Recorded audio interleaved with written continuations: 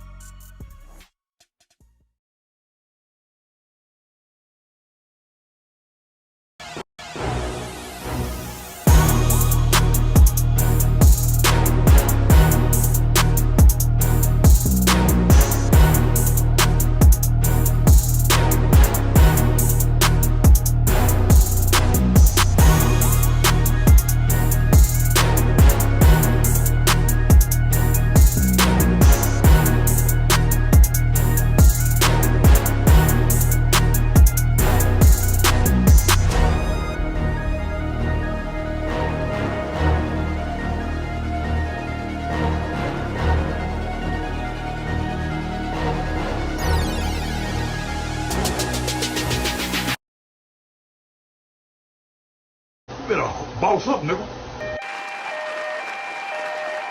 Yeah, what's going on, everybody? It is Coach Greg Adams back in here with another YouTube live stream. Shout out to the Coach Gang. And that's you. For being in here, being involved, and being active on this YouTube channel. And welcome back to the internationally known, the one and only Wake Up Show, part of the Free Agent Lifestyle podcast here on the Free Agent Lifestyle channel. You're indeed in here with the Bruce Wayne of this ish, the King of Kings, the King of Content, and the Speaker of Truth, yours truly, the Notorious One, a.k.a. Mr. Coachellini, better known as the Prognosticator, Coach Stradamus.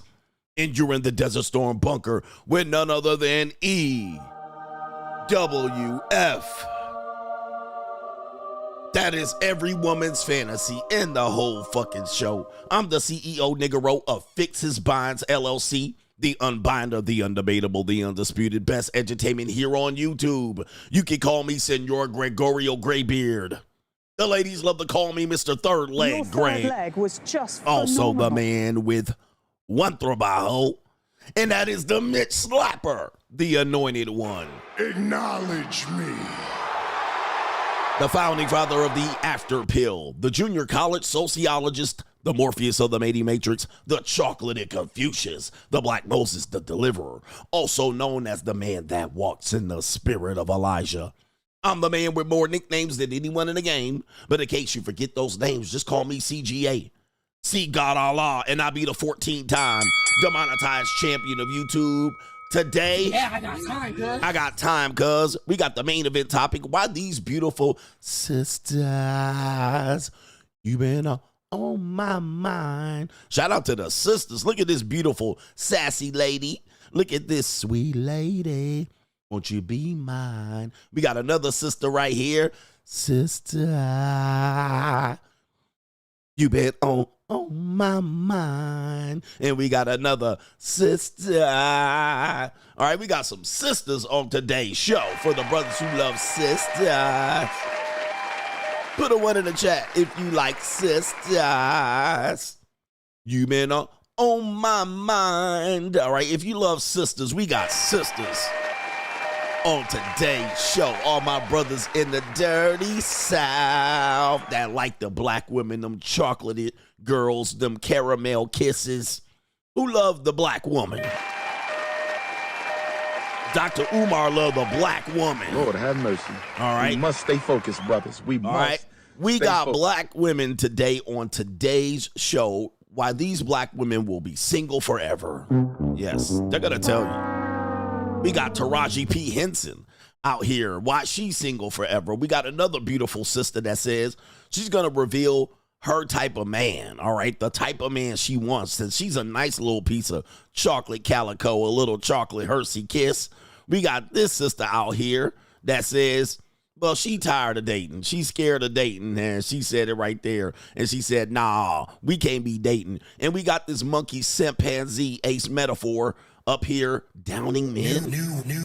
All right, we're going to see what Ace Metaphor is talking about. He said men basically don't like women. They're not attracted to women on other than these sexual organs. All right, I don't know. Is this true? Maybe we should have put that up on a poll today. We also have a poll that's coming in hot. Pause. It says, do you think that sex on the first date improves the chance that a real relationship will begin? All right. You see the poll right there for the people here. And we have a sister that says, yes, I smashed on many a first dates. All right. We got sisters up here. We got Sister Logic coming up in today's show. We also have, since Cinco de Mayo was yesterday, we still got Gorditas. We got Gordita Supremes on here. We got some Gordita Grandes since it's Tuesday and it's our slow Tuesday, Gordita Tuesday. I'm not gonna let you guys not have some Gorditas. All right, we got that. And we got much, much more. So buckle your seatbelt for the best entertainment here on YouTube's 4 hours of solid information, edutainment, and advice. And also, we have the greatest commenting group in the super chatting group of all times. They can hit you on the super chat. And what you can do is to let your voice be heard. You can contribute to today's show by hitting $ the Notorious CGA on the Cash App, Venmo, Coach Greg Adams TV. PayPal is paypal.me/Coach Greg Adams, and that is near the top of the description box on the Free Agent Lifestyle channel. And you can super chat by clicking the link on the top of the live chat. On the Free Agent Lifestyle channel, make sure that you click that like button and buckle your seatbelt. We're going to get you through your work day. And YouTube is boring without the notorious one. All right, yes, indeed. Anyway, you know what day it is. It's Tuesday. We got Gordita coming up. But let me get to the earlier contributors to today's show. We're going to start off with Ko-Fi, since they went last yesterday. We got our brother, It Is Gotti O. He says, good morning, Coach. Your stream last night on Nigerians really explained my childhood in a nutshell, brother them day. Brother them day. All right, yes, the Nigerian struggle. All right, the Nigerian struggle. And shout out to your Nigerian dad with the penny loafers and the pleated baggy slacks. All right, and the Gucci slides, or maybe just the penny loafers. But yes, we also talked about the Nigerians, and I hit a home run.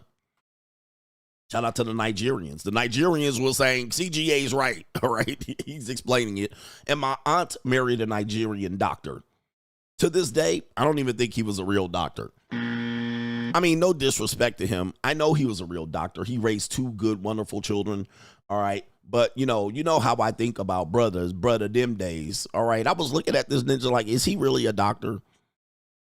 He was operating like a doctor. He had a doctor's office. But, I'd be like, this nigga probably not even a doctor. You know what I mean? Like, all right. But it's all good. All right. You know what I mean? They can pull off a scam like any other. They some scamming ass ninjas. All right. But they pull it off. He said, doctor is his first name. Doctor is his first name, but nobody ever asked him. All right. He was like, I am a doctor. All right. So, anyway, he a witch doctor. All right. So anyway, he was a scamming ass doctor. He's a good guy. No disrespect to the guy, but I always look at him sometimes and I'll be like, this ninja might not even be a doctor ass ninja. All right. But anyway, he is a good man. He's a good man and she loves him. And his last name is Demday. All right. Anyway, shout out to Gaudio letting us know we was on point with the Nigerians. No government name. Can you explain why trad-cons like to promote traditional masculinity, aka self-sacrificial masculinity to younger men, yet meanwhile being in a sexless marriage and a pet wallet utility to their wives, yet unable to tell them no or shut up? Shut up! All right. I was talking to a flatback recently about this, and people think traditional masculinity is My Fair Lady. All right. Here's a flower. Here's a rose. All right, here's a poem. Roses are red, violets are blue. All right, here, coats over puddles. All right, here we go right here. Let me roll out the red carpet. All right, rose petals all over. That's what they say traditional masculinity is. I'll pay for everything. You stay up in the castle. As a matter of fact, you do what you want to do. You stay independent. That's what they think traditional masculinity is. You know what traditional masculinity is? Is when you walk in a house and you go, bitch, ain't no food getting cooked. What you been doing? Sitting here all day? Get up off your fat ass and get up there. What the hell? Look at these kids. Kids ain't got no goddamn clothes on. They walking around in diapers. All right, bitch. Listen, let me tell you something. Next time I come home and ain't no food being cooked, all right, I'ma send your motherfucking ass to the mental health doctor. Hey, that's what traditional masculinity is. All right, woman. All right. Why I oughta. That's traditional masculinity. All right. It ain't no whole My Fair Lady with a top hat and shit and a monocle. All right. All of this shit. Oh, my dear lady, would you like me to light your cigarette? Nah, that ain't traditional masculinity. What that is him earlier trying to romance the bitch. All right. Now, when he get her barefoot and pregnant, all right, get your fat cow heifer ass out of here. All right. Get it out of here. Cook some bacon. All right. What are you good for? You good for nothing, wench. All right, that's traditional masculinity. All right, anyway, these ninjas are out of control. I'm going to write you a 4-page letter, and I'm enclosing it with a kiss. All right, my dear lady. All right, I'm at war, about to get my head fucking blown off, but all I can think about is you. You're the woman of my dreams. And the woman of my nightmares. You're the best woman of all time. I want to roll out the red carpet for you, even though I've never seen a red carpet. All right, I'm going to buy you a house. I'm going to build it with my 2 hands, ass Nick. And he was faithful. He was faithful. He didn't fuck any woman he could possibly see across the other city. I mean, this is crazy. This is all a fuckade. We call it a fuckade. And it's all centered around movies and TV shows. Shout out to no government name. All right. We'll give him a sponsorship at this point this week. I'm rich, bitch. He said the benevolent Coachellini. He says, what use are single menopause women with no kids to society? He says, what would you do with them? He says, would you put them in special housing areas like senior citizen retirement homes, especially after a certain age? They don't serve any use to anybody. All right, they don't serve any use to anybody. I mean, once a woman doesn't have children, what use is she after that? You know what I mean? And the woman, don't at me on this one. I know people are going to be mad at me, but the woman from the Sex and the City, the writer that I wrote about in my book, The Evolution, she said the same thing. She was like, I feel like I'm useless. All right. She was in her 60s. She said she regret pursuing her career. And one of the things that she said was that her friends that had family and children and may be divorced or widowed or married even, when the holidays came around, those friends just went to family. They went to grandkids. They went to offsprings. They had responsibilities and duties. They had to make turkey and stuffing and beets and potato salad and shit. All right, they still had a purpose. Whereas the woman that had no children in her 60s, she found herself alone, right? It's a lonely time. You don't have family, children, grandchildren. You don't have anything. And then, you find yourself sitting around, and even the men that age might be divorced or widowed or single. They still have a purpose. They can still procreate with 19-year-old women. Women, I say. They can still procreate with 19-year-old women. Like, they still got a purpose. What does she can do? She can't do nothing. All right? All right, she can't do nothing.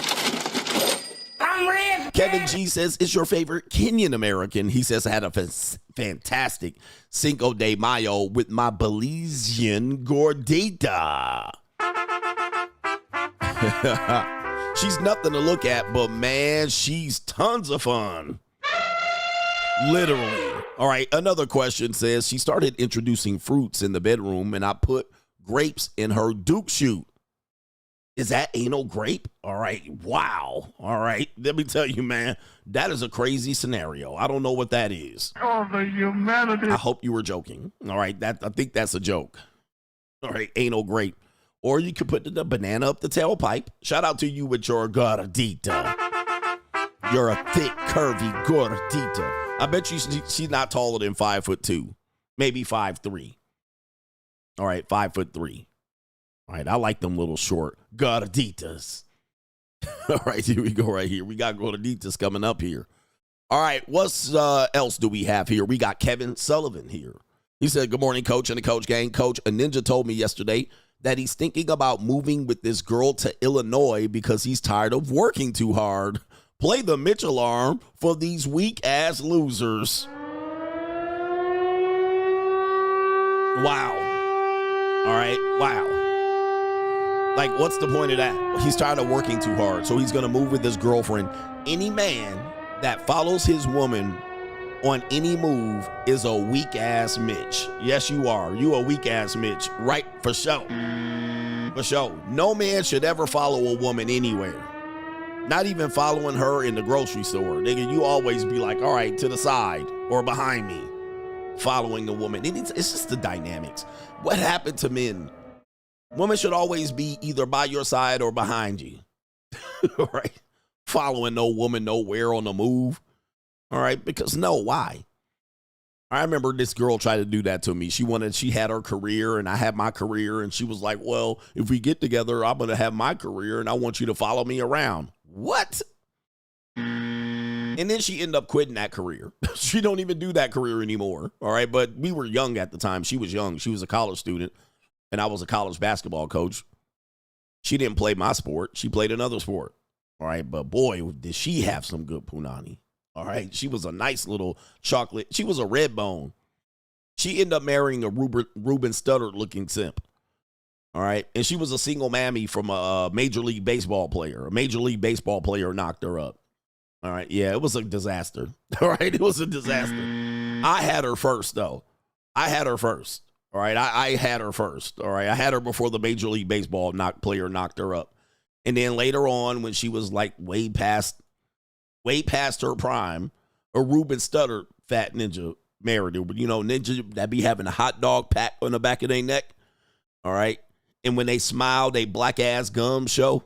You know them niggas. Like, he lucky to have her. I'm lucky to have her. I mean, she was still fine as hell in her mid-30s when he married her. All right, but I had her when she was in college, ninja. I had her when junior college sociologist. I had her in college, all right? I had her when she was in her prime, all right? All right. All right, so anyway, somebody said, which baseball player? Come on, man. All right, I ain't trying to put people personal business out here. You talking about which Major League Baseball player? What? Come on, wouldn't that narrow it down? You'd be able to pull her up. This nigga CGA talking about you in the morning. Come on, man. All right, so anyway, shout out to Ruben Studdard if you're watching the show. You made good music, or you made good music. Are you still around? All right, shout out to our brother Preston says, women say they prefer honesty, but I have never met a woman that told me I just want money and food without sex. Until I found the man that I really want. So you never met a woman like that? Not a gold digger? Right? You never met a gold digger? Can you be my gold digger? You never met a gold digger that just told you she by here if I bought the money?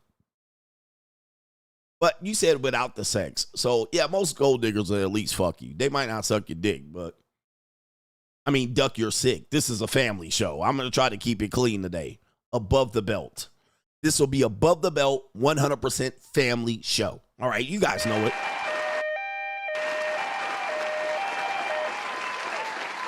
Chris Mack says, did you see ninjas on Twitter bigging up 200+ pound women? I didn't see that. If somebody can link me in to it, was it Black Twitter? Right? That's some Black Twitter shit. But let me see if I can pull it up. 200-pound women. Let's see if we can find this trend here.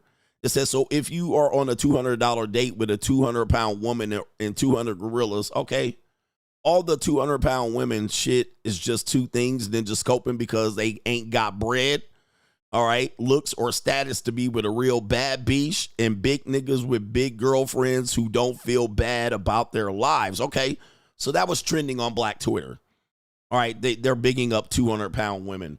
Wow. I mean, well, it just goes to show you what I talk about, these Negroes, these ninjas with their fetish for low quality women. And not to say because a woman's big, she's low quality. However, right. However, this does not help certain people because it promotes an unhealthy lifestyle that women are going to attain. It's kind of like when men, you guys try to Pookie Max. All right. That's women will do the same thing. If women feel like y'all niggas like fat women, they're gonna be fat. They're gonna choose to be fat. Or you know what I mean? It is what it is. I dated this sister, dude. Her body was like a goddess. When I looked at her, I was be like, damn. And she always thought she was too small. I was like, man, what's wrong with y'all? All right, what's wrong with you ninjas? What's wrong with you? She was like, I'm too small. My butt's not big enough. I'm thinking of gaining weight. I'm like, y'all ruined this beautiful sister's self-esteem. I mean, beautiful women have horrible self-esteem anyway, so that's not a big deal. But Chris Mack letting us know they talking about fat women over on Twitter. Last night, I took my Flatback Supreme out to a wonderful dinner out in Las Vegas. We had a great time, and you should have seen her. She's a head turner. All right, everywhere we went, everybody was looking. They was looking at me, looking at her, looking at me, looking at her, looking at me, looking at them, looking at her. All right, it was a whole scene. Of course, there was another black guy there, and he had his woman too. But of course, my woman was paid for. You know, I mean, it's not a cheap night. And my woman was paid, like I paid. I'm sponsoring this woman. So since I do this, you know, ninjas will be like, man, you don't got to pay, man. You can get it for free. So I saw a get it for free ass ninja. All right, he was out there and he had a girl too at the same restaurant. And I know he was getting it for free. You know how I know? Guess what? And the girl that I was with knew it too. And he was a handsome feller. He was a handsome fella. Hey, yo, chill, son. But he was getting it for free while I got to pay for mine. All right, I got to pay for mine. He was getting his for free. The difference was mine's 27 and his was 47. Yeah. That's the difference. And they both were white women. I'm going to just let you know that. Where the white women at? The difference was about 20 years. Yes. I mean, he was way younger than me. Right? He was way younger than me, but it was a soggy titty ass white woman. All right, 20 years, a plus 20 years on mine. All right, and I was like, yo, all right, goodness gracious. And of course, she paid for the meal. She paid for the valet. All right, she was completely leading them around, and she was trying to pay attention to me because they pulled the G-Wagon up, all right, like it was a golden chariot, and I let my flat back in with her leggy legs out, and then she was around trying to deal with the same valet that pulled up my car, but she was all looking in my mouth, all right? She was looking in my mouth. She was looking at me like, oh, wait a minute. All right? She was like, oh. And then he was sitting off to the side like this, looking up in the air. And I'm like, you about to hit that soggy ass tonight. You about to hit that soggy ass. He probably watches me too. He probably like, damn, CGA done caught me out here with this soggy plain corporate white woman. And I was like, yeah, I caught your ass out here. No, Gotcha, bitch. no car having ass. I caught your no car having ass. I'm getting free sex having ass from this soggy white woman. Gotcha, bitch. Caught your ass. Right? And she had a sloppy jalopy at the valet. I was like, nigga. My girls pay me for dinner, coach. My girls take me out. And then there's the girl. This is why I always tell you, show me the girl. Show me the girl you're bragging about. All right, coach, my girls buy me shit. Show me the girl. All right. There's a 8 out of 10 chance it's a soggy woman. It's a sloppy jalopy. It's a heavy Chevy. All right, there's a 80% chance this bitch ain't shit, bruh. I'm looking at you like, that's why we always tell you guys, look, show me the woman that you're talking about, because I'll show you the woman I was out with. She was turning heads the whole time. Everywhere we went, motherfuckers was like, right?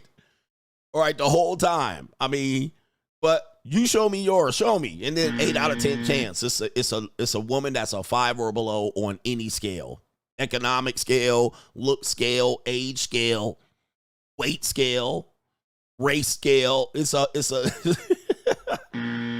she pulled up in the dusty ass Ford Explorer and the old Ford Explorer too. All right, that shit was like, you know, carburetor going. You know when you turn the car off and the carburetor still backfiring? She pulled up in that and then just standing over there. He tried not to look at me with my flatback Supreme in the G-Wagon. He tried, and I'm right in front of him. He like, I caught your Mac ass. I caught your Mac ass. I caught your I get it for free ass niggas. Yes. Or you could be at the JUCO with some prime calico. The choice is yours. The choice is yours. Let's get into it. Doom and Gloom CG. Oh, wait. Whoa. I'm ahead of myself because it's Cinco de Mayo, guys. Let's give you something for your viewing pleasures right now. Ladies and gentlemen, our Gorditas of the week. Oh, suck it now. Woo-wee. All right. Let's get them. Let's get them. Hey, Kevin G, is this you, brothers? And that's you. That's Kevin G last night with his great fantasy, Gordita. All right, and look at that. Boy, people have no shame at all, do they? Yes. Wow. All right, that is crazy. Oh, my goodness. Yes. Yes. Hey. Oh, my good. Wow. All right, those pants are very stretchy. I was wondering, there's 2 types of fat people. Fat people that took their stomach into their pants and fat people that leave that fat hanging out. All right, which type of fat person are you? Do you let it all hang out like this woman right here? Do you let it all hang out? Yeah, or do you tuck your fat into your pants? What type of fat person are you? What type of fat person are you? And look at that. Wowzers. All right, that back is crazy. And this is y'all was on Tuesday. Kevin G, we found you, fam. And that's you. All right, we found you. All right, that's how ninjas be on a slow night on Slow Tuesday at Cinco de Mayo party after a couple of tecates and a couple of bottles of tequila. All right, look at that right there, brothers. Yeah, that's brother's stuff. Oh, my goodness gracious. But let's look at some, all right, hot mommy. Let's go. Get them, girl. Get them, girl. Get them, girl. Come on. Hey, curvy mamacita. Swing that thing over here. Swing that thing. Come on. Oh, she got that junk in her trunk. Let's go. Oh, the Instagram mommy. All right, here we go. Miami, Florida, check in. Hello. It's Tuesday. Come on. Hey, come on. Hey, look at your girls here. Come on. Shout out to our girls that got that extra weight, 200 pounds plus. All right, 200 pounds plus right here. And brothers, if they ain't 200 pounds for the brown, okay? Oh, the humanity. All right, and that might even be a man, but this how desperate y'all ninjas be right here. She licking up all on this salty neck. Caught you, ninja. Caught you. Gotcha, bitch. Hey. Look at her. Hey.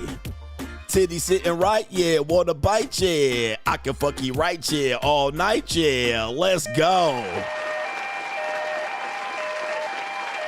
All right. Okay. All right. Go to Brazil and get. I don't go to Brazil for no old broads like that, but she's a fine little broad, dude.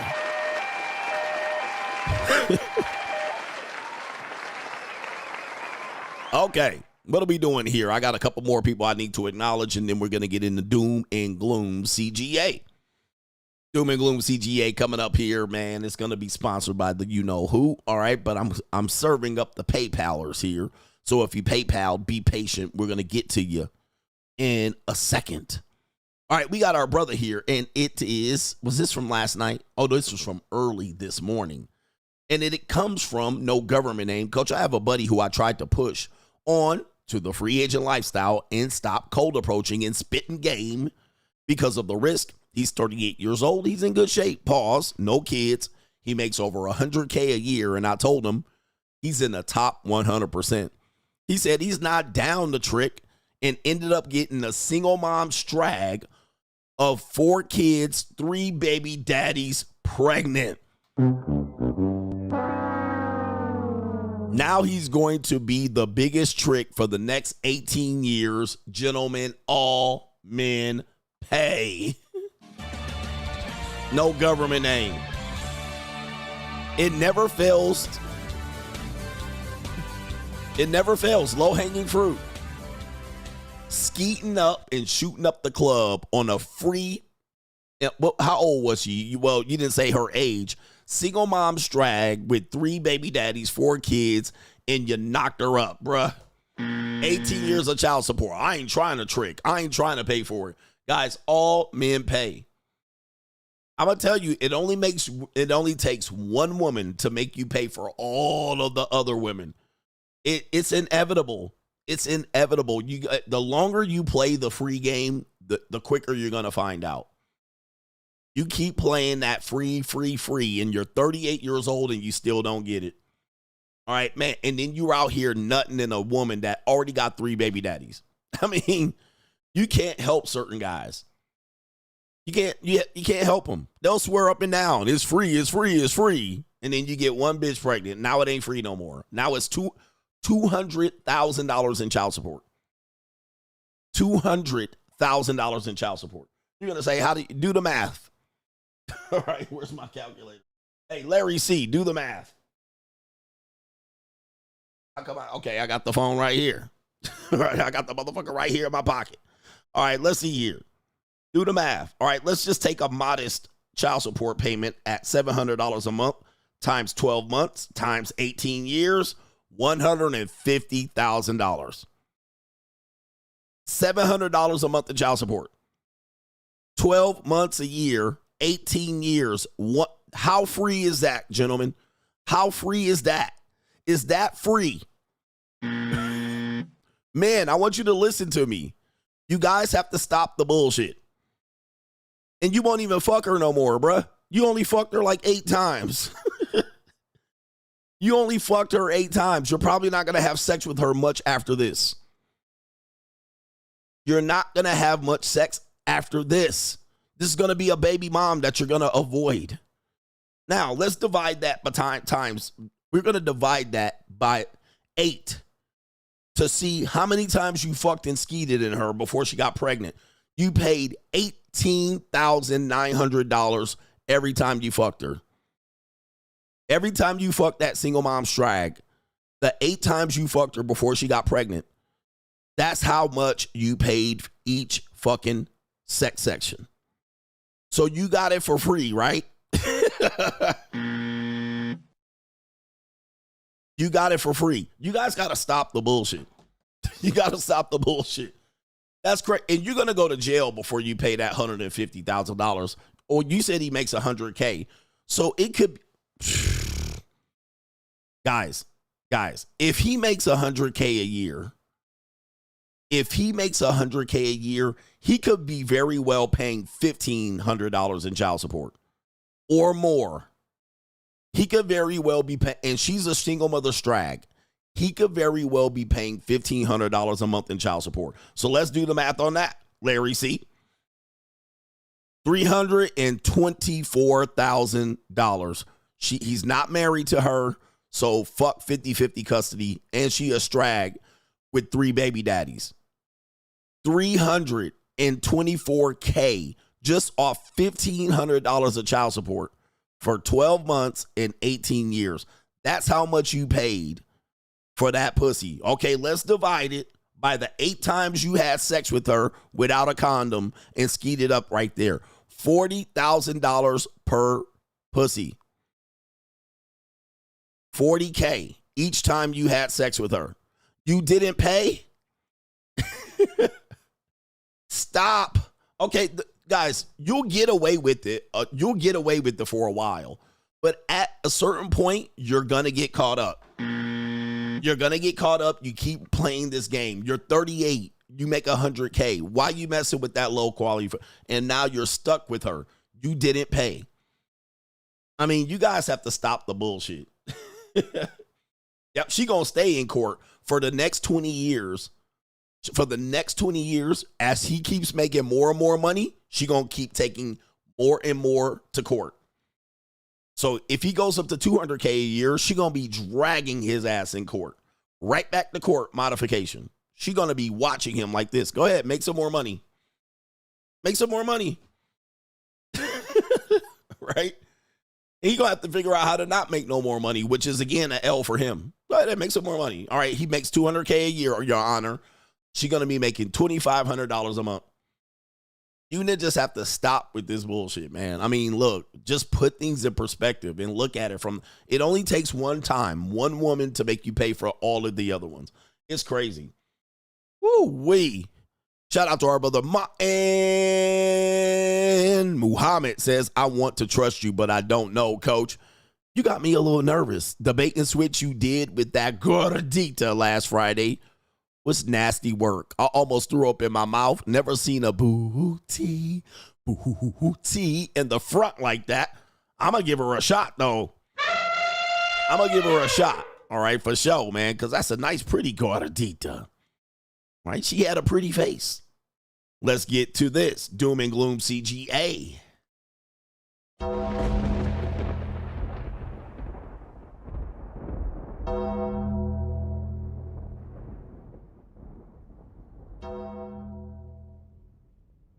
Doom and Gloom CGA, brought to you by the apparently AI robot goes crazy. They call it a humanoid robot. Let me see if I can go ahead and play the video. This is according to the Daily Mail, if you will, and we'll try to make the screen larger. There we go right there. The Daily Mail says, a chilling moment, a humanoid robot wakes up and starts attacking its handlers. Its antlers while trying to break free from restraints. Let's take you to the video here. All right, here we go right there. There you go right there. Oh no, CCTV caught a Chinese factory and it shows a humanoid robot going ham. There you go right there. You see the screen and the Chinese engineer doctors are working on this humanoid right here and it's attached by a little crane and there's the humanoid waking up and oh no. Oh, no, a humanoid going crazy. Oh, the humanity. Look at that, ladies and gentlemen. Is this a prequel? Is this a preview of what's to come? They done woke it up. There's the light going crazy and maybe a little glitch. They're looking at each other. They're looking at each other, and they like, wait a minute. Wait a minute. Who are you? Damn. He trying to get that. He trying to get him. All right. He turning to everywhere he's going. Oh, man, you got to stop it. Unplug the mother sucker. Okay, he chilled the fuck out after a second there. Man almighty. All right, boy. What if you can't get control of your humanoid? He was going for the jugular there. He was trying to knock him on the noggin. It would have been a whole Mario scene. All right, and you want a robot in your house? I don't know. I don't want a robot in my house. I do, but I don't. All right. All right. Doom and Gloom CGA presses on. Did you guys know? This should be good egg and egg. All right. Yeah, that's a good egg and egg segment. Doom and Gloom CGA here. You guys know the social engineering, the economy. These are things causing collapse of relationships, and it makes relationships just not possible for most people because they're just going to go further along and extend it out way too late. and then they're going to get in desperation mode. They'll try to settle, or they'll take a bad deal, or they take a temporary deal, and it'll just be more damage pressing forward. And we have egg freezers here. All right, you guys know what an egg freezer is. It's a woman over 32, right? And here she is right here. Her name is Evelyn Gosnell. She's froze her eggs 3 times, age 32, 36, and 38, for a total of 30 eggs. But after thawing and fertilizing the eggs, only one grew to an embryo. All right, only one. Damn. And of course, she says, and people are saying this is heartbreaking, incredible, educational, emotional show tonight. A lot of people, you guys don't really know how rare it is to have these egg freezers produce viable eggs. All right, it is very much them playing God and doctor, but you know, these old women believe it. You know, I have a chance. I don't need a man. I'll just freeze these eggs. But the problem is, it is a low chance for these eggs to actually reach maturity. And it will take it, and even if it does, it's going to take hundreds of thousands of dollars. Matter of fact, I just got an update over a guy I knew. He married a late-term woman who froze her eggs. They actually had twins and another child. So I think they had a total of 3 kids. I just found out they're divorced. I was like, damn. I got an update. They're divorced. All right, and I was like, damn, she really got that ninja. And that's you. He was a That's You guy. He was the literally epitome of that shoe. It was a big old white woman. All right. She was like a school administrator. I think he met her in the mid to late 30s. She quickly married his ass, quickly got him to jack off in a petri dish, quickly had 3 kids, quickly, twins and another, quickly. And then since I was connected to them by my previous marriage, and since I've been divorced for almost 13 years now, I've lost contact with them. But I got an update. They're divorced. I was like, oh my God. She was like, and that's you. Wow. Gentlemen, don't play. But let's listen to this egg freezer talk about her heartbreaking story here. Evelyn froze her eggs 3 times at ages 32, 36, and 38 for a total of 30 eggs, considered a very safe number. Did you have some level of comfort? Absolutely. Even my doctor was like, that's insane. Like, this is going to be a breeze. Totally. No problem. But when Evelyn and her now fiancé Edward went to use her 30 frozen eggs, only 19 survived the thaw, an unusually poor result. Damn, I mean, 19, you lost 19 just thawing them out. Just imagine you got 30 chicken breasts. All right, you were like, let me unthaw these and we're going to have a party. We're going to be out here barbecuing. It's barbecue in there. And then 30 go bad.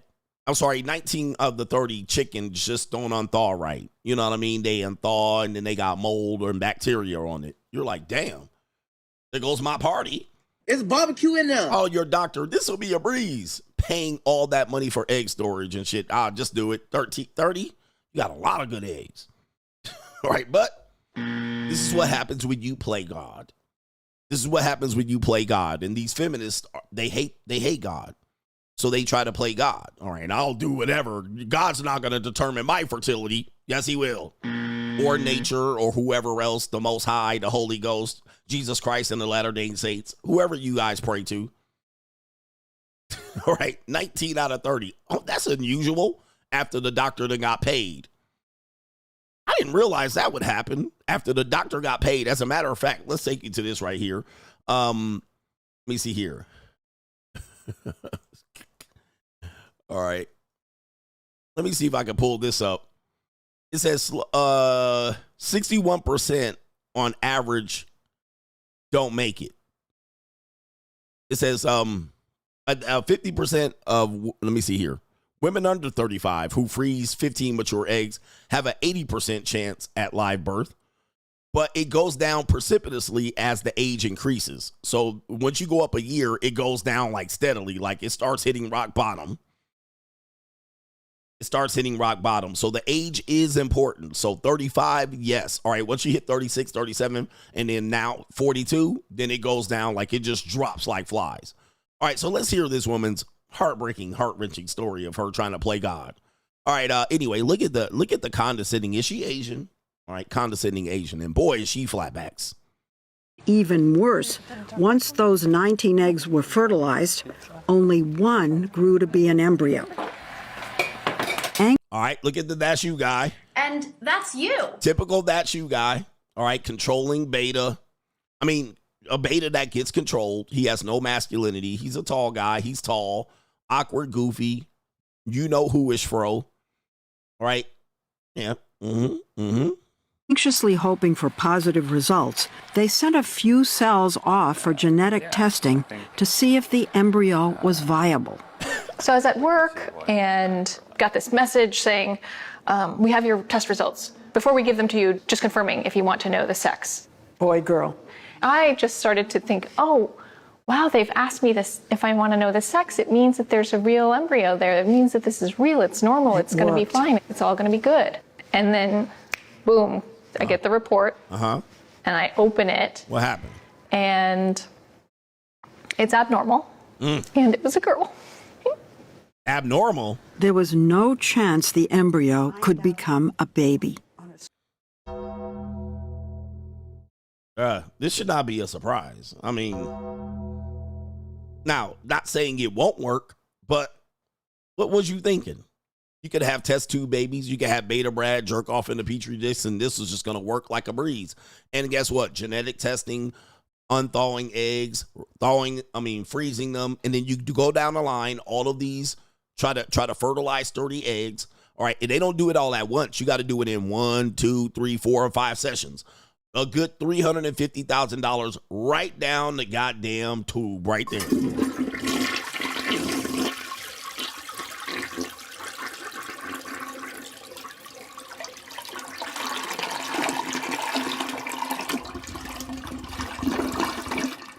God'll humble you out here. God'll humble you. Nature will humble your ass. Now, this is the question. Why would an older man like Brad go with a 19-year-old woman? If he can afford it, which he could, because he probably paid a good chunk of that $350,000 right down the toilet, he could have afforded a 19-year-old and had 5 babies. Okay? All right. He could have had 5 babies with a woman. Stories like Evelyn's are heartbreaking. And though rare, there have also been incidents where a storage tank has malfunctioned and thousands of eggs and embryos have been destroyed. Evelyn froze her eggs 3 times. Man, that's a lot of work, man. You guys don't realize how much money that costs. You guys are playing God. But they will do this. And the problem is they'll give up their fertile years and they'll just be like, I'll wait. I'll have my career. I'll set up. I'll buy my house and my car. And they'll set up like this. But then there's no turning back, and then they have to have surrogacy or adoption. It's a sad cycle because what they'll do is they'll actually get rid of the possibility of having a good relationship early on. They'll make excuses. Well, you don't need to have a relationship early. You don't need to. I was young and dumb. They can fornicate. They could not have a relationship. They can just chill. They can work on their career. They can do all these things. So I could focus. And then on all of a sudden, career. then they blame you for not throwing in your hat in the ring at their last ditch effort. And then it costs all this extra money. Oh, it's just this. It's just $180,000. It's just $75,000. Like, who wants to do this? Men don't normally want to do this. With that being said, did you guys hear the report? I keep touting this report. And this report says that women are buying more homes at single women are buying more homes than single men. And they keep bragging about this. It's similar to when they kept saying, now there's more women working than men working. Well, statistically, there's more women. So, yeah, big deal. But what they're trying to do is do the whole, there's women that have more education than men. They're trying to compete with men constantly and put men down. Okay, women are doing much better than men. Well, I say this is another one of these things that they're going to say later down the line that they took advantage of. They didn't read the fine print. The bank took advantage of them. They're going to say, I can't afford this. They're going to say student loan debt, just like the housing market crisis. They're going to say that they got taken advantage of. And I was like, this is going to be bad news. In fact, if you actually go back and do the research of how many single women are buying homes that are valuable, right? It's not that many. Right, single women are buying homes in podunk towns. They're not buying more homes in New York, Los Angeles, Miami. They're not buying homes in these areas more than single men. And single men don't need a house. All right. These niggas will live in a storage box and will be good. But single women seem to want to buy a house. Now, they also are trying to rent out rooms and doing all these crazy shits. And then their roommate stabs them or, offs them, or they get in a fight with the roommate and it's domestic violence. But let's take you to this woman right here. This is an example of what I'm talking about. This idea that they can be independent and make their own group financial decisions. Well, it ends up turning bad. All right, because they don't understand what they're doing. They're just going to do it, and they really don't thoroughly understand it. And any woman that says, yes, we do, all right, I don't want to hear any excuses when your shit starts getting foreclosed on, all right? You said you understand it. You said you were a big girl. Don't complain 10 years down the line like you're doing with your student loan. Don't complain that you got taken advantage of. So let's go with this woman out here who says she didn't pay her HOA fees, and they foreclosed her goddamn house. Which is rare, but when you don't pay your HOA fees, ma'am, you can get a lien placed on your property that could prevent the sale of your property, or someone could come buy it underneath you, especially if it's your real estate taxes. Let's play this video. Weddington Hills. Taylor Sanders says it was 2020. She admits she owed dues. According to HOA records, $400. They said it hadn't been paid for a year. The HOA sent her multiple letters. She says she never got them. Then things snowballed. In February 2021, the board got a lien on her property. Then in April, it sent her this letter saying Sanders owed about $1,200 and that I was going to start foreclosure proceedings. I thought it was a joke. It wasn't. According to county records, her 3,300 square foot home sold for, look, $49,000. Yes. She says just like that, it was gone. Oh my God, it was devastating. See, these people out here, I knew what I'm doing. I could have my own thing. I'm independent. I don't need no man. But then they run right to the news. You need a man. They run right to the government. You need a man. They run right to corporate daddy. You need a man. Somebody help. It was only $1,200. It was $400. I didn't pay it. I didn't get any letters. Again, accountability. And now look at you. All right? Gotcha, bitch. Look at you now. You thought you could just blow them off. How did you miss all the letters of them putting the lien on your property? How did you miss all the letters? How did they not get the letters to you? And they literally have your fucking address at the HOA. Nigga, like, I didn't get it. She's lying, bruh. She's lying. She blew it off, and she thought she could be like, they ain't gonna do shit to me. And they did shit to you. And they could sell your property. I mean, not in every municipality, but they put a lien on it already. They put a lien on it. Yeah, the HOAs ain't shit sometimes, but this is what I'm talking about. Then they play the victim. I'm a victim. Help. Too late, ma'am. I thought you knew what you were doing. For my children, I don't wish this on anyone. Records show the person who bought the house turned around and sold it 5 months later for, get this, $850,000. Wow. So just the beginning, I want to educate other people. I want to make sure they know about it. I want them to know their rights.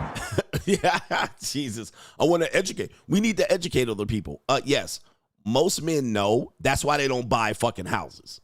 Right, number one. All right, single women buy more houses than single men. And this is why. We don't buy houses when we don't need all that fucking space. All right, we're like, yo, I'm single. But by the way, where was the man? No man in her life to actually bounce off and balance this decision to have a rational decision. I need to educate other people. You don't need to educate other people. They know. All right, you need to educate women before they get in this situation. And we see this with student loans. We see this across the board. They then play the victim and say, well, I didn't know. And somebody should have told me. And the bank's taking advantage of me. No, they didn't. You should have read the fine print. It is your job to read anything you sign. Now, if you don't, that's your dumb ass at the end of the day. Gotcha, bitch. All right, a little bit more doom and gloom CGA. Is this for tomorrow's show? Maybe it's for tomorrow's show. But since we're on a roll, we're like jelly, we're on a roll. Right? Who used to say that? I do have another doom and gloom situation that I've actually been reporting to you ninjas. Oh, here it is right here. Doom and gloom, it is childcare. Childcare expenses. The normies are finally catching up. So we have a legacy ninja. We have a legacy ninja right here. This guy right here. But I want a legacy, coach. I want burning desire. What if I want to have kids, coach? What if I want to have kids? All right, here we go right here. What if you want to have kids? All right. Now he found out getting married and having kids is not free. As I told you, it's not free, fam. You're going to pay. And you're going to pay up the nose with a rubber hose. This guy found out how expensive childcare is. They just need to vent. How is this fucking legal? Shout out to Greg Tay. Here we go. Well, my wife had to go back to work after our second kid, which sucks. And now we're coming up on finding daycare. So went and toured this one that we loved. A little bit of unfortunate news. When she told me the price over the phone, I thought, wow, that is fucking crazy. But if we absolutely had to make it work and it's the right place, we'll check it out. Well, the bad news is I thought that was for both our kids, but since we have a 3-year-old, yeah, that'd be $2,025 a month for him. And for our infant, oh, just tack on another $2,470. $4,400 a month for our children to be in daycare. Go fuck yourselves, America. Jesus. Wait, I want to play this one.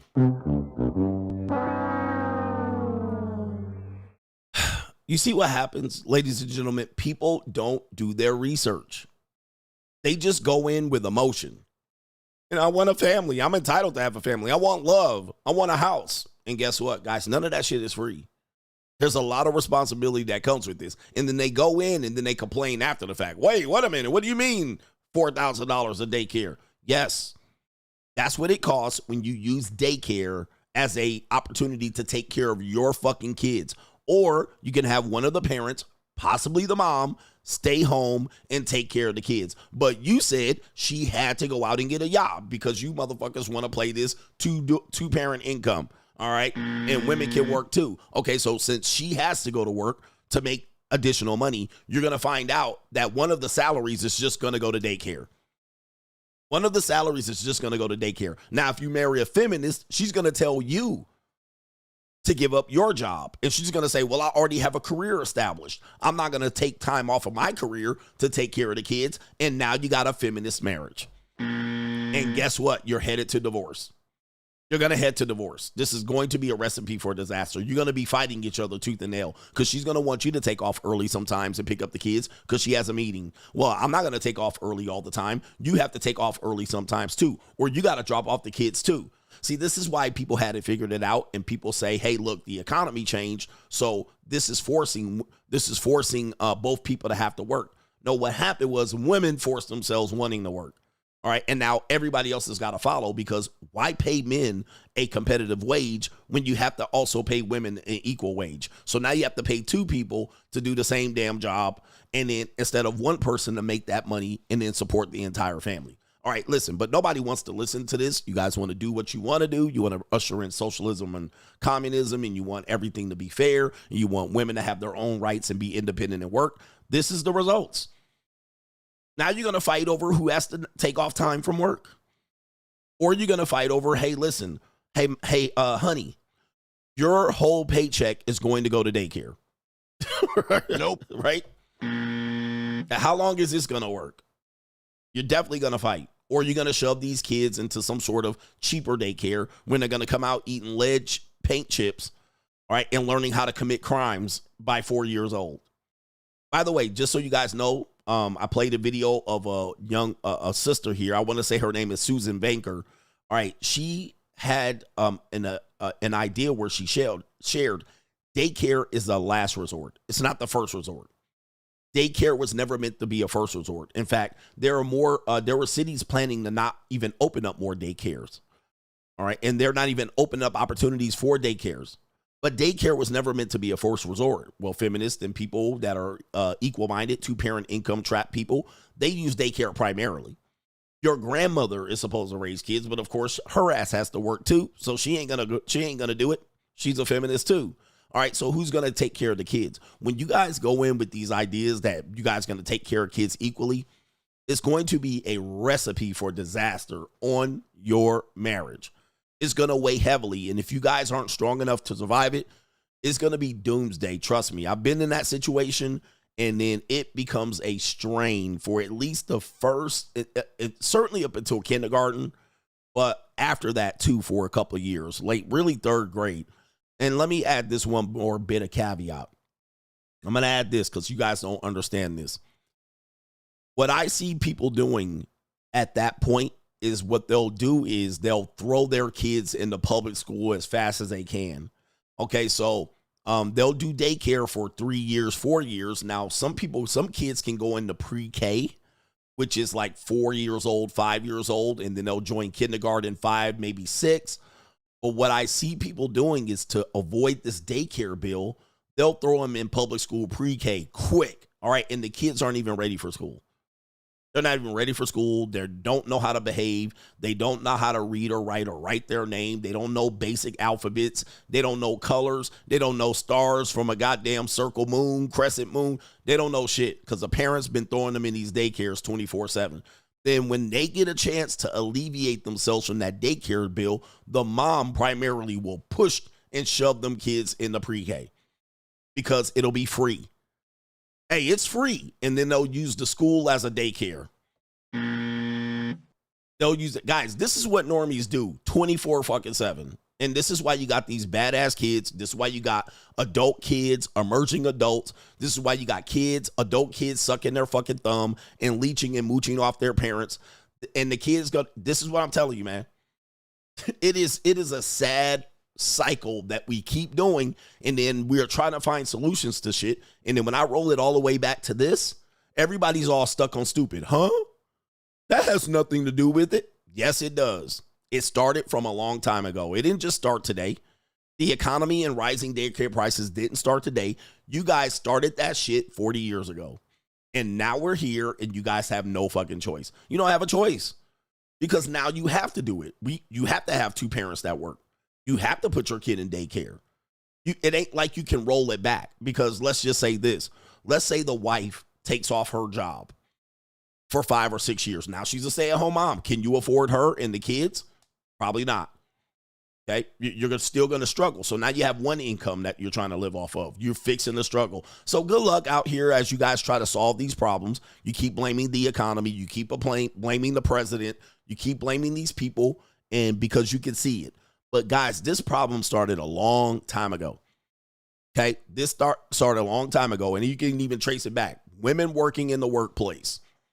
That basically took a parent outside the home. Now you have a need for somebody to take care of the kids. And now you even have egg freezers having kids. They were already established a career. They're not going to come out of that career to raise those kids. 6 weeks into these frozen egg kids, these kids, test tube babies will be in daycare in 6 weeks top. These test tube babies will be in daycare in 6 fucking weeks. Right here with this bitch. At ages 32. All right, this one right here. Miss, I want to have kids and 250 grand in egg freezing. And these fucking kids will be in daycare 6 weeks after she gives birth to them. Good fucking luck out here, bro. Good luck with you fucking idiots.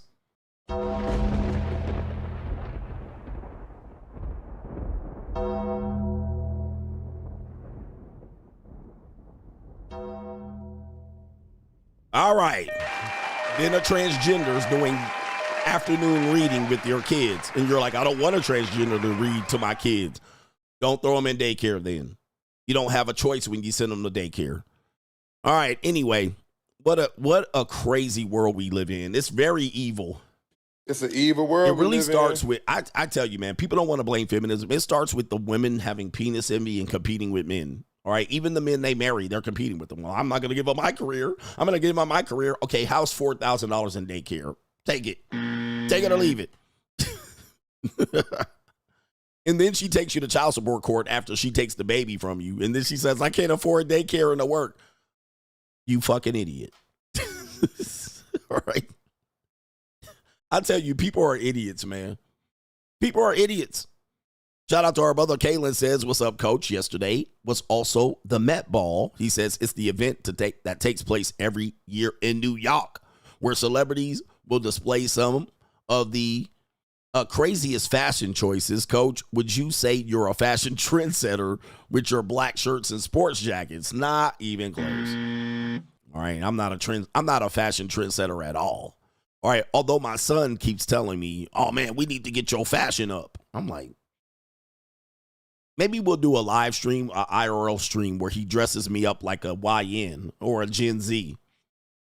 All right, Gen Z fashion, dressing up a Gen X as a Gen Zer. It's going to be a mess. I'm like, all right, son, put me in some swag. All right, put me in some fly shit. Put that shit on. All right, anyway, shout out to our brother Vince McMahon V says, thanks, coach. Read your 2 books. Keep speaking the truth. Yeah, bruh. Shout out to you. We'll give you a co-sponsorship since you bought both books. I'm red. Shout out to you right there, man. Shout out to Vince V in the building. Thank you for the support and reading the books. Ninjas do read books. Ninjas do read books. All right, and we all ninjas, by the way. We all ninjas. Shout out to, and I'll bring some young strippers to dress up too. So I'll bring my son and some young strippers, all right, and they're going to dress me up in big baggy pants. Hold on for a second. Let me see if I can find it. Let me see. This is probably what I'm going to look like here if they dress me up. All right, let me see if I can pull this up. After my son gets done with me, I'm probably going to look like something like this. All right, here we go right there. That would be very Gen Z. And maybe I'll get the dreadnoughts to go with it. I'll get the dreadnoughts. Shout out to Quan, by the way. Quan is he's a good dude. He's a good young YouTuber. Well, he does a little YouTube. He does a lot of other shit too, I'm pretty sure. I'll probably look like this at the end of it. All right, so just get ready. It'll be for the show. Don't worry. Don't worry. It'll be something like this. You know what I mean? At the end of it. All right. CGA as a Gen Zer. Gen Z fashion tips. What would y'all think? All right. What would y'all think? I'm a spend a bag on that too, bruh. All right. Anyway, that's what they want me to dress up as. All right. Oh, man. I'm going to have that fresh young swag on. I had that drip, CGA drip. Oh, man. Yes, indeed. Shout out to Quan. Quan's a good dude. I just used you as an example, sir. No disrespect. All right. Shout out to our brother JC says, Coach, I be doing it to all my girlfriends on the first date. Oh, my goodness. All right. Shout out to JC. And 56% of people said no. Having sex on the first date does not improve your chances of a relationship at all. But JC, he smashes all his chicks, and most of them are fat. Just kidding. No government ain't me. Hey, Coach, he says, your boy just joined the money mindset. Hit the gym, washed up on the way to work. I got to chase the bag. Shout out to you, man. Thanks for joining the money mindset. All right. Thanks for joining the Money Mindset right there. And you guys can join the Money Mindset by clicking this link, Money Mindset, patreon.com/Coach Greg Adams. Yes, indeed. Coach Greg Adams. That's the Money Mindset, where 4 times a week or at least once a week, we do it every Sunday, giving you the perspective to change your mindset about money. We're not going to give you ways to make money, but we'll give you the mindset to improve your chances at making money. All right. Scare money don't make money out here. So it is a very growing group. It's a growing group. We got a great turnout every single week. We do content creation streams 2 times a week.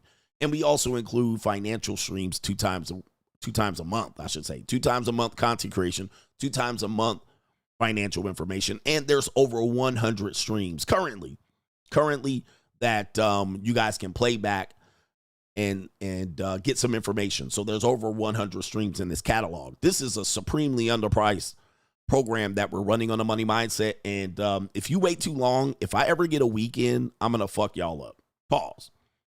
All right. That Money Mindset is going to change dynamically. All right. And so the grandfather people will be grandfathered in. And the only way you can get it is going to be paying a very, very steep price coming up soon.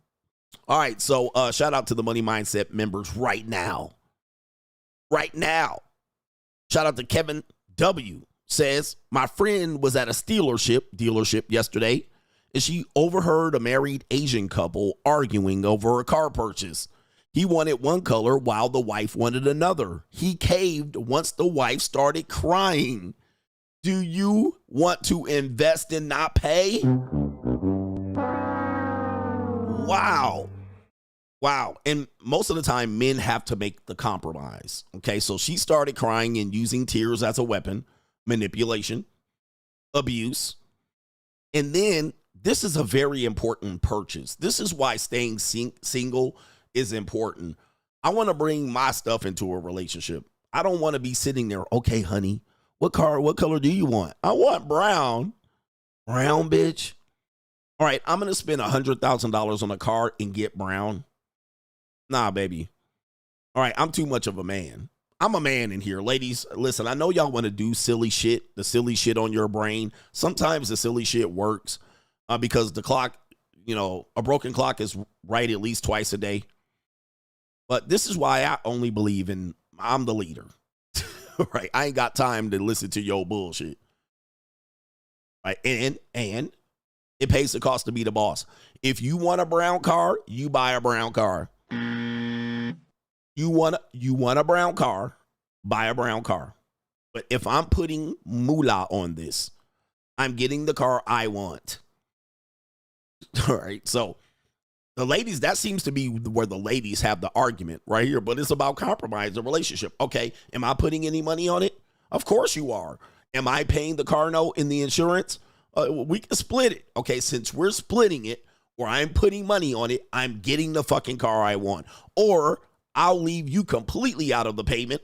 You won't drive it, and I'm going to get the car I want. It's that fucking simple. Or you can take all of your money and get the car you want. So if that's what you want to do, go ahead. Go get there. But if I'm making the decision and making the payments and going to be taking it to the oil change and the car fucking wash, and you're going to be telling me to drive, I'm getting the car I want. Okay? Put up or shut up. Money talks, bullshit walks. All right? If you want to be out here thinking you can make decisions, you pay for the shit. Bring your own fucking money to the table and buy whatever the fuck you want. And don't use me as a co-signer or nothing. All right? It's that simple. I don't know why people argue about this shit. Well, marriage, not everybody can buy their own car. Okay? But boss up, nigga. All right? What? You better boss up, nigga. Boss up. What the fuck is the problem? All right? You guys want to live like fucking peons and argue over nickel and dime. I refuse to not do so. I think that's right. I choose not to do so. I refuse. Y'all can live like peons if you want. Remember, everything is a choice. Everything is a choice. You choose to be in poverty, poverty is a choice. You choose to struggle, struggle's a choice. You choose to be on welfare, welfare is a choice. You choose to make under 100K, that's a choice. You choose to prioritize family over money. That's a choice. You choose to prioritize money over family. That's a choice. You choose to live in Gary, Indiana. That's a choice. You choose to make over 100K. Choice. You choose to be a billionaire. Choice. You guys act like you're not making a choice, like you're forced to do it. Well, I'm forced to do it. Wrong. Wrong. Not in America. This is a business, Ninja. You're choosing these positions. Then you choose to put your kids in daycare and fuck their whole world up. Choice. You choose to be a single mother. Choice. These are choices. These aren't, you got forced into it. You chose that shit. You chose all of it. Then just be acting like they forced into it. Well, these women are forced to be single mothers. No, they're not. They chose that shit every step of the goddamn way. You chose to get divorced, grape the kingdom come as a guy. You chose that. You chose to get married. A consequence of marriage is divorce. When you get divorced, grape the kingdom come, you chose to get divorced. These are choices, right? You chose to be homeless. You chose to do drugs. You chose to be a loser. You chose to bank your money on egg freezing and lost. Choice. Choice. All right, come on, man. Come on, man. Take some personal accountability and responsibility in your life. You chose to get gerrymandered. You chose to get redlined. You chose that shit. You could have chose to move to the suburbs and plunk down some money on a house and say, fuck these white people. You didn't. And now your ass is stuck in Gary, Indiana. Choice. Choice. I mean, come on, man. Stop acting like you're the victim. Stop choosing a bullshit life and complaining about the bullshit life that you guys got in return. You're making a choice. When you realize that and grow up, you will realize that you can change your circumstances differently. Okay, shout out to our brother Blackbeard Slim. In regards to the main event topic, show me a woman that's over 30, beautiful and single, and I'll show you a woman that is likely miserable to be around. Facts. I always tell you, and you're hitting the nail on the head, I don't trust attractive older women. All right, I have a no policy on attractive older women. All right, they be like, look at her, she's attractive. I don't want nothing to do with attractive older women. They have so many red flags, I can't even see it. And they won't even take accountability for the reason why they're single. Okay, I don't want nothing to do with attractive older women. I want attractive younger women. All right, the reason why I think attractive older women are red flags is because they have to have all possibility of having the best people put in front of them their entire life that they were attractive. They had the best possible people. They could have chose the best possible mate. All right. And they were just sitting here. Well, I refuse to approach. Okay. You made a choice not to approach. You made a choice not to put yourself out there. You made a choice to have low self-esteem. That's your fault. You made a choice to, do coca and party and 2C at the nightclub. You made a choice to date sugar daddies. You made the choice. All right. Now you want to come out here and be like, well, I'm beautiful and hot. Dude, nah, man. These people be cuckoo for Cocoa Puffs.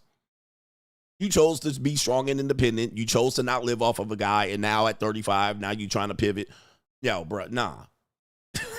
Right? No. Attractive older women, dude, that's like people who that's like dudes that go to the NBA out of high school and fuck their career up in life. I'm like, man, look, here's the thing, man. Here's the thing.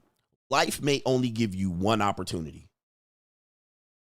All you can expect and anticipate from life is one opportunity, one shot, as your boy Eminem said. And shout out to Royce the 5'9" and Eminem. Shout out to Detroit, Michigan. In life, you might only get one opportunity. You guys act like I'm going to get opportunity after opportunity after opportunity. So your one shot might be when you're 19 years old, you can be the #1 draft pick. That was your one fucking shot. All right. And you blow it. That's your fault. Ladies, you might be beautiful and attractive and young, but you're letting people tell you, ugly women, tell you to not give up your fertility years and go put yourself under a man and be taken care of. I want to be strong and independent. Okay, you chose that shit at 19, and now look at your ass at 35. That was your one shot. God or nature gave you one motherfucking shot, and they gave you a goddamn royal flush, and you flushed it right down the toilet. Bro, that was your shot. You can't. That was it. You didn't get another chance. What did you want to compile? Youth, fertility, and beauty with a career? You wanted to pair that up with a career? Nature said, baby, you don't need all that. All right. They hit 10 bitches with the ugly stick and let you roll out there right off the assembly line, shining with big titties, big ass eyes, shiny ass hair. That was it, bitch. You don't need a 300K career after that. You're good. You're good. You won. You won the genetic lottery. Here you are letting ugly bitches tell you, well, you need to get a job. All right. No, what the fuck? She need to get her old fat ass a job. You, on the other hand, you won. So people will look at their life and get an opportunity and be like, should I jump on it? That's the opportunity. That's the door opening for you. I'll wait. You fucking idiot. You literally closed the door on your one shot. I mean, what is wrong with people? I'm telling you, human beings are the absolutely dumbest people to ever walk the planet Earth. Dumb, because they psych themselves out overthinking. Just like with YouTube. You know, YouTube is the best shot. I always told you I would be a public speaker. I'm going to speak in front of people. People thought I was going to be doing motivational shit in front of, like, doing TED Talks. But my motivational speaking came up with my skills and talent was combined with the platform and the internet. And now my public speaking is sitting in a fucking gaming chair as a 49-year-old man. Hey, that was the opportunity. But people saw the growth and the potential of me doing this, and they still try to limit me. Don't try to make money off of this. The men don't make money off of men. I'm like, this is my one shot. Now, just because you don't like the way it's dressed up and you think, well, YouTube is not it, or it's kind of weird for you to be a YouTuber. This is it, nigga. This might be, I may be able to make hundreds of millions of dollars doing this. Might just be able to make $100 million doing this. You never know. But why would I go, well, it's YouTube. I don't know if I should do it. And then you take your ass back to work. What's the likelihood that you will be able to get a shot again to put millions of dollars in your fucking pocket? If you see the opportunity, take it. Don't think there's another one coming around, because not another opportunity comes around. Somebody asked me, how do you revive a dead YouTube channel? You don't. You fucked up. You fumbled the bag. You didn't follow up. It's dead. Start another one. What's the likelihood that your other one will pop off? Slim to none. You blew it. You blew it.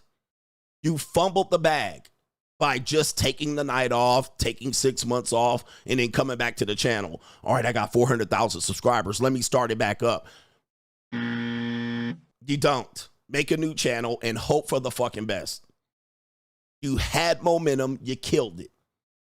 You had momentum, you killed it. You had an audience, you killed it. Good luck, start over, and you hope that audience sees that you revive your shit and jumps back on your platform. But I'm sorry, you had an opportunity and you took it for granted and you dropped it. Now you're going to try to have to pick that shit up. Maybe you don't. Maybe it won't work, but go ahead and try. All right. Yep, your girl told you. Oh, remember, there was a guy that said he had a YouTube channel. His girl, he married a girl, and she said that's an immature job, and told his ass to go get a job. He went to go get a job, and she divorced his ass. Then he tried to jump back and revive his YouTube channel. I reviewed that video. I was like, you could have kept that channel going and made way more money, but that woman told you it's not a real job, and so you went to go fucking, data entry. You went to go get a job in a career that went nowhere. You gave up your momentum, and then she divorced you. She ended up divorcing you anyway. She was going to divorce you anyway, and now you got to pick up the goddamn pieces. Who was it? The Yu-Gi-Oh channel. The Yu-Gi-Oh guy. Guys, I'm telling you, man, people don't realize this, and I'm giving you this motivational speech. You big dummy. Just take an opportunity. If it's in front of you and it looks like it has legs, go all in. You can always go back to your normal fucking miserable life that you have. You can always go back to the normal miserable fucking life you have right now, sitting right now in your fucking desk job. I can do that any day of the fucking year. I can go back and just drop this right now and go get me a goddamn soul-sucking job right now. I can do that anytime, but can I do this? Can I take advantage of the opportunity of a lifetime? The answer is I can't make that opportunity back up. It was only one shot. Okay?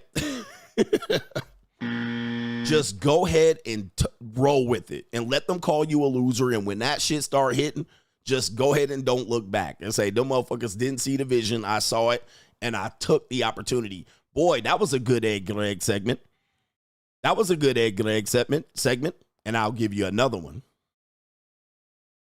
Okay, I'll give you another good egg leg. Did you guys know, according to this report right here, that if you have just $5,000, this puts you in the wealthier than half of the world's population right here, gentlemen. It's all perspective.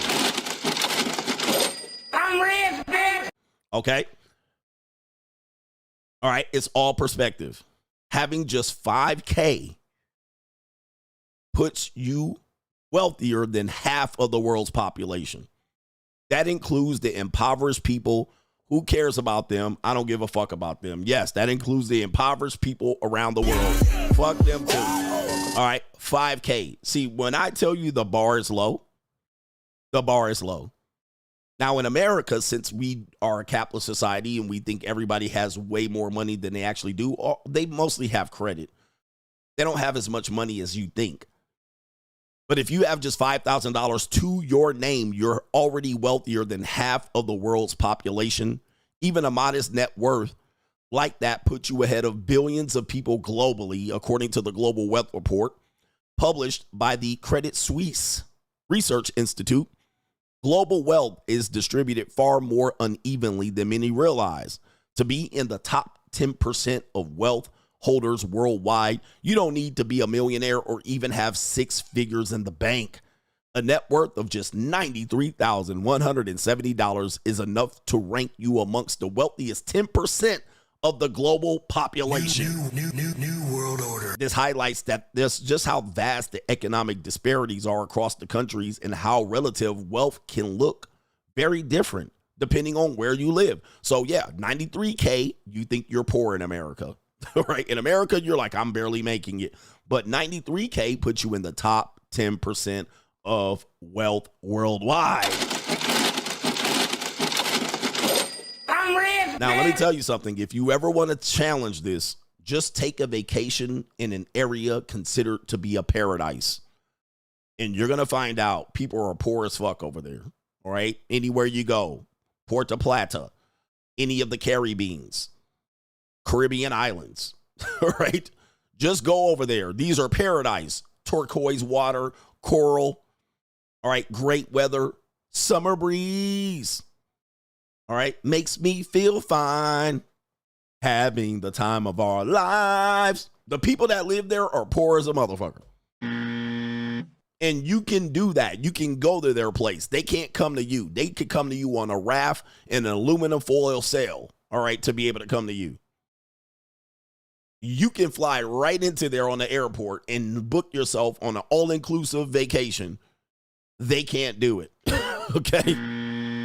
They can't do it. That means you're wealthy. All right. So it's all perspective. It's all perspective, and use it to your advantage. Use it to your advantage. That's good Ed Greg out here. Shout out to Blackbeard Slim telling us about those older, attractive women. Shout out to Brown 310. Shout out to the 110-pound senoritas. I love me a petite Mexican. All right. I love a petite Mexican. Or a Latina, petite, 100-pound, 110-pound, pretty toe, senorita. Shout out to Monk Mo Dan. He says, Coach, my Denver JUCO trip went well. She was from BYU, Brigham Young University. He says, can you ring the support bell 3 times? You didn't ring my 2 co-sponsorships from the JUCO stream and on my co-sponsor on Monday. All right, look, we going to hit you up. We going to ring you 5 times. 1. Monk Mo Dan for the JUCO win. BYU.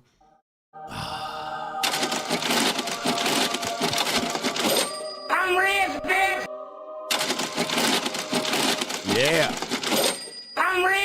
One more. Cuz Monk Mo Dan with the 3-time sponsor today. He hit us with the sponsorship on the JUCO stream. He went to Denver on our advice. He went to the big city, and he had him a Brigham Young University JUCO, and he had him a good old time. He was having a party. I guess you're not in monk mode anymore. All right, he's having a party down at the JUCO with a flatback Supreme down in Denver. It's just like Compton. All right, shout out to Monk Mo Dan, and he's part of the money mindset as well. Monk Dan is part of the money mindset, the JUCOs on locals. He is a contributor here, a sponsor 3 times today. My man got his money up. He bossing up in 2025 just for himself. Better boss up, nigga. Shout out to Trinicia says, because you have a background in the academia field, what's the lowdown on the standardized testing racket? Or when parents have to use Head Start for daycare, but the kid tests too high or too low. Standardized test, I'm not a big fan of testing per se.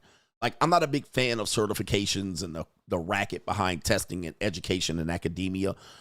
I think it's, I think for some reason people could study for those tests and do well, and then people that don't know how to test don't do well. Okay, but when parents use Head Start, these programs are definitely sponsored by the New World Order, just so you guys know. New World Order. All right, these are definitely programs that you typically don't see in middle class or affluent neighborhoods. They typically be in poor neighborhoods, if I'm not mistaken. But if your kids test too low or too high on these situations, I think what happens is, depending on where the parents' priorities are, they can take advantage of good institutions of learning at a young age if your kid tests high. But the parent will have to make a sacrifice, which I find the parents don't make a sacrifice. All right, they don't make the sacrifice because they're focused on their career. But what if your kid tests high on an academic test early on in their development, and you have to put them in a Montessori? You have to put them in a high-end. You have to put them in a high-end educational program for high achievers, and you have to put them in tutoring. You will find that parents make a choice to not take advantage of those situations because I got to go to work. I got to have a job. All right, yeah, we know that. But here's an opportunity for you to put your personal development to the side because you're a fucking moron and somehow you had a high IQ kid. You have to put that kid's priorities ahead of yours.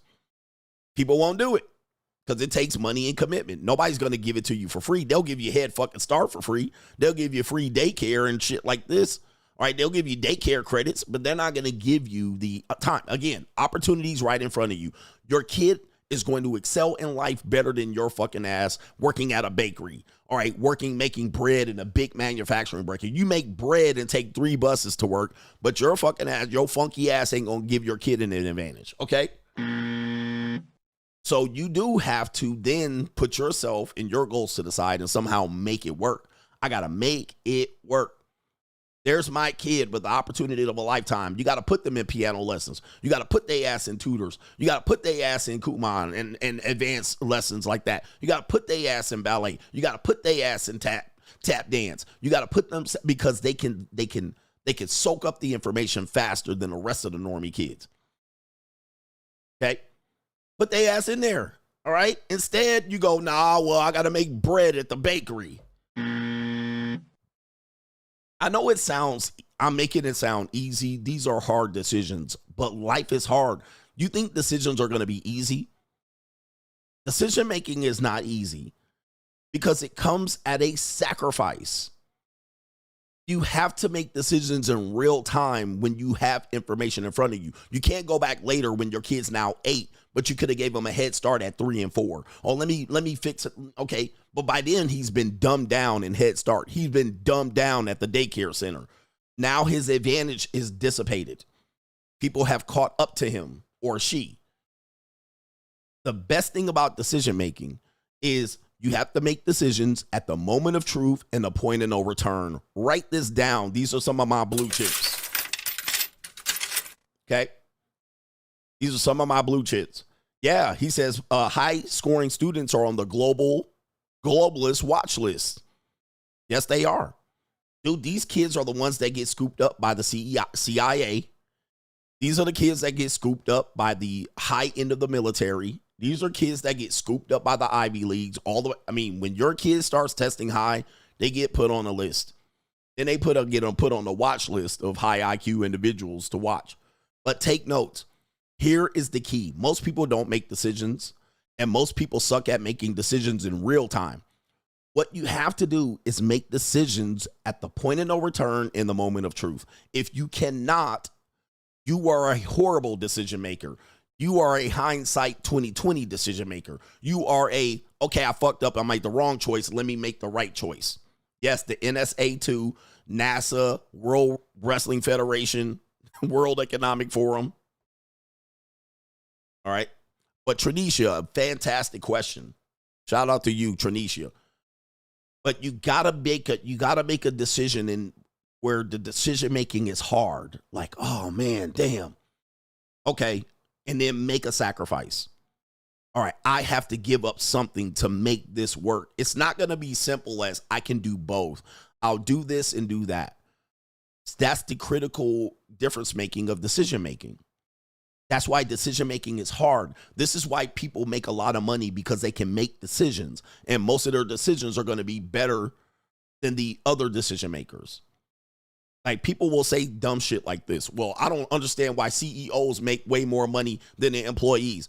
The reason why is that person makes decisions, and their decisions produce results for stockholders and people like this. They shouldn't have this income disparity. Okay, what decisions do you fucking make at your job? Not very many. You don't make decisions at your job. As a matter of fact, once 5 o'clock comes around, you make 0 decisions, okay? The CEO is working 24/7. At 3 in the morning, he wakes up. He has to make a decision because he's not programmed for 9 to 5. He's programmed for 24/7, and that takes a toll on people. So you are paid to produce results, and that requires you to make decisions that it is not for the betterment of you as a person, but for the betterment of the entire group of people. That's what separates the big boys from the little boys. That's what separates the men from the boys. That's why they get paid so much more greater than the goddamn middle managers and the underlings. Because you don't make decisions. You basically just count beans and punch buttons. And the CEO might not be able to do the job that you do, but you don't make decisions. You make decisions to send emails, all right, and return phone calls and attend meetings. These aren't decisions. These are easy fucking monkey jobs, all right? Monkeys can do this if you train a monkey to do it. That's why you make 50 grand. That's why you make 50 fucking grand. You make decisions to fire people when they tell you to fire them, and you're a human resource person. You don't go there and go fire people. They tell you who to fire, and you go through the fucking protocol. No decisions made. Do you understand what I'm talking about? I'm giving y'all life advice to look at life pragmatically and to tell you you're in a decision. You're in a position you're in because of choice. Nothing more, nothing less. And you can't make choices, you don't get fucking paid. Right? If you can make decisions and good ones in real time before consequences show up, you get paid big money. Don't complain about your little underling salary when you a motherfucking clock button pusher. You're a clock washer and you push buttons. That's what you fucking do. All right? That's not decision making, fam. You are a spacely sprocket. You're a spacely sprocket at best. All right? You're not doing shit. They need me at my job. You're a bartender. Somebody else can mix drinks, fam.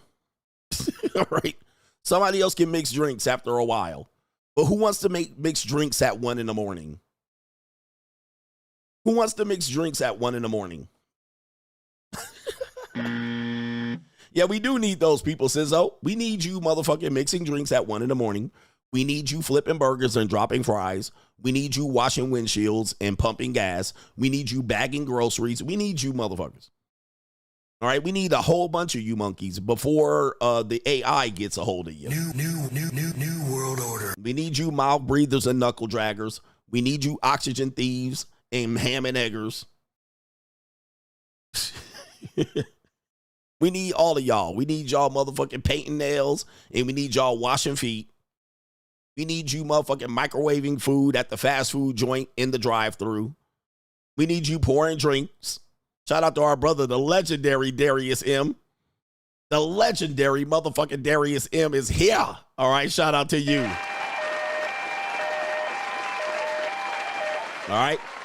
We need you motherfuckers dropping fries. We need you mopping floors, nigga. We need all of you motherfuckers sweeping shit. We need you picking up motherfucking dookie off the ground from dog shit. We need you walking dogs. We need all of y'all. All right. So, yeah, we need you non-competitive monkeys. We need you changing oil at the Jiffy Lube. We need you motherfuckers out here. All right. Shit. All right, the legendary Darius M. Go subscribe to his channel if you haven't. All right, let's get back to this part of the show. That was doom and gloom. Okay, all right, anyway. All right, hey, man, dude, we've been in this game for a long time, man. Much respect to you. All right, we've been around for a long time. Hey, man, look, let's get into it. Let's get into it. It's Straggle and Sniggle Theater. Like, ride with me if you ride with me, you can slide with me if you feel like 550 on the 5 sticky, come get high with me, that's a deal, right? Hey, my man, shout out to you. He said, I'm disrespecting the working class. No, I'm not. No, I'm not, bruh. We need you punching the fucking keys to the fast food menu. Go ahead. I ain't disrespecting you. Right? But if that's what you attain to do in life, go ahead, bruh. It's a choice. Everything's a choice. Everything's a choice. Straggle and Sniggle Theater, we got a sister that says to the young women, to get these ninjas to pay that bill. We have a woman says, me in my 40s giving my granddaughter dating advice. 40s? Granddaughter? Oh, my. Oh, the humanity. They all lie, baby girl. Just make sure you get one to help you pay your bills. Fuck all that other shit. They all lie, baby girl. Just make sure you get one to help you pay your bills. Fuck all that other shit. All right, and there you go right there. That does prove, as her wig was cocked sideways at the beginning of it, and she has gray nose hairs. All right, this woman's telling the future women of America to get someone to pay your bills. All right, come on. They all lie, baby girl. Just make sure you get one to help you pay your bills. Fuck all that other shit. All right. She definitely in New York or Philadelphia. A Philadelphia strag grandmama at 40, ma'am, that is 60. All right. Come on. That's a whole 60, or that's a hard ass 40. That's a hard 40 right there. They all lie, baby girl. Yeah. Just make sure you get one to help you pay your bills. Fuck. I can't do wigs, man. Look at this wig. She had to cock her wig back straight as she giving out life advice. All that other shit. They all lie, baby girl. What? Just make sure you get one to help you pay your bills. Fuck. Bills. Pay your bills. All right. Come on, man. All right. 40? All right, man. The wall is undefeated. All right, what do you think of this guy right here? He says women are not gold diggers. All right, I don't know what Brother Dimday is up here talking about. Brother Emmanuel Dimday. All right, let's see what this brother's talking about. Women are not gold diggers. Man of God, you do not understand. These women are gold diggers. You don't have the gold. Where are they digging? Oh. Just be open with yourself and tell yourself, I am broke. I can't afford this type of woman. Oh. Man of God, you do not understand. These women are gold diggers. Oh. You don't have the gold. Oh. Where are they digging? Oh, my goodness, sir. Sir, what is this right here? Hey. Straight jacket. Sir. Straight jacket. Straight jacket. All right, Brother Dimday. Just be open with yourself and tell yourself, I am broke. Damn. Let you get it through your thick skull that I'm broke. All right, he said you niggas is broke. All right, hey, that's okay. All right, you niggas is broken. Apparently, blue is the color of this church. All right, everybody has on blue. All right, but anyway, he said y'all niggas broke. All right, he telling y'all niggas, man, pay up. Pay for these bras. Pay for that punani. All right, you broke ass ninjas. All right, who likes sisters? I know we got 2,211 people in here. All right, it's really 11,000 people in here. I keep getting the updated total. YouTube playing with my numbers. Shout out to Hassan Campbell. All right, who likes black women? Anybody? Press 1 in the chat. Press 1 in the chat if you like black women. Sister. You like black women? All right. I don't see nobody pressing 1 in the chat. I'm looking at the chat. Nobody's pressing 1. Hey, black women, they don't like you here. Why y'all be dissing black women? Black women, the blacker the berry, the sweeter the juice. I say the darker the flesh and the deeper the roots. I pray my mama was over the sisters on welfare. Tupac cares if don't nobody else care. Oh, there they go. There's the ones. There's the ones. Oh, there's some negative ones coming in. All right, sisters, come on. Ain't nothing wrong with these sisters. All right, this is guy right here. Let's take you to name this city. Let's name this city. All right, it looks like a Midwestern city. All right, yep. Oh my goodness. I can see the humidity. I can cut the humidity in the air with a knife. All right. I smell malt liquor, Black and Mild, weed, and barbecue right here. It's barbecue in there. All right. Look at this. Is this Straglanta? All right. Look at all these goddamn Chevy Caprices and Dodge Challengers. All right. All right. A lot of Ford products being shown here. All right. A lot of Ford products. All right. Fix or repair daily. All right, what do we got here? Straglanta in the building. This is, yeah, man. We got a lot of women dressed in these jean shorts. Let's see what happens here. All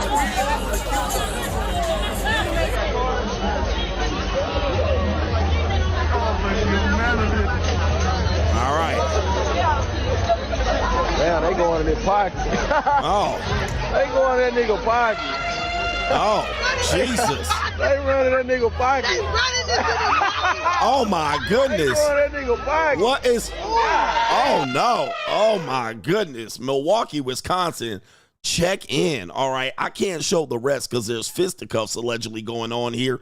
But they're robbing this guy right here. Take a look at this. Black America. Is this the community y'all want me to save? Take a look at this pickpocket right here. Take a look at this pickpocket right here. This girl right here in the white tank top. She's measuring him up, running in his pocket. These sisters ain't shit. All right, these the black queens y'all want me to save and protect? In their pocket. They going that nigga pocket. Oh, no. They running that nigga pocket. Look at this strag right here going in this man's pockets. Oh, my goodness. What is this shit? Nigga shit, nigga shit, nigga shit, nigga shit.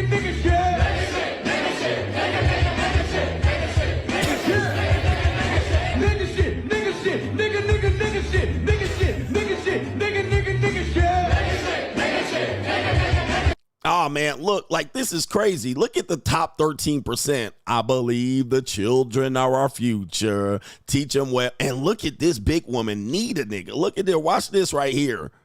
Look at her. She put a knee in his buttocks, and then look at these women running his pockets. These, look at, okay, he starts slapping these bitches. Oh, the humanity. Oh, my goodness.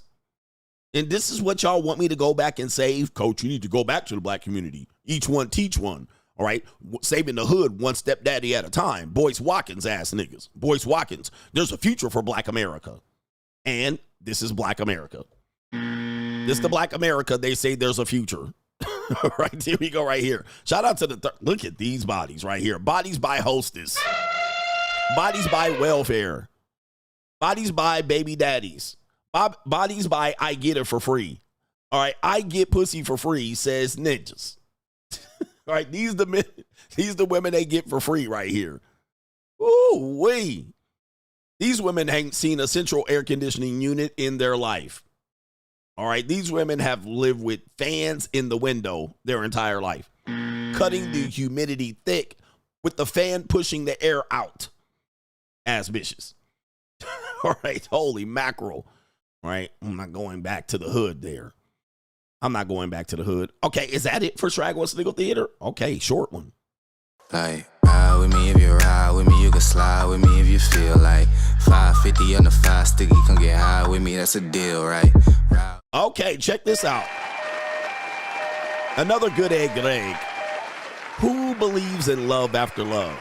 All right, who believes in love and marriage? You guys know that we are a show that really wants marriage, responsible marriages to build back these communities. We want the patriarchy. We want masculinity. We want men to be men and women to be women. That's what we want here. We don't want these men and women playing 50-50 and half it in, half it. We don't want these sensitive ass men to lead our women. We don't want these masculine ass women to lead our men. All right. We want y'all to play your role. We want you to play your role. Who believes in love? All right. What we're going to do is we're going to show you that it is possible for you to find Joe Quain out here. All right, we're going to show you here on Good Egg, some happy marriages. All right, so let me turn the volume down. We're going to show you happy marriages for those who want to be married. Coach, I want burning desire. I want to be married for many, many years. I want to be married to my queen. All right, we're going to show you happy marriages. All right, don't ever say I only show you negativity about marriages. All right, so let's play the video. Take a look at this. 15 years. Oh, all right. Look at this. 20 years of marriage. Hello. I should have some music. Oh, look. Oh, my goodness. Some tongue on 20 years. All right, here we go right here. 15 years of wonderful marital bliss. All right, look at him. All right, Mr. Mac. All right, look, 12 years. Look at this loving couple right here. Oh, well, all right, 23 years. He's in shape, and okay, he got a sister. Look at this black love right here. 27 years. Oh, spanking her. She would like to get dominated. All right, okay, there you go right there. 9 years of marriage, almost there. 10 years. Okay, she's taller than him. Okay, that's interesting. All right, here we go right here. 4 years. All right, 4 years. I don't know about that one. 18 years, and there's a white guy with a sister right there. Oh, okay. All right, and 11 years of marriage. All right, shout out to these people right here. There you go right there. We give them a round of applause. Shout out to them for the cause. Look at these wonderful married people. All right, look at this. All right, here we go right here. Oh, no. Jesus. Oh, the humanity. All right, 15 years right there, guys. 15 years. And look at them. All right, look at them. All right, let's take a look here. They've given up on life as he definitely, I hope they don't divorce because both of these people, he got bigger titties than her. Oh, my goodness. Look at this. Look at that wedding. Look at that marital kiss. All right, no tongue. No tongue. All right. I think she loves him more than him. I don't know. All right. Not bad. Good luck with that right there. All right. What else do we got here? All right. We got another fat guy. All right. He way out of shape. Look at this ninja. All right. You look at him. She is a good looking sister. She's a pretty, she's shining. She's showing teeth. Yes. Niggas always gotta show they teeth. She's showing teeth. They don't fuck no more. I'm going to tell you this right now. They don't have no fucking sex. I mean, I guarantee you he probably has trouble getting it up. Pause. All right, he has trouble going it up right there. Oh, and he a nasty boy. He a nasty boy. Oh, that's nasty. He definitely eat booty cheeks. He definitely eat booty cheeks. All right, oh my goodness, sir. Get a room. Get a room. All right, so let's see the other couple here. All right. And we got a little guy right here, Tiny Tim. And he got a nice little exotical melodical. All right, look at her. And she's showing teeth. All right, she's showing teeth too. Niggas always gotta show they teeth. All right, he's showing teeth. She's in good shape too. She in good shape. All right, he must got a little bit of money. All right, because she actually looks a little younger than, slightly younger. All right, this is okay. I see what they're doing. All right, they look healthy. They look happy and healthy. All right, the 12-year couple looks happy and healthy too. All right, they got okay, that's a decent kiss. All right, the 23 years. All right, OG right here. And okay, she used to be a 304. She still is a 304 and the OG. All right, shout out to them. They look happy and healthy too. All right, they definitely look happy and healthy. And that's a romantic kiss. All right, there was a little smoochies. All right, we got this guy right here. Oh, damn. All right. Oh, wow. Okay, yes, indeed. I like to get dominated. All right, yes, indeed. Yeah, he's spanking her still. Get that. Okay, all right. Shout out to him right there. Spank that ass. And she liked it, too. Look at her. She's showing teeth. Niggas always gotta show they teeth. All right. All right, he spanked that ass. She looks like a true submissive. He came in there and put the paddle on that ass. Show him who's in charge right there, sir. I like to get dominated. Yes, indeed. All right, shout out to these ninjas. There's a lot of stepdads in here for sure. All right, she definitely is a submissive. Look at this shit. All right, yeah, look at it. Spank that ass. Don't joke about beating me up and pinning me down and doing that stuff. I like that. Do it. All right, get it, girl. All right. Hey, I'm with it. If you with it. Yeah, look at her. And she happy, too. Niggas always gotta show they teeth. All right, I think this is probably the most healthiest marriage right here of all of them. All right, he's still spanking that ass. He said, this mine. All right, bitch, this mine. All right. He might offer if she cheat on him. How many stepdads do you think is in this video? I'm going to show you here coming up. All right, here we go right here. Let's see. All right, and that was a loving hug. She liked to get dominated. All right, this is definitely a stepdaddy right here. 9 years, they look way too old.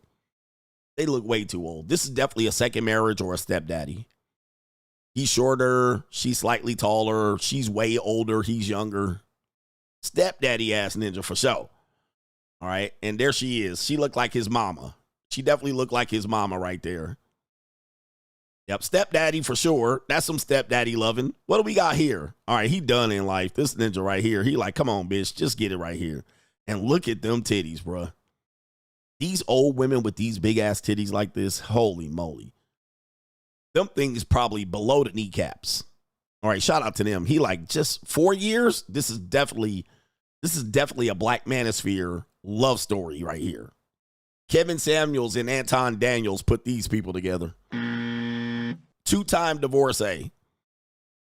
4 years. Y'all this old with 4 years. Y'all didn't have nothing else going on. Fuck it. All right, but look at the size of them toddies. Hey, guys, you think they look big in the shirt? Wait till these bitches come out the shirt. You're going to be like, them shit's going to hang right down to the kneecaps. All right, to the kneecappers. Those are kneecappers, knee slappers. All right, knee slappers. All right, here we go right there. Oh, I don't know. That was a peck. 4 years for that lazy ass peck. All right, 18 years. All right, mammy. All right, got him a white man. Oh, sir, you got to do better than that. You got to do better than that. Oh, no. Oh, that's miserable ass kiss. They don't fuck no more. They don't fuck no more. And then what we got here? 11 years. Ooh, wait. All right, got him a slimmy in shape sister. Look at that sister right there. And look at OG brother, Ruben Studdard ass ninja. All right, let me see that kiss. All right, she went in with 2 pecks. All right, I'm going to give her that one right there. I'm going to give his sister that one. This brother right here got him a good one. All right, this woman be out in these streets. I know that. She in these streets still, this one. In these streets. All right, and this man got a beard full of just for men. All right, so let me see here. Let me see. All right, are they still in love? 1. She went in for 2, so she definitely a schizoid. I like this one right here. Price Cube. All right, let me see. She in shape and shit. Look at that. Oh, yeah. All right. All right. I bet you he got a good government job. He got a good government job, this one right here. He been saving money for a minute. All right. Yes, indeed. Ooh, she nice.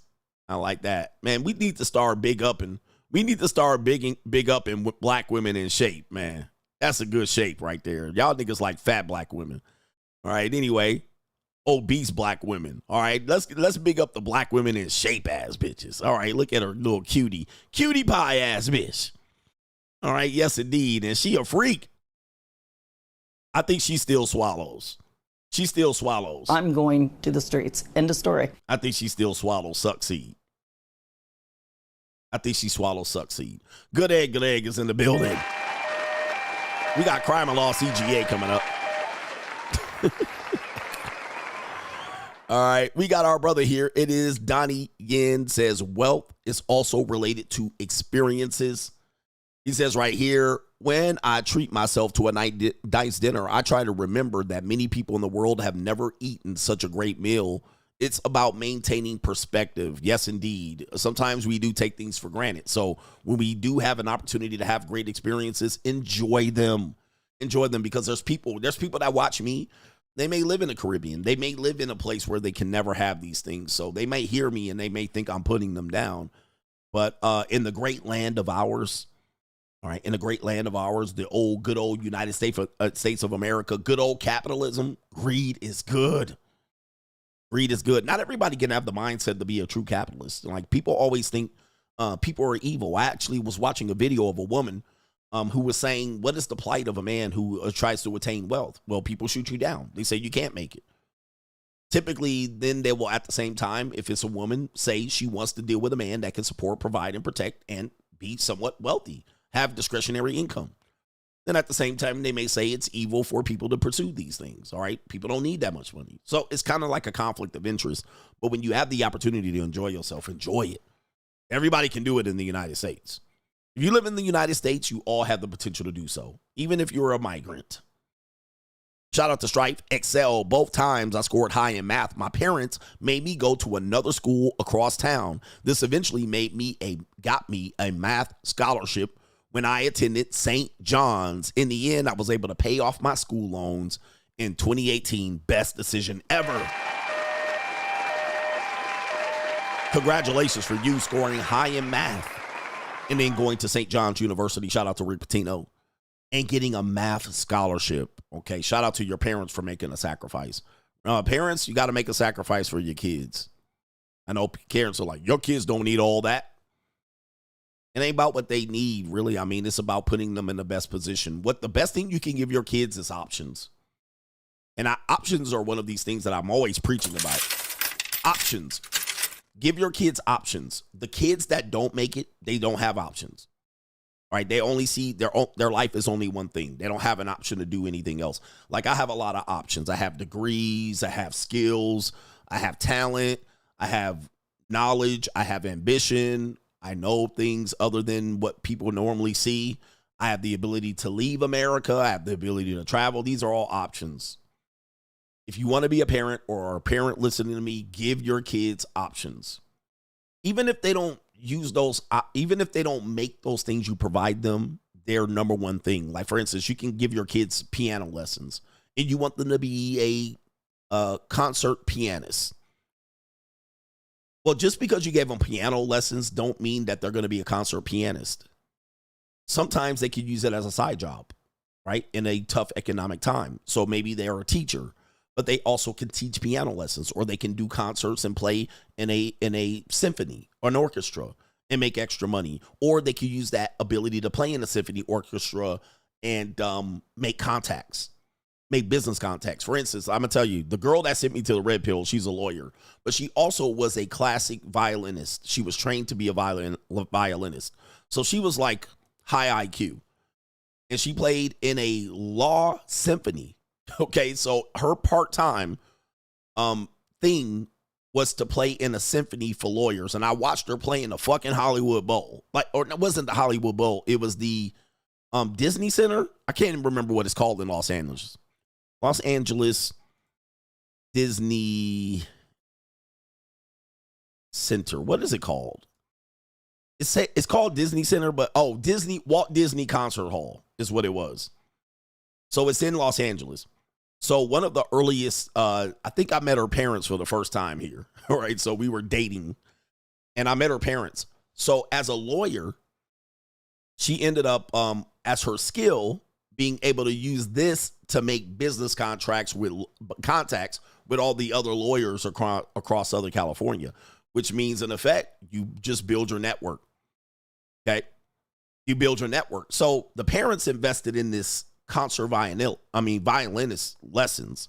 She took that practice as an adult and still maintained the skill. And she used that to be able to get a side thing and then make contacts. So this is a thing that when parents are like, well, I paid for all these lessons and they never use them. They'll use them. They'll use them.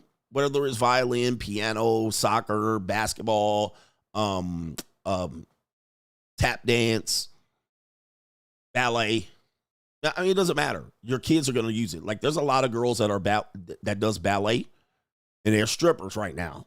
Right here. They're strippers, and they go up and down the pole. And they teach classes in ballet on the weekend. Right? And they're also making a little bit of strange change on the internet. So these are all skills. This is options. It gives you leverage. And it gives you the ability to make money in a tough economy because you have a skill. You have a skill that's transferable to build networks and create money. Yep, baseball, whatever it is. There's people that have these skills that when you combine them with a lot of things, you build confidence, right? You got confidence. You're like, yeah, I could do this on the side of this. You will have confidence above board. Above board. All right, shout out to you. Yeah, there's a lot of girls that took dance lessons that's on the pole right now, all right? Dropping it like it's hot. All right, shout out to the ladies out here making a little bit of money. All right. Ladies, if you want to make a little bit of money and jiggle Laffy Taffy on the screen, let me know. Yep, tennis lessons. Tennis. I got my daughter in tennis, and I always was telling her the big picture. Hey, you might not go tennis pro, but this is something you can do as a recreation to build network. Build a network. So always kind of keep these things in perspective. The people who learn these things late often are playing catch up.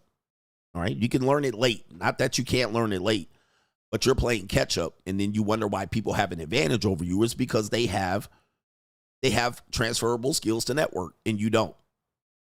Options. Type options in the chat.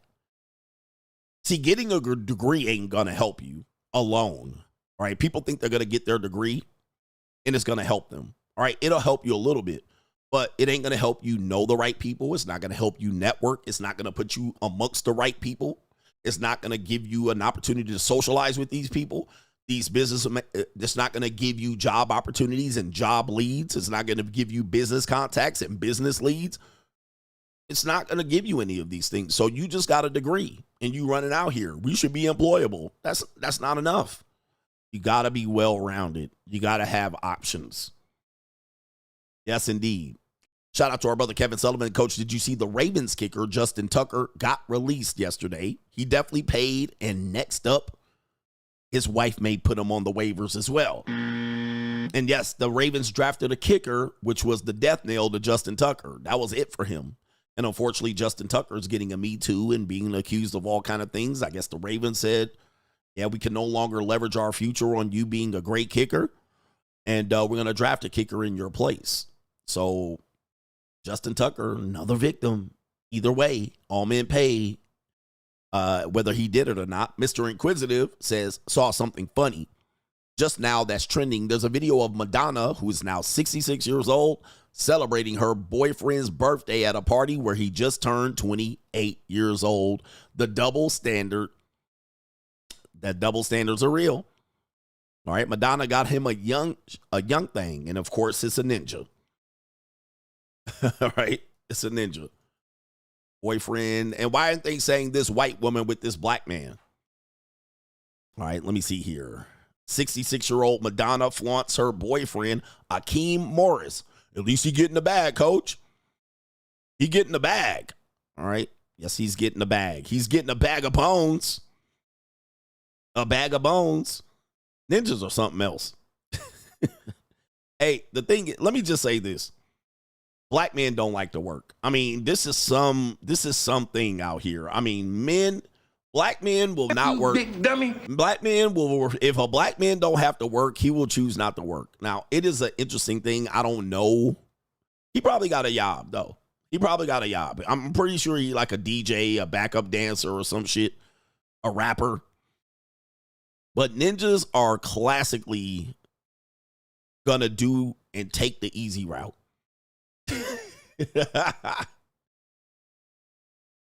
Ninjas love the easy route. And if indeed the easy route includes pussy, they taking that, okay? They love it. They love the easy route in Punani. They love it. They ain't taking this shit. All right. The woman don't even have to be Madonna. All right. Is he an athlete? What does he do? You could be out here. I'm pretty sure Madonna's a freak still, so he probably can get some 19-year-olds too. I don't know. She probably don't care. Is she 66? That's a hard 66. All right. This is probably his kids right here. 3 of the singer's children. Oh, these are her kids. Why she got all these black ass babies?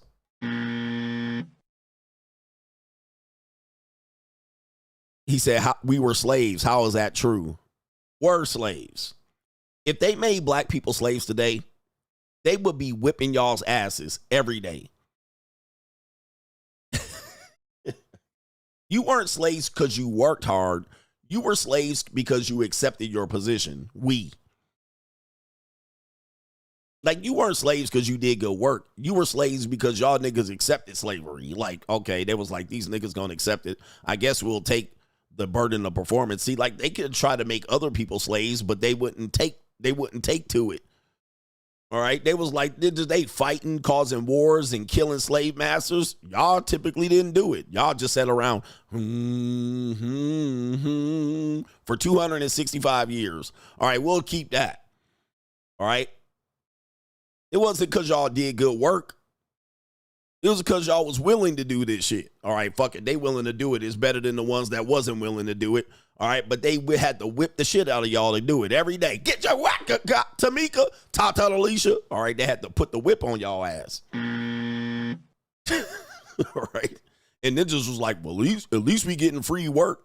At least we getting housing, and we don't have to pay for benefits, and they take care of us. Massa take care of us. He give us low on the hog, pig intestines, hog maws, pig feet, cow tongue. We got it good around here. He take care of us. He let the big buck breed, and I get all the leftovers. See, y'all niggas was trained to be stepdaddies from the beginning. Watermelon, he give us watermelon, all that kind of shit. Fried chicken, grease, lard. It wasn't because you were doing good quality work initially. Most of y'all was doing low quality work repeatedly every day in the goddamn hot ass Georgia sun. All right, who else was going to do it but you people? And you still do it today. All right, talk about we was working. All right, you were doing low quality work. I mean, it is what it is. I mean, let's call a spade a spade. I mean, not a spade. That was a poor choice of words. Let's keep it real. Let's keep it real. All right, let's see here. All right, y'all got the dance, play the harmonica, and y'all got out there and cut a rug and dance the jig. All right, he got to fuck all the 15-year-old girls in pigtails. I mean, you got to be a bed wench. It was a great deal. They were like, this is fine. Who else is going to do this shit? Nope. He says a lot of the laws were made because of slave revolt. Yeah, that's true. This is true. And they put that shit out. You know what happened? They saw them niggas down in Haiti go ham. All right, it wasn't because of the slave revolts in America. It was because of the one in Haiti. All right, they was like, whoop. All right, them niggas went ham in Haiti. All right, and then they made laws over here. All right, they was like, you catch a nigga with a drumstick, a whip, a stick, a firearm, kill him. All right, don't let them just beat a drum. Don't let them communicate. Don't let them read nothing. All right, because them niggas in Haiti got knowledge and then took that shit over. All right, we ain't letting that shit happen here, bro.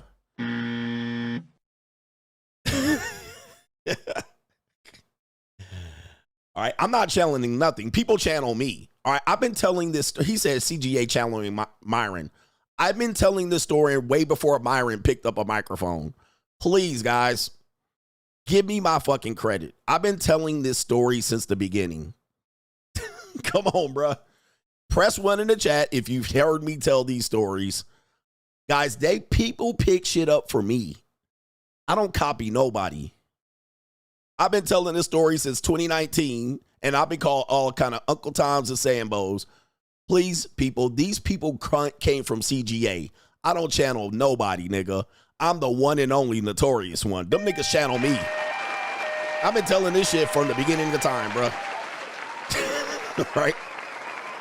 This shit, I've been telling this story from the beginning, bro. I've been telling this story since before there was a YouTube. Please, man, I don't copy nobody in this bitch.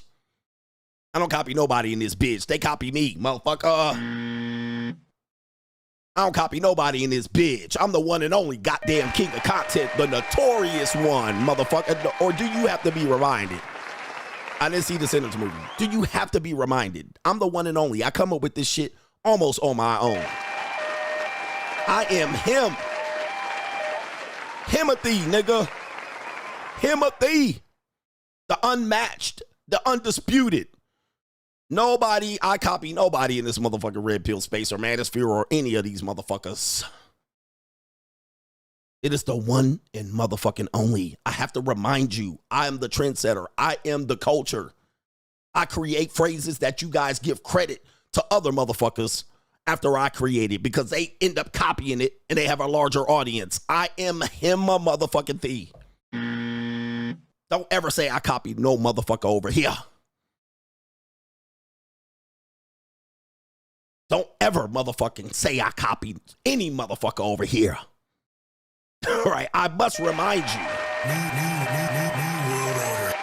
Don't ever give a motherfucker credit for some shit that I'm doing today. I did this shit for a long time. I'm the originator.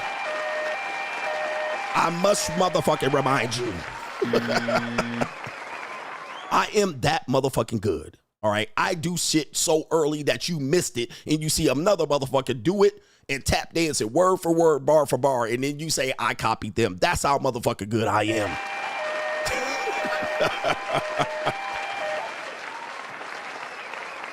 That's how motherfucking good I am. You even missed the shit that I did, because I did it 5 years ago before you jumped in this space. Don't ever say I took something from Myron. Shit. Don't ever say I took something from Myron. Shit. And I love Myron. That's my homeboy. I take nothing from him. Zero. Don't ever give that motherfucker credit for some shit that I did later. All right. And I got no disrespect for him and his platform, but I ain't took shit from him. All right. Fuck out of here, nigga. I'm the notorious goddamn CGA. The notorious one. I was demonetized for them niggas. I was demonetized before him. That's how good I am. Shit, they had me on the list before him. New world order. Shit. The Little Richard of the red pill. Shit. That type of shit is wild. That type of shit is wild, bruh. I'm the Rodney Dangerfield of this shit. Just because you saw them do it before me don't mean I got anything from any of these motherfuckers. Shit. Shit. Not me. Not me. Let's get back to this. Crime and Law CGA right here. Shit. Shit. I always have to let these niggas know, man. Do not come over here with that bullshit. Don't come over here with that bullshit. You think I gotta copy somebody in this bitch? Fuck out of here, bruh. I'm the originator. I'm one of the originators. Let's get in here. Oh, by the way, I was talking about you know who-ish people before you know who, nigga. But it is what it is. Here we go right here. We got Crime and Law CGA. Let's take you to Strags.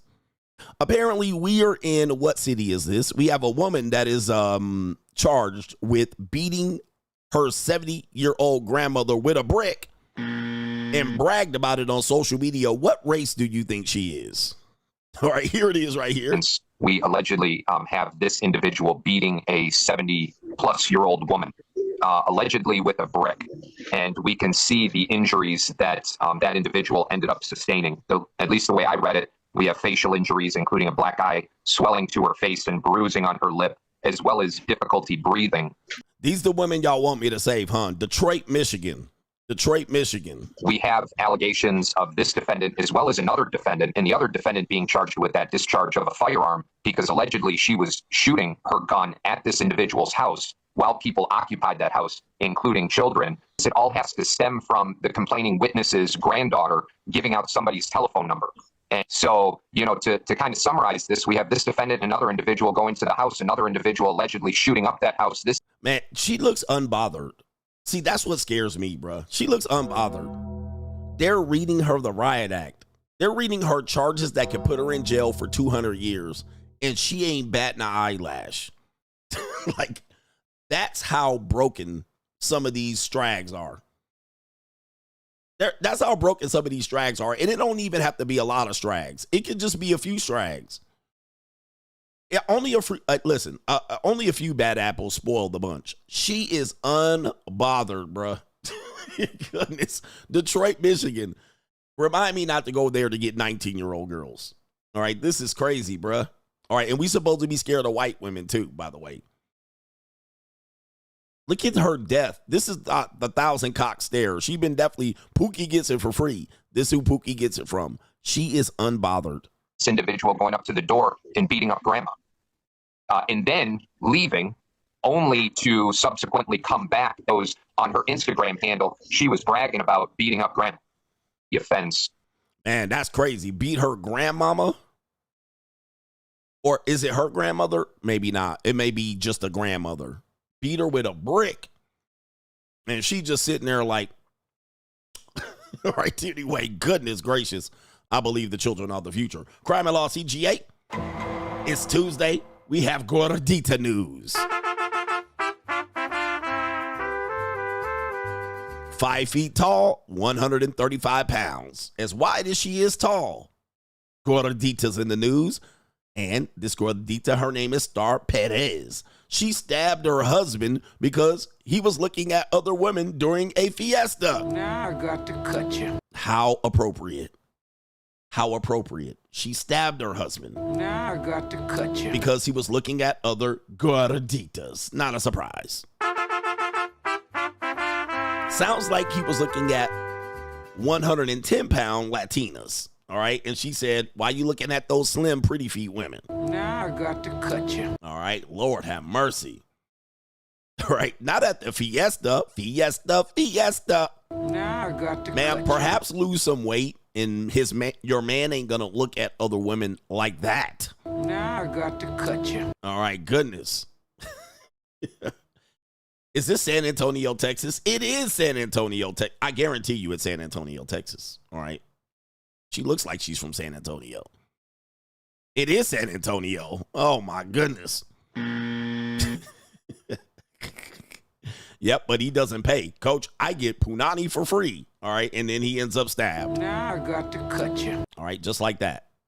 All right, you mess around with a Gordita, you're liable to get the horns. Now I got to cut you. Fiesta. Siesta. All right, now all of a sudden, tequila, and then. Now I got to cut you. All right, Gordita. Why you stabbing? Why they always stabbing people? Right? Why they always stabbing people? All right, ladies, Gorditas, Latinas, Chiquitas, crazy señoritas, mommy, mamacita, tequila, margarita. All right, why you always stabbing people? All right, what is it? You know what it is? They always have a knife in their hand. They're always cutting something up, chopping something, you know what I mean? Making guacamoles, tequilas, tecatis. All right, they always stab it. Then they're going to stab you every week. All right, there it is right there. That's how I wake up. That's how they wake up right here. Latinas be like, there you go. Hi, papi. Cutting off your peni. Latinas be out here trying to cut you left and goddamn now right. I got to cut you. All right, they always chopping up something. All right, making some goddamn pico de gallo. Chopping up lemon and lime. Chopping up chorizo. Motherfucking carne asada. Making chili con carne. Arroz con pollo. All right, they always got a goddamn knife in their hand. Jesus Christ, man. Watch out. Now I got to cut you. Even if they look like a pretty señorita, always want to stab your ass. All right, Jesus. Now I got to cut you. This is crazy. Be careful with these ladies here. Careful with them. All right, we got more Crime and Law CGA. Here we go right here. Carnitas, tamales. All right, what do we got here? Kevin Garnett. Shout out to Kevin Garnett. Apparently, he's in trouble with his young mamacita. Well, it's a black woman. All right. Or it's a mulatto. All right, here we go right here. Kevin Garnett in a heated argument with this girlfriend. Kevin Garnett is a loose cannon, all right? He definitely be crashing out sometimes. And he's aggressive as it is. He talks aggressive. All right, he talks aggressive. He from Chicago, Illinois. Is he from Chicago? I think he's from South Carolina originally. He's probably a Geechee. All right, but he ended up moving up there to Chicago to go to Farragut Academy, getting drafted pretty high in the draft by the Minnesota Timberwolves right out of high school. All right, he kind of restarted the trend of high schoolers coming out straight to the NBA. But he liable to crash out at any moment. And apparently, all right, he had a little girlfriend at his house. These former pro athletes out here just be wilding, man. It says NBA great Kevin Garnett responds to reports of domestic incident after girlfriend called the cops. Oh my goodness, bitches calling the cops on you, man. They be calling the cops on you left and right. The girlfriend of Basketball Hall of Famer and NBA champion, king of the divorce great the kingdom come, Kevin Garnett phoned police over a domestic incident. This is according to TM Zizzle. Authorities told TM Zizzle that Garnett's partner, identified as Tari Chandelier. What the hell? Tari Chandelier? Is that her name? Or what? Right. We're going to look her up in a second. She dialed 911 around 2 a.m. on April 27th to report a domestic dispute between the couple at their L.A. area home. TM Zizzle does not specify what department was called, but the Daily Mail has reached out to the L.A. County Sheriff Department for confirmation. Furthermore, TM Zizzle was told by officers that Garnett was not on the premises when police arrived. Okay. And Chandelier refused medical aid when it was offered. Garnett was attempting to leave the resident to defuse the argument when he moved Chandelier out of the door. All right, that's the classic domestic violence. She stands in front of the door. You move her away from the door. She falls on the ground.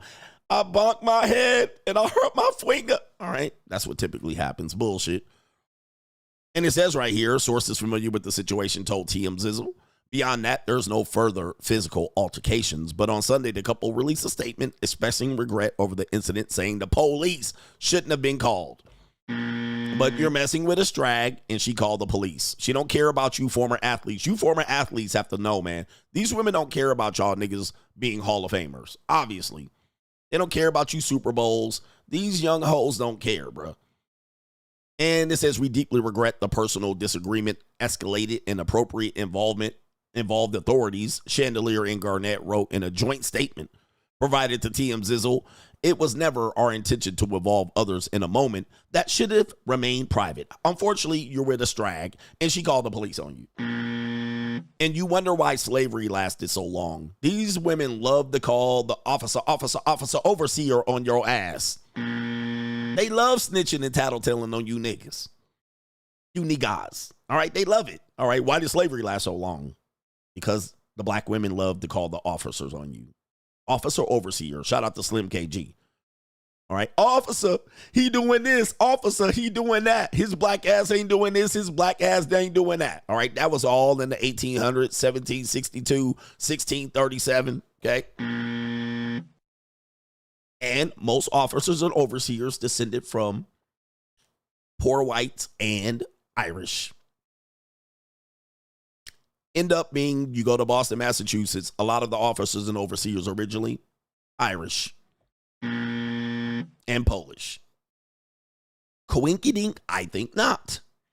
But this is his baby, her. There goes my baby. Ooh, ooh, ooh, there she is.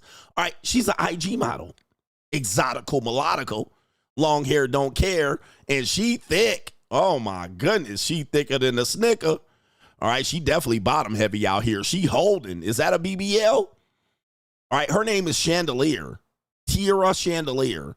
And there she is. On IG, no sign of this ninja nowhere. They don't show Sugar Daddy who pays for the lifestyle. They definitely don't show the Sugar Daddy paying for the lifestyle. They only just show they out here. She out here she out here going crazy. I've flown myself to Paris. I've done Greece. I've island hopped. I've done all of that. All right. They don't show who financing these girls. And this girl barely has 200,000 subscribers or followers on Instagram. But he's nowhere in the picture. There she is. Damn, she been around the world and They don't show the financier. All right. They just show the lifestyle. The niggas be like, man, damn, how she afford this, bruh? All right, Sugar Daddy paying. All right, the financier. All right, who taking the pictures, man?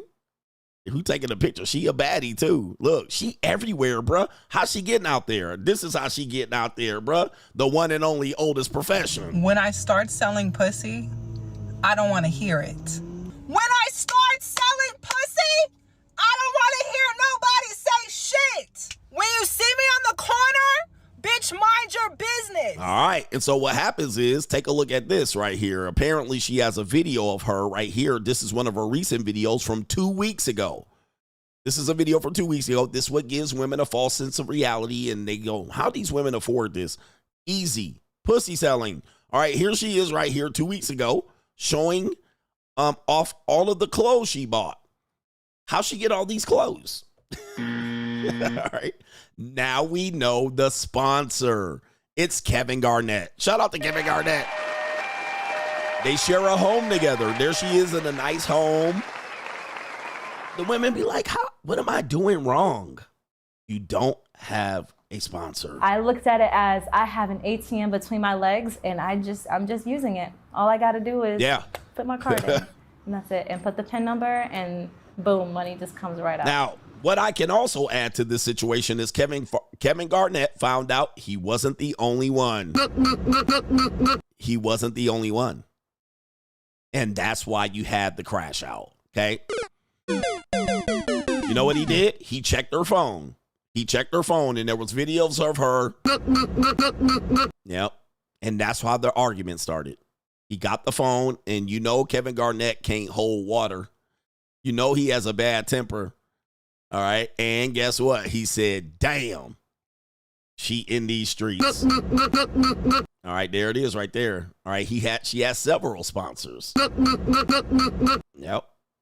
That's where the argument started. And if you guys know anything about domestic disputes, most of them start early in the morning. All right. 1, 2, 3 a.m. This is why I never get involved with, getting to conversations with women. I'm only fucking them late at night. I'm not trying to have a conversation or talk. All right. But now we know, right? And let me tell you, man, this woman don't have more than, let me see if I can pull her up. I'm not going to give you her name. Well, you can look her up herself. 285K subscribers or followers. She's not a million subscribers. She's has a good following, decent size, but it ain't like she got millions of followers. And guess what? Kevin Garnett clapping them cheeks. Right, that's how different. That's how I think it is. Where we talk about the monetized dating marketplace, guys. You guys are being priced out fast, right? Priced out fast. NBA player can get your girl, and this is to be. She's a good-looking girl. I wouldn't consider her regular. She's a good-looking girl, man. I'm gonna tell you, she good-looking. She got great shape. She's pretty. She got good face. Right? Yeah, I like her. She got a natural body, good hair, exotico melodico, light skin. Coke bottle figure. All right. And guess what? You're priced out. Priced out. At the end of the day, nobody would have known that Kevin Garnett was the one clapping her cheeks. Was one of the ones. One of the ones. And this girl don't care about Kevin Garnett being the MVP or Hall of Famer. She got access to multiple guys. Multiple guys like Kevin Garnett. She got the young basketball players, the old ones, all of that. That's crazy, man. That's crazy, bro. Y'all getting priced out of the marketplace. I'll never pay $700. What? Never me. And y'all will be with old soggy broads at dinner, and dudes will be with top-notch bitches. All right, who thinks you guys are rating her a 5? I wouldn't put a 5 on her. All right, she doesn't have a body shape her body shape is ideal for a lot of people. It definitely for Negroes. She has the shape for Negro and white guys that want to treat her like a bed wench. All right, she definitely has a body for that. And I can see she fluctuate her weight like crazy, bruh. Her weight is like crazy fluctuating. Or maybe it's the pants. Like, look how small she looks here. And then the next week, maybe that's Photoshop. Maybe that's Photoshop, but her weight fluctuates incredibly. All right, but anyway, we got the last one on Crime and Law CGA right here. A Florida man arrested for having 3 wives in 3 different counties. Oh my goodness. And of course, it's a man with black man with green eyes. All right, genetics. Let's hear the story here. For marrying 3 Florida women in 3 different counties at the same time. Tonight, those women are speaking out, saying the system that handles marriage licenses kept them in the dark. There are no safeguards. Oh. And that I feel like that's part of where the system failed. He took each one of us to a county over to get married in. If the counties did talk, that would have where saved the white me women at? a lot of heartache, All right, that's an old white woman for sure. lot of money, a lot of stress. I-Team investigator Adam Walser breaks down how this could happen at a time when online records can be viewed with a few clicks of a mouse. A wedding usually signifies a lifetime commitment between two people embarking on life's journey. But these three Florida women learned they were on the same journey with Henry Betsy Jr. at the same time. This is Henry's mugshot, which is the most recent and clear facing charges for picture we have of him. Michelle married Henry in Hernando County in November 2022. Niggas always gotta show they teeth. Yeah, man. Damn, he greedy as hell, bruh. Yeah, that brother's starving. All right. They act like they didn't know. You knew your position, ma'am. Don't play the victim now. I met him on Match.com. Internet. We met in early November. How soon did you marry Henry? It was very short. It was very soon. It was too quick. Within about 3 weeks span. 3 fucking weeks. Ma'am, you married him in 3 weeks of knowing him. Again, as I said, life is about choices. Life is about choices. You made a bad decision. Crystal meth, you got desperate. You were at the end of your dating and you thought you found a good nigga And that's you. You scooped him up because you're an old, desperate woman. All right, but and not only are you an old, desperate woman, you're also a... Do you ran into the right folks? What's your type? You like black, white? I like white girls more better. Okay. Yeah. Especially the thick time. That's what I'm talking Word. about. No, bunny. Yeah. In other words, pog. Pod. That's what I like. Yeah. Hey, say that bit again. Say it one more time, but say it slow. Pog. P-A-W-G. Fat ass white girls. That's what I'm talking about. What you like, bro? Yeah. I like fat ass white girls, the thick time. Ooh, the curly types. Yeah. Those are my favorite. Okay. Yo, that's what I'm talking about. Okay. You fall, fat ass white girl. Fat ass white girl. Shit, I got it, but I know what I'm talking about. Yeah. And he hit that bottom. He busted up and cream pied her, and she was like, marry me. Henry was still married to Brandy, who married him in Manatee County that February. Brandy asked us not to show her face to protect her job. I met him on a dating app. The first time I'd ever got on a dating app. He said all the right things. Lies. When Brandy married Henry, he was still married to Tanya, mouthpiece ninjas, who obtained a marriage license in Gadsden County in November 2020. Tanya asked us to blur her face because she's a domestic violence survivor. Meeting him on a dating site and the way he portrayed himself, he sold the perfect person when in reality he was none of those things. Selling them a dream. I am so happy and grateful that the Lord has blessed me to play in some snow. I'm Mr. Betsy. Raise your right hand. You solemnly swear to affirm testimony you and giving the truth, the whole truth, and nothing but Your picture. truth. Yes, sir. Michelle gave us cell phone videos of court hearings. Henry Betsy Jr. was arrested for felony bigamy last year after Tanya figured out she wasn't his only wife. I just started county by county putting his name in, and that's when I came up with the marriage to Michelle and the marriage to Brandy. She found me and she messaged me, and I had no idea that she was actually still married to him. She lying. I'm just looking because it's so bizarre. We never get discharged. The wives say marrying Henry was easy. You go to the records division, and they dragged his ass down there. Apply for a marriage license. They take your information. They take a copy of your photo ID. Then we got married right there at the courthouse. No questions asked. There was nothing that was flagged in the system for him having already 2 prior open marriage license. I did the paperwork and got married all within 15 minutes. In Pinellas County, 2,000 people get married at courthouses each year. There is a 72-hour waiting period for Florida residents, but that can be waived by a judge, and there is no required wait for people from other states. Pinellas County Clerk Kim Burke says Florida makes it easy to get married because the state is a big wedding destination. Does it surprise you that someone was able to be married to 3 different people in 3 different Florida counties at the same time? Well, it does surprise me, but unfortunately, there's not really safeguards to find that out. Burke says marriage applications are based on the honor system. They swear that the information on the application is correct. And one of the things they have to show is that if they were married previously, how did the marriage end? Either with death, divorce, or annulment. But licenses and marriage certificates aren't compared to documents in other counties when they're sent to the state. Now, somebody said, now go try to get a divorce. And that's what we always tell you. Marriage is easy to get in, hard to get out. All right, it's blood in, it's easy. They'll let you get in one. Go ahead and marry. Now go get a divorce. They're going to drag, you're going to have to go tooth and fucking hell. Right? Spending thousands of dollars for no reason. Because if there were safeguards in place and there was cross-referencing on different counties here in the state of Florida, none of this would have ever happened. Why do you, ma'am, you married him in 3 weeks. You didn't do no background check, nothing. Because you were a desperate old broad, skeezer. Site while he was still legally married to them. Looking for a beautiful woman that understands the ups and downs of life, is trustworthy, and no games. His wives say they later came to believe their marriages had more to do with money than love. The day we got married, he was like, well, we need to make your bank account a joint bank account. We were either divorced or about to be divorced, maybe coming into something. Child support, alimony, anything that comes with, you know, the extra perks of marrying a newly single divorced woman. Okay, so listen, they get married for money all the time. The minute you do it, it's a crime.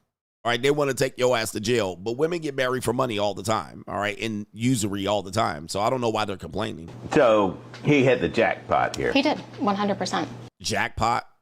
All right, and she's the one that divorce raped somebody else and jumped into a wedding in 3 months. 3 weeks. Henry's financial situation appears to have taken a turn for the worst. You have any source of income presently? No, at the moment, sir. Ninja don't have no job but marrying 3 fat white women and old ones. Ninja's on the catfish of the dating marketplace. No job, but his job is marrying fat white women and getting free punani. All right, come on, bruh. And there's a fat white woman in the courtroom right there. All right, that might be one of his wives. Do you have any money in the bank? No, sir. Michelle and Tanya say they escaped their marriage and obtained domestic violence orders after Henry became abusive. Oh, Brandy says she kicked Henry out of her house after just 5 days of marriage. Henry finally filed for divorce from Tanya following his site while this story arrest and is now seeking annulment for his marriages to Michelle and Brandy. Do you think there's any need to do anything else to prevent this type of thing? I just think it's too hard. I mean, as much as we have records and so forth, you know, people are very transient. You can get divorced in another state. Okay. All right, there you go right there. Apparently, that was the story about this ninja out here going crazy. So check it out. They're going to make a movie off of him for sure when it comes up. All right, let me do it. That's Crime and Law CGA. Get to the support, and then what we'll do is we'll get to an update on the story, and then the main event. I got to do it, and we got to do it live and fast. Pause. All right, we got our brother, Mr. Inquisitive, the legendary Mr. Inquisitive. Great supporter. We got people on the Cash App that need to be acknowledged. So we'll acknowledge them. Joshua Moon says, y'all some Lunchable eating chip ass ninja. Right? Lunchable cheating chip ass ninjas. It's a choice, isn't it? Preston, after a million nuts swallowed, let's settle down. 100%. Let's settle down. But women are desperate for marriage and love. I mean, and they can get swindled easily. But as you can see, if you swindle them and it doesn't work, all right, then they're going to make you pay. Merp. They're going to make you pay. All right. What's going on with PayPal? All right. PayPal is bugging out. All right. So I'll come back to that. But Venmo needs some love. It's an evil world out here. I don't believe in selling women a dream. Tell them the goddamn truth. Shout out to you, and Ko-Fi needs some work. Shout out to Mr. Orange. I read some of your books and they helped me through these long deployments out here, but I'm a better man because of it. Living overseas is a godsend. Not saying all the women are virtually traditional, but it's so easy to just date a woman without kids, ran through, etc. when you're overseas. Shout out to Mr. Orange, Agent Orange, we might have to call you, but it's a lot easier when you're overseas. The best thing about women overseas is they just have options. They have limited options. All right, their options are severely limited in terms of, I'm going to focus on my career and I'm going to put my career ahead of romance and love. They don't have that. Plus, they don't have a matriarchy or a gynocentrism. They don't have a gynocracy. Over here, women have the illusion of freedom. And I was explaining this to a woman. She was like, You know, one of the things I teach for men, I say, well, have you ever heard a man say, I'm strong and independent? You never hear this.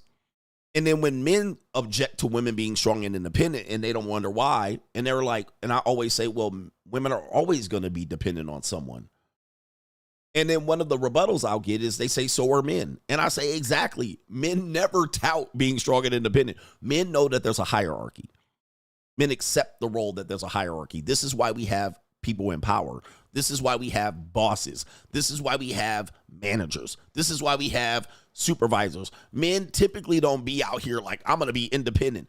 What they do is men accept that they're in a hierarchy and they try to work themselves in and out of that to be able to get to their source of freedom, if you will. So their freedom is entrepreneurship, maybe starting a business, self-employment. Nobody's independent. So if men object to women being independent, it's not because they're trying to be independent and we're jealous and we want to keep them with us. What we're saying is no one's independent. No one is. Not very many people can say they're independent. Even if you have your own business, you're dependent on clients. So men don't have a sense of this, I'm going to be independent. We automatically know there's a hierarchy. Women, on the other hand, be like, I want to be independent. No, you're not. You're going to have a man supporting you. Some man is going to support you. Government daddy, your own daddy, your sugar daddy, your baby daddy, your ex-husband daddy, all right, your daddy, government zaddy, white zaddy. So there is no independence. Nobody's independent, and men have accepted this from the beginning. This is why we think it's laughable for them to say it's independent, but what they're independent from is one man telling them to do. So their independence comes from the sense that there's a guy that doesn't live in their house telling them what to do. All right, but don't matter when you fucking go outside. Corporate zaddy gonna tell your ass to show up the fucking work and get in that bed and start winching. All right, so they're gonna tell you you're gonna have a daddy. All right, you never gonna not have a man telling your ass what to do. Get him, daddy. Son, husband, daddy, somebody gonna tell your ass what to do. You're never free. Shout out to our brother Red Pilled Luffy says, Coach, I do believe your soundboard effects and memes from the stuff you cover are the most hilarious out of any other YouTuber out here. He says that tries to cover similar things. I still laugh at it when I'm not on watching videos, when I'm not watching videos, and I always recommend people to watch her stuff. The soundboard is undefeated on this show. I wish a nigga would. All right, shout out to you, man. Anybody, you guys think of these sound effects all day long. The Man Up channel says, Coach, the straight jacking sound clip from the big hit is hilarious. He says in the movie, he realized he was better off jacking than spending his meat on women. And that came out in 1998. Shout out to you right there. Straight jacking. Indeed. Ken says, I saw a pastor on Facebook saying that his wife would never be allowed to leave him unless she dies. It amazes me how delusional these trash con Bible thumpers are. I'm a Christian myself, but I understand that we don't live in Sharia law. These men will have to learn the hard way. A pastor says his wife can't leave him unless she dies. Now, we never would acknowledge people threatening someone's life, but I actually had some similar things because people sometimes can't take no for an answer. What I'll tell them is, I don't want to get married. Well, you're going to find the right one, and some woman's going to sweep you off your feet. You're going to fall head over heels. What? You never know. Never say never. Right? All this normie responses, and I'm like, guys, I'm good on it. Marriage is not it. All right, but if you want to force it, all right, lady sitting across from me, you old 45-year-old woman. All right, if you want to marry me, all right, let's get married. Let's get married.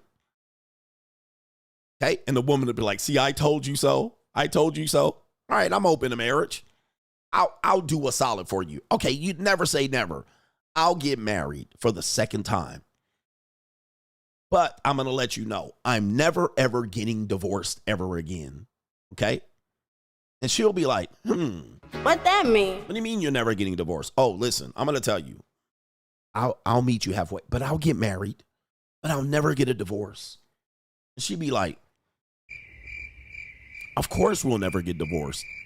I don't intend to divorce you. I know you don't intend to, but sometimes people do funny things they don't intend to do. But I'm never getting divorced, which means in effect, if you threaten divorce on me, there's only one way in and one way out. You're not getting a divorce, you're getting a casket. Because at that point, I got 25 years to live, and I'll go ahead and live it behind bars. Fuck it. I'm not getting divorced. Okay, so if you're going to force me into accepting this marriage, I'm going to find your ass. And you're not choosing divorce, you're choosing the Undertaker. All right. I'll spend the rest of the 25 with a whole L and just say, fuck it. All right. Yeah. I'll be out on good behavior and enjoy the last 10 years of my life. But guess where you'll be? Is it worth it? Do you really want to get married to me? You don't want to get married to me, do you? Is it really that important? All right, because this is what you're risking. All right, I'm not going to divorce court ever again. I told you I'm not doing it. Bitches be like, oh shit, you serious? That's how serious it is. We playing big stakes, motherfucker. You want to do it? How bad you want it? All right. You want to act froggy jump, motherfucker? Let's do it. I thought you wanted to get married. Oh, now you running. Okay, yeah, bitch. You don't want to get married. I see. Now you don't want to get married. All right, sometimes you got to scare their ass. Because they be like, it's okay, and then want to divorce you. He was abusive. No, we ain't going for that no more. All right, you going to hear the police coming to scrape your ass off the sidewalk. You going to hear the ambulance. That's all you going to hear, ambulance, and then blacking out.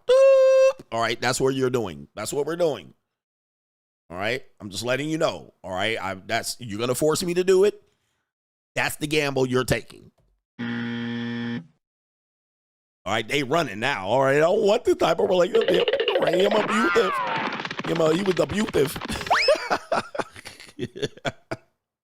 All right, it's okay. Ken says, shout out to Ken. You ain't gonna bait and switch me. Oh, hell no. I ain't falling for the okie doke twice. Fool me once, shame on you. Fool me twice, body bag. All right.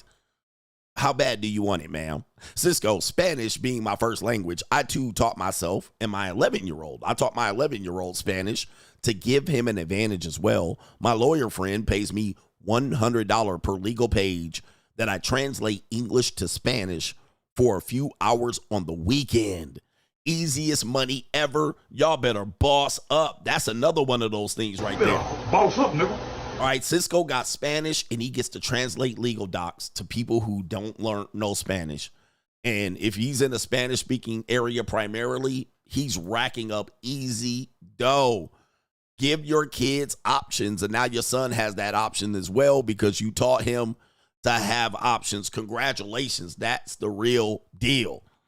How Solo been listening to Coach CGA for a while now. He predicted some things that happened in 2019 and 2020 that are all facts. Women are monetized and they selling that box. Thanks, Coach. Appreciate it, man. People don't want to hear that. I'm going to find a woman not selling box. Guys. All right. They all selling it. They all selling it in one way or another. All right. And it's all mahi. No government name SD. Coach. This woman I know is always contacting me for life guidance, such as finding a car for her son. When I mentioned she should clean my house, she said that would cost. Funny how I've been saving her thousands of dollars, but she didn't appreciate it. Guys, I'm going to tell you, man, women will not pay for anything. They go through life as scavengers, all right? And unfortunately, men raised by women go through life as scavengers. All right, we got to know what a scavenger is. You guys know what a scavenger is? I'll tell you what a scavenger is right here, just so you guys know. And by the way, this is not me talking negative about them. This is me describing them, All right. Those are two different things. I'm not hating on them. I'm describing them. Women always see an out, right? So let's just say they have a basic income. Then they say, I want to date somebody on my level or above, or they date a guy below, and they'll do it for a little while. And then I can't support a man. What you give them is a gift. What they give you is a loan. Write it down. I said this in 2019. Somebody's going to steal it and give it to Myron or Andrew Tate or somebody else. And for some reason, I don't know, but I said this in 2019. Everything you give your woman is a gift. Everything she gives you is a loan. Everything you give here, and somebody's going to steal this shit, so just get ready. Everything you give a woman is a gift. Everything she gives you is a loan. So if you give her free life advice, that's a gift. You're not supposed to be charging her for that. And she would rarely pay for it. The only time she'll pay for it is if you're a tarot card reader, a palm reader, an astrologist, a motherfucking, what's the girl's name? The Jamaican woman on the internet. You got to be somebody like that. You got a crystal gemstone. This is the only time they're going to pay for fucking life advice. A therapist. But if you're just giving them game, they're going to take it for free as a gift. Now, if she giving you game, she's going to charge you for it. It's going to be a loan. It's a loan. So even in marriage, her body is a loan until she decides to divorce. And then she makes you pay for all of the pussy that she gave you during the marriage. All right. Her body was loaned to you. Okay, she buys you, Miss Cleo.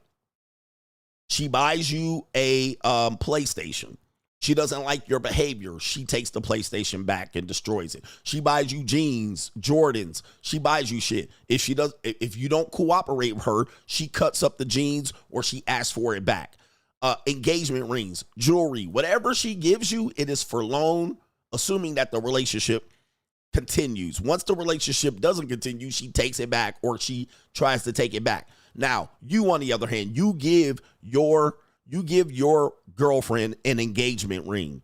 And then the marriage doesn't happen. She takes the ring and she says it was a gift.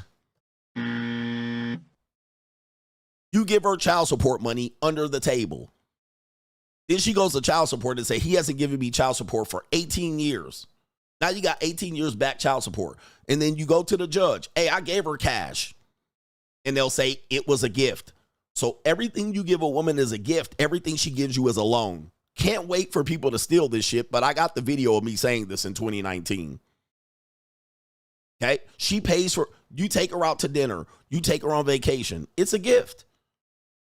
She never expects you to ask for reimbursement. Now, if she pays for dinner, she's going to keep bringing it up. Remember, I paid for that dinner. I paid for that last one. She'll have the receipt. She'll have the goddamn invoice. She'll have the goddamn credit card statement and all of that. It is a loan. Meaning that because she did it, she's going to expect you to give her a gift as equal or greater on the other side. So everything you give a woman is a gift. Everything she gives you is a loan. And in this situation, you give her free life advice that saves her thousands of dollars. That was a gift. And if she was to do the same, she would expect you to give her something of equal value. Like, for instance, she gives you life advice. You say, that advice you gave me saved my life. This bitch will ask you to use your truck to move next week. Remember that time I gave you that life advice? She's going to find a way to get reimbursed. It might not be cash, but she's going to ask you to do a favor. Can you remove my refrigerator on the weekend? Can you help me move? And you're like, why would I do that? Remember I gave you that life advice? They will ask for something back in exchange for it. The minute you help them and you ask for some pussy back in exchange, they're going to look at you crazy unless you plunk down some cash. Right? If she gave you a piece of ass for free, 2 weeks later, remember that time I gave you some ass when you was down bad? They're always going to come back with a loan. It's a loan. It's not for free, bro. This is the greatest advice you'll ever find in this marketplace ever. Ever, bro. Y'all not playing a game with them. Y'all playing the goofiest game with them. All right. Anyway, guess what? Somebody else is going to be attributed to that quote. Somebody's going to type this in Instagram for a good month. And then Myron said, everything you give a woman is a gift. Everything you give a woman is a loan. All right. It is what it is. But for some reason, PayPal is down. PayPal is down. Anybody can deny what I'm saying. Nobody can deny what I'm saying. You can be mad at what I'm saying, but bruh, you can't deny anything that I teach. I will explain it and break it down like a fraction with you motherfuckers and cook it with hot fish grease. You can't deny anything that I'm saying. Not even women can deny it. Not even women can deny it. All right, she buys you some Jordans. She burning that shit up in the goddamn tub. Shout out to our brother. It is David. He says right here, do you have the stomach to marry CGA, you bitch? Do you have the stomach? All right, ladies, you want to marry me? It's death do you part. All right, it is death do you part. I don't play no games out here. We out here for big stakes. All right, put something on the line. Put something on the line. Ask a woman to put something on the line anytime. She won't do it. She won't do it. Ask her to bet. She'll bet your own, she'll bet your money, bro. She won't bet her own money.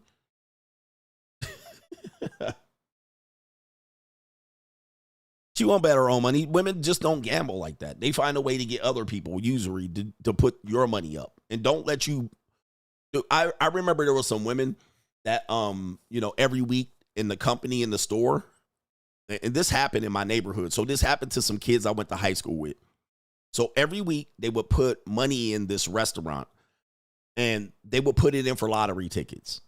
All right. And so everybody put their $5 in, and then every week they would go get the lottery tickets. So these kids from my high school won the lottery and they worked in this little restaurant, local restaurant.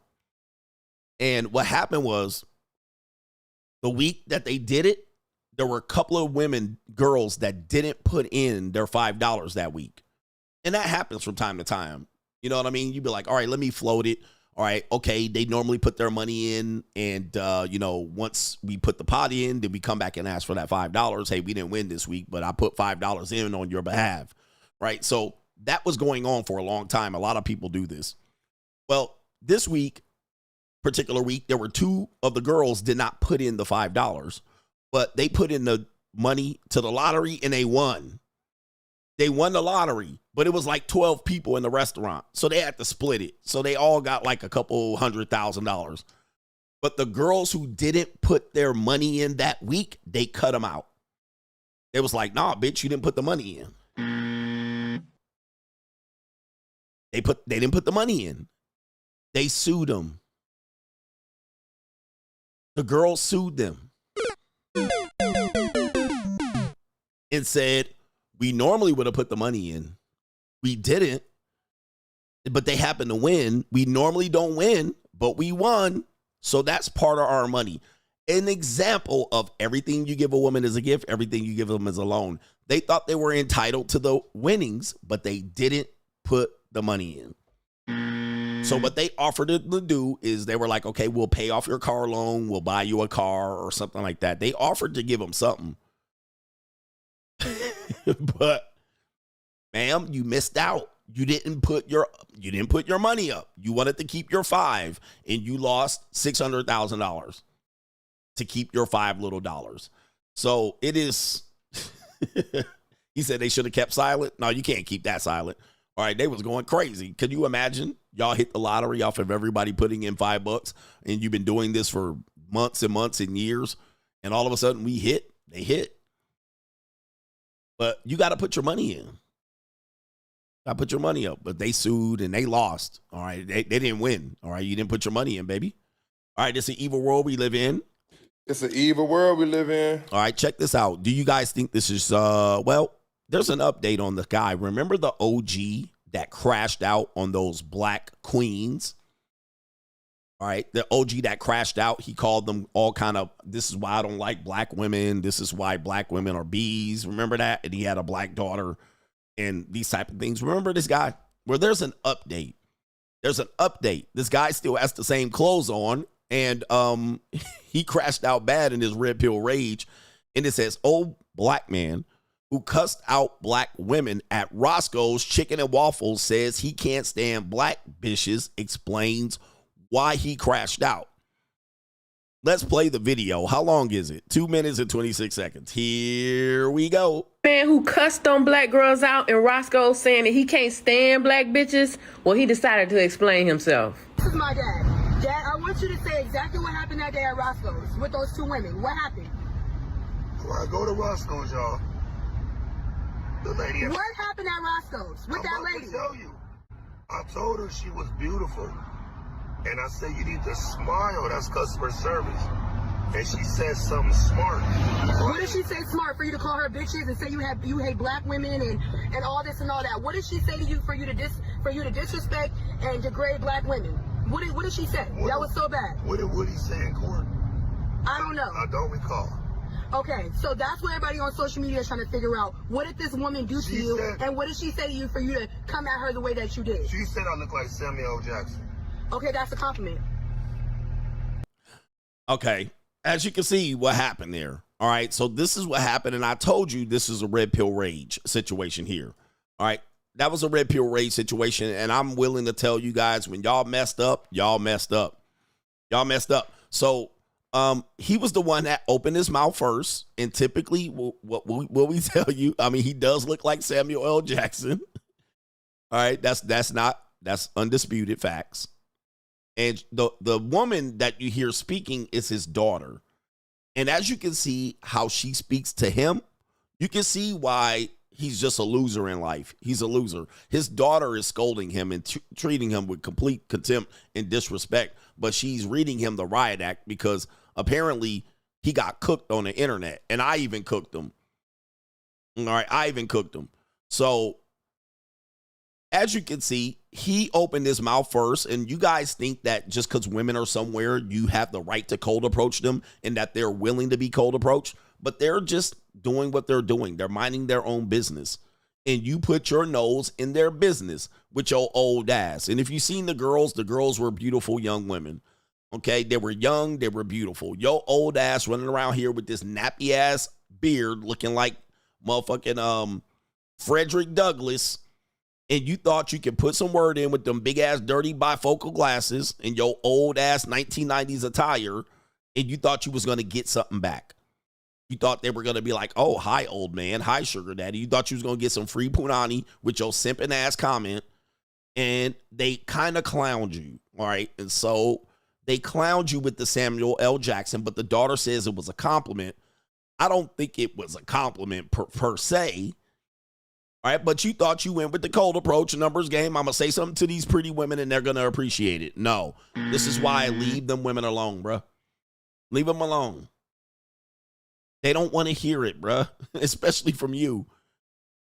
So let's hear what's happening next here. Look at that greasy ass chicken wing in his hand. All right, look at him, bruh. He gone, man. And he's probably a bum. For you to come at her the way that you did. She said I look like Samuel L. Jackson. Okay, that's a compliment. Can you get to the point? Nobody is laughing. This is not a joke. I'm literally getting to it with people on social media because of your behavior. The dog's not laughing. Yeah, but he's immature too. Again, we tell these guys, man, immature guys, they get stunted growth, acting like teenagers. You still got game. You had it in the 90s. Nigga, we don't care about none of that. We don't care about you was the MVP on the basketball team and you twisted your knee and fucked your scholarship up to Tulane. We don't care about any of this stuff. We don't care that you was a Mac, a OG, and you had the mouthpiece back in the 90s. Nobody cares, bruh. The 90s are dead. We done with the 90s, nigga. We in 2025. You ain't funny. You a old ass Mark. You old and scroungy and broke. You're old, scroungy, and broke. You know he's broke, all right? So and you're arguing with beautiful young women with a chicken wing in hand and red pill raged out. Bruh, man. You ain't funny either, nigga. Get your money up, not your funny up. That old pimp shit ain't working no more. You used to pimp bitches in front of Pioneer Chicken. Now you at Roscoe Chicken getting clowned by bitches. See, sometimes you got to grow up. Sometimes you got to grow up. You don't want to grow up? Guess what? You get dissed by younger women in public. Younger women don't be dissing me, nigga. All right? They don't diss me because I'm actually clean cut. I'm in a better position. My money up, not my funny. All right? I'm handsome, nigga, and I'm charismatic. And I got very nice cars. Nigga, I'm not in the backseat of my daughter's car. There's a difference. But you can't red pill rage out, bruh. You got to boss the fuck up. We tell you. Boss up, nigga. The mouthpiece don't work like that no more, man. Women ain't just looking out for compliments. Now you got to go ahead and tell these bitches about themselves. And he got vitiligo on his hand too, but that's neither here or there. I'm serious. So at the end of Oh, no, the day, he doesn't. So at the end of the day, you complimented the woman. She didn't like your compliment. She didn't want to be bothered by you, and you cussed her out. You can't do stuff like that, okay? Oh my God, a dog farted. Yeah. At the end of the day, I'm on a serious note, Dad, you can't do shit like that. It has everybody on social media thinking you're just this horrible person, and you don't have no respect for black women, and that you hate yourself. Okay? Okay. But it's what you said in the video. You called her a black bitch. You said you hate black women. You called her bougie. You called her all these things, and that has everybody in an uproar, especially me being your black daughter. The only thing that I said wrong is that I hate black women. I love my sisters. Okay, and you also called the lady a bitch, and she made it seem like you did that to her, and you did that to the other woman for no reason. You know what? You deserve what you deserve, young lady. Next time, smile when I come in there buy some chicken. No, next time. See, these niggas stuck in the 90s. Okay, he's stuck in the 90s. Next time, smile. And his daughter is a single mother. Not a surprise there. This is Los Angeles, Roscoe's and Chicken and Waffles, I'm pretty sure. Next time, smile when I give you a compliment. See, guys, the 90s are dead, bro. That shit don't work no more, man. It's over. Women ain't just appreciating you just giving them compliments, random scroungy looking ass niggas. They don't care about this, guys. You got to advance. You got to adapt. The young women in the video, he definitely was not about to pull. And they don't have to smile, bro. This is crazy, man. This is red pill rage. This is why guys don't adapt and they stay in this mindset, arrested development. They stay grown-ass teenagers, and then they get mad when women have completely adapted past them and ask for a $100 cash app for a compliment. This is why I say these men have to be priced out precipitously. They have to be priced out. Price these old people out, man. Price these old and these young niggas, too. Price them out, too, with this mindset. Just leave people the fuck alone, okay, Dad? Simple as that. If somebody doesn't want to be, if they don't want to accept your compliments, they don't want to accept what you say or what you do, leave them alone. Exactly. End of story, okay?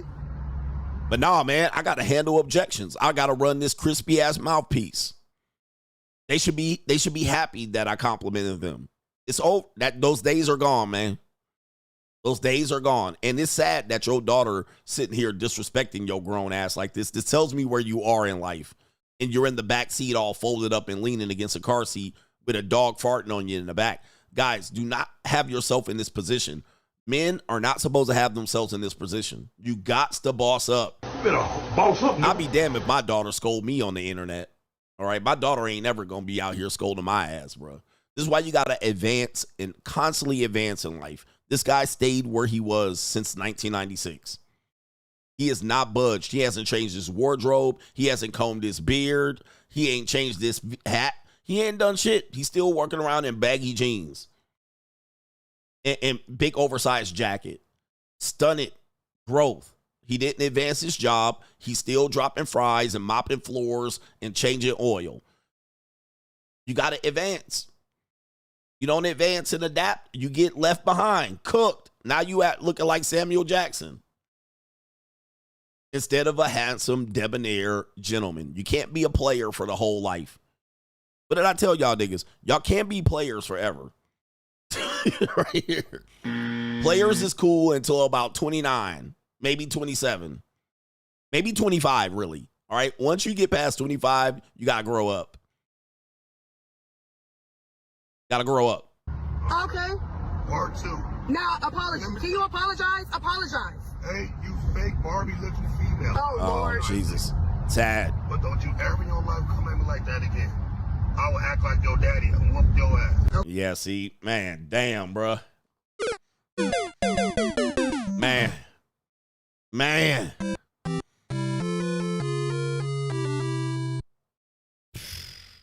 Old ass Ray. Old ass Ray keeping his pimp hamstrung. Don't go far too long in this player shit, bruh. Player shit is for young men. That Mac shit, and now I'm gonna keep my pimp hand strong.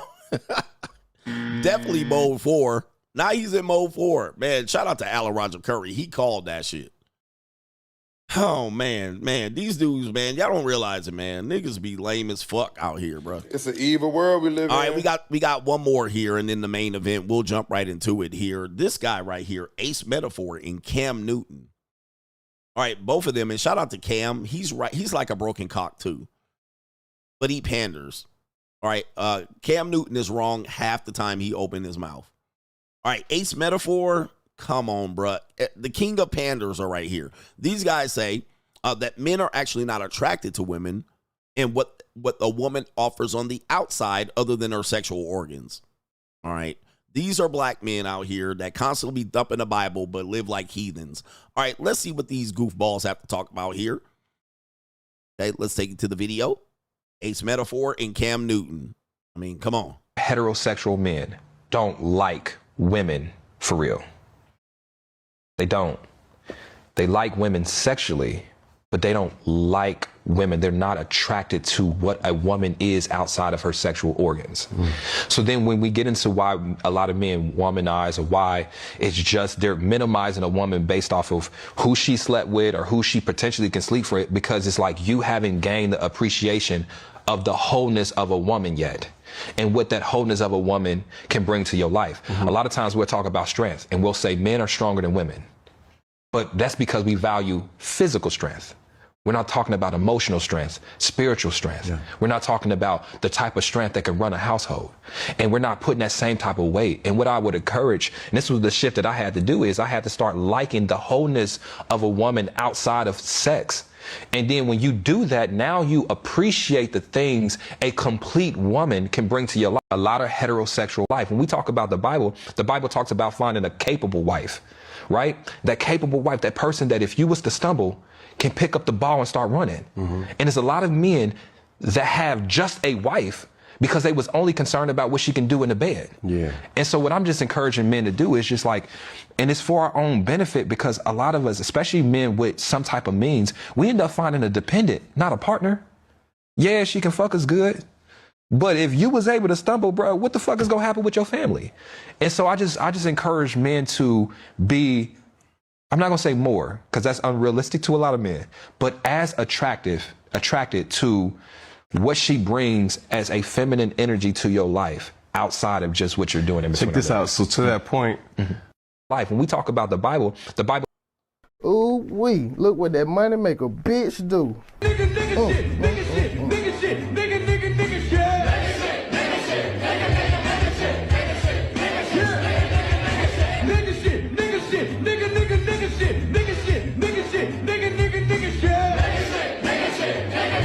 I wish a nigga would.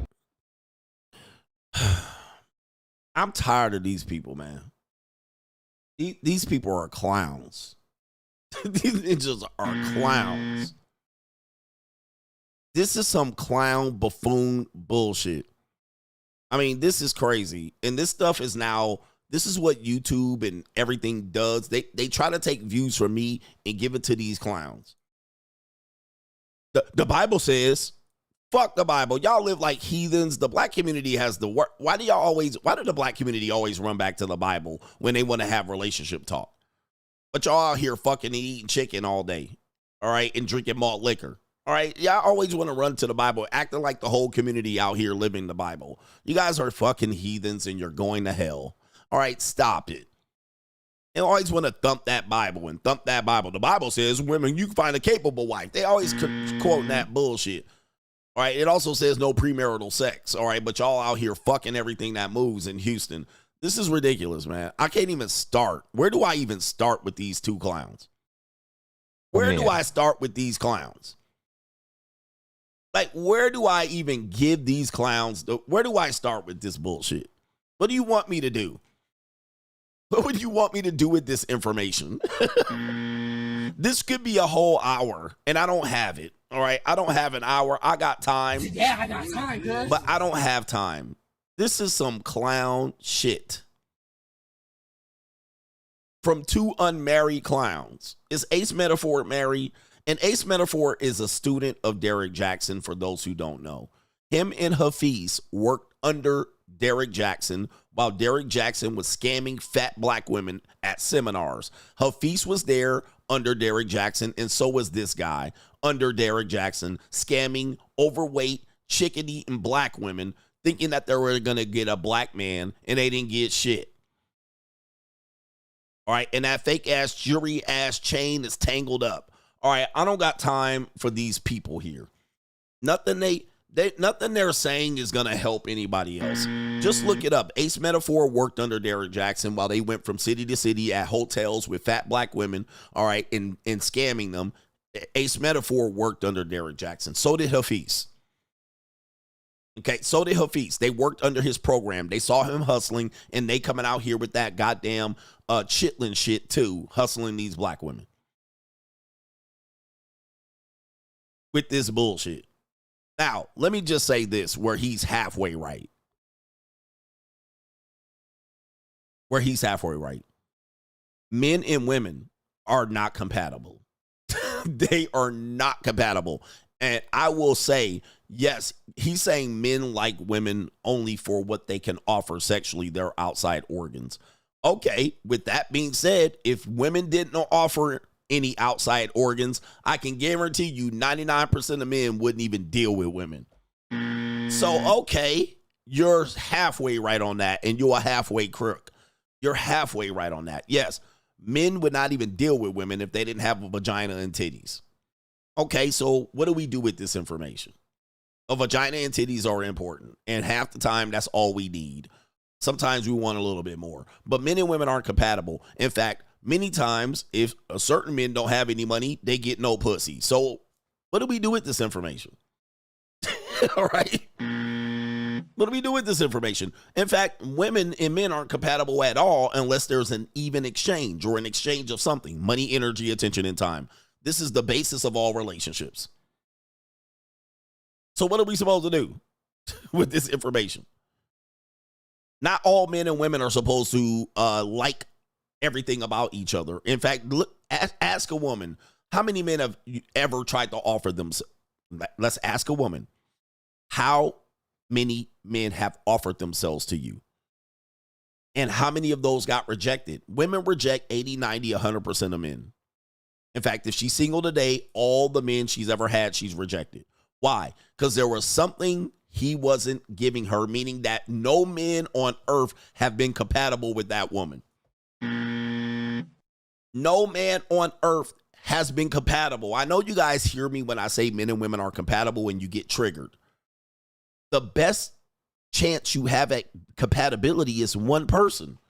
And there might be only the fact that you haven't been moved around the planet Earth that you've limited your compatibility. There might only be 8 people that you're compatible with. Men and women simply are compatible. At best, you can find one person that you're partially compatible with, that you'll put up with their bullshit and just make it work. Okay, this is good enough. I settle. That is not compatibility. You just settle for, okay. So I know you hear that and you're like, men and women are certainly compatible. Guys, if there's no sex or money exchange, we can barely be in each other's company. In fact, go to a nightclub, a bar, a gym. Men and women are separated almost all the time. There's men over here and there's women over here. Right here. Go to a school. Men are over here, women are over here. They're not very rarely commingling with each other. Unless there's romance, money, dick, pussy on the line. All right, then we somehow can get together for moments. Once a man busts a nut, he don't even want to be in a woman's company. Once a man spends up all the money, the woman don't even want to be in the man's company. It's very obvious. I know people get triggered by what I'm saying. It's completely obvious. We're not compatible. So where's the surprise here with these goofballs? Well, there's no surprise here.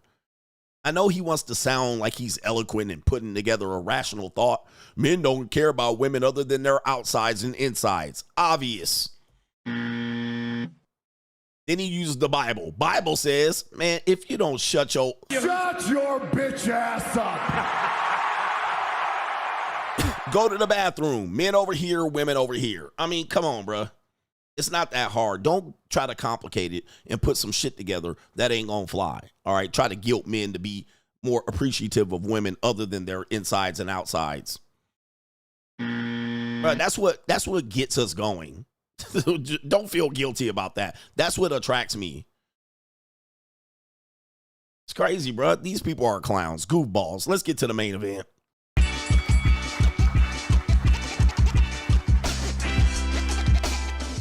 All right, the notorious one, the one and only. The one and only that can break this down. We're almost at the end of today's show, so do me a favor, hit the like button. We're going to catch up on the support. I don't know where my slide is, though. Where is it at here? Oh, okay. Look at this. Look at this shit right here. Look at this. We'll do it live. We'll do it live. All right. Do it live. My son's I'll write it and we'll do it live. What is this shit? All right, come on, bruh. All right, here we go right here. Destined to be single forever. We have sisters out here that are frustrated and disgruntled about the current relationship marketplace, when in fact, these are the least married and the most divorces in the history of the United States of America. All right, but this woman says right here, we got 4 or 5 sisters. We got this sister. We got that sister. We got that sister. And we have this sister. All right, this sister right here. And they're going to tell us what up. All right, but let's see right here. We have a sister right here that explains she's literally don't want to date no more. All right, she doesn't want to date anymore, and it's all your fault. And it's all Jermaine's fault. It's always Jermaine's fault. Literally come to the conclusion that I am so terrified of dating. I don't want to date. I don't want to get married. I don't want to do anything. Oh, Jesus. Men are lying. Oh, no. Cheating. Jesus. You can't express yourself. Or you're arguing. What's the point? What's the point? What is the point? I've literally come to the conclusion that I am so terrified of dating. Oh. You see that? That's a stupid bitch. Oh, my goodness. All right, Jesus. Oh, the humanity. All right, that's terrible. Who put that sound effect up there? That's terrible. All right. What happened to Strong and Independent? All the women independent. This woman been ran through more times than a Holland Tunnel. All right, you know she been out there. See, that what they want to do is they want to have fun. Girls just want to have fun. And then when men don't want to play their little game, then they want to tuck tail and run. All right, they're not listening anymore. They're not being manipulated. They're not playing fair. You had an advantage and you blew it. So whose fault is that? And it's all Jermaine's Of course. fault. It's always Jermaine's fault. When men don't play their game, when we don't go to their tea party and play their tea party game, when they want to play house, we don't want to play house with them no more. When they old and 32 and ran through, and 32-year-old men with 19-year-old women, then they don't want to play. All right, we don't want to play no more. Right here. Okay, this whole idea that you could wait until 32 and scratch you a guy right off a top tier man, right? It's not true. All right, it is false. All right, why didn't you get your shit straight when you were 20? You didn't. It was hot girl summer. Unfortunately, hey, it is what it is. What do you want me to do with this information? All right, go see Ace Simp Metaphor and get some clarity here. Maybe he can sell you a course and some hope. But baby, there's no more hope for you. How old do you think this woman is? All right, I'd say she was in her 30s. I'd say she's in her 30s. How much you think this woman weighs? I think about one. Let me look at the scale here. She's one fat bitch. All right. So anyway, shout out to Damon Wayans and Homie the Clown right there. About one fat bitch. Yeah. What about one fat bitch? All right. So anyway, it is what it is. Anyway, good luck, ladies. These sisters don't want to date y'all no more. All right. They don't want to date. They don't want to play the game fair no more. They want you to just roll over and let her rub your belly. All right. So, anyway, this is terrible, man. Let's see here. We got another sister. You bet on my mind. She says the type of man she wants. It's the type of man. She wants a all true man. Yeah, is this too much to ask for? Oh, we already in trouble. Is this too much to ask for? Too much to ask for. Yep, she's in trouble already. I cannot wait to hear what she's going to ask for. I just want a man. I want a man that's protective. A man that when I go outside, I don't have to think about nothing because I know you got my back, my side, and my front. I want a man that's going to protect my feelings. He's not going to say things that's going to hurt me or harm me. He's going to think before he speaks to me. That's what I mean by a protector. I want a provider. I want a man to provide me security, y'all. I don't mean a man that just throw money at me and buy me Chanel bags and Birkins. I don't even buy myself Chanel bags and Birkins. I don't need that. I'm talking about let's go on dates. Maybe like date night. A man that provides me with emotional support. A man that provides prayer to me. I want a spiritually strong man. A man that submits to God. Is that too much to ask for? I want a man that knows what I'm thinking before I think it. I want a man to study my body language. I don't want him to have to keep sending me money. Money, money, money. Here go this, here go that. No, I want to have my own bag.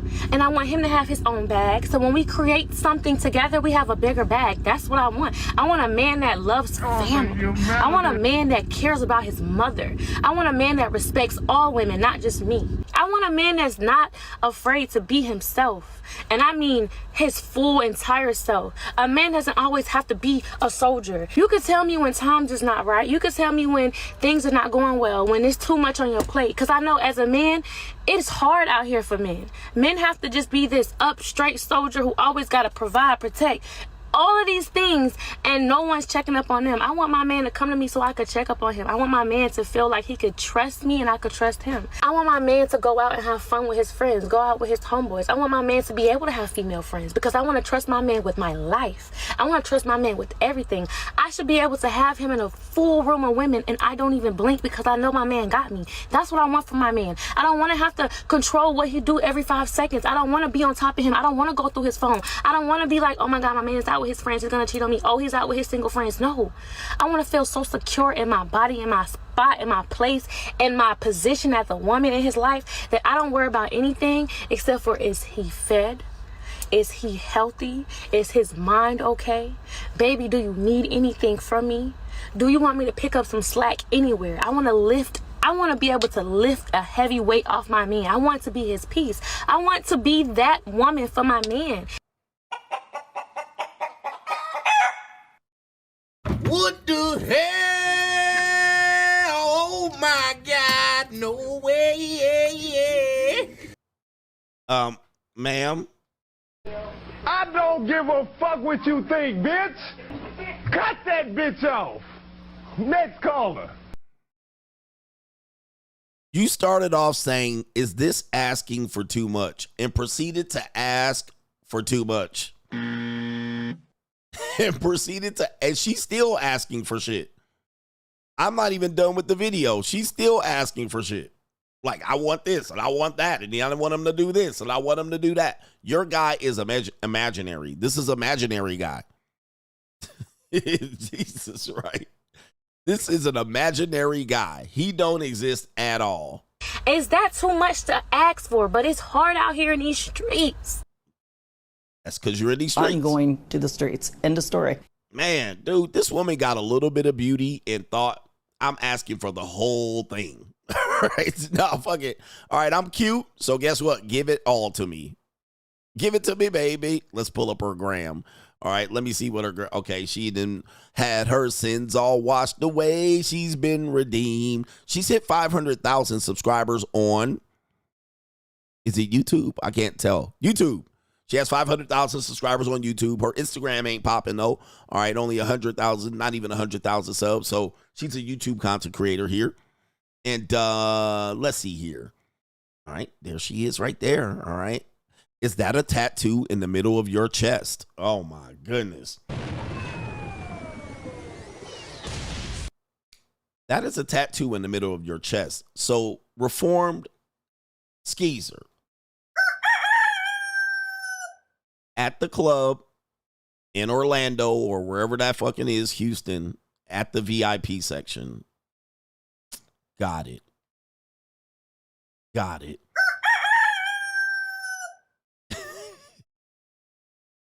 Ma'am, just stay on the whole side. Don't come over to the good side. You're on the dark side, baby. Just stay over on the whole side. Stay on the whole side. Yep. He said 2 hours. After all, you give her all of that, she's still at the club like this. ma'am, are you going to give up the club? She's like, I'm not giving up my lifestyle and my male friends. Oh, okay. Well, guess what? Yeah. In these streets. But not a surprise here. Not a surprise. Is this too much to ask? Where are you going to find these guys? Are you going to find that guy in the nightclub? I think not. It's right here. A tattoo in the middle of your chest shows extremely poor judgment. All right, but boy, is this a nice piece of calico. All right, hey, if she ever want to come over here and jump up and down on me like a pogo stick, all right, shout out to you, man. If she ever want to jump up and down on my pogo stick, shout out to our brother Kwame Brown. I'll let her jump up and down on me. All right, I'll let her do that. I'll have fun with her. I'll make macaroni and cheese noises in between her legs. But that about it. All right, I ain't doing none of that. All right, we have a woman that says that dating guys and dating, having sex on the first date does not mean a relationship is not possible. Okay. All right. So she said, I smashed on many first dates. Okay. My goodness. They was talking about smashing on the first date. I'm like, I don't know. I think I'm just one of those free people who is just like, I don't do the fuck with America. I'm like, child, I done smashed on many first dates, and they became my men. All that waiting 6 months to smash for what? Well, and you gonna wait 6 months? You done fell in love with this man. And then y'all not even sexually compatible with each other. Can you imagine? I done wasted 6 months of my time dating this person, planning dates, talking on the phone for hours at night, FaceTime and this and that, and y'all finally had sex, and then y'all not sexually compatible? Cause it can happen. It's happened. Like it's all that. I don't know. That's off topic, but yeah, I'm going against the grain on everything. Smash on the first date, do it. Living with somebody before marriage, do it. Do all that, yeah. Hey, y'all. It ain't much left out here, bro. Shout out to the women on podcasts and internet. I know y'all think there's some good women that ain't on the internet. Yeah. Wait a minute. I got a question. How many men did you smash on the first date? You said you had relationships with all of these, but I don't see no ring on no fingers. I don't see no ring on these fingers. You said I've had many men. All right. How many men are those? The bigger the hoop, the bigger the hoe. All right. But so she been getting that body work and them cheeks clapped. All right. I see that. But where the men at? Where the relationships at? They gone. Did she have something else to say? Yeah. You smashed on the first date?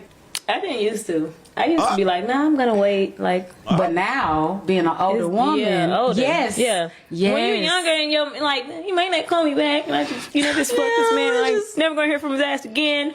now baby, he's calling you back. Trust me.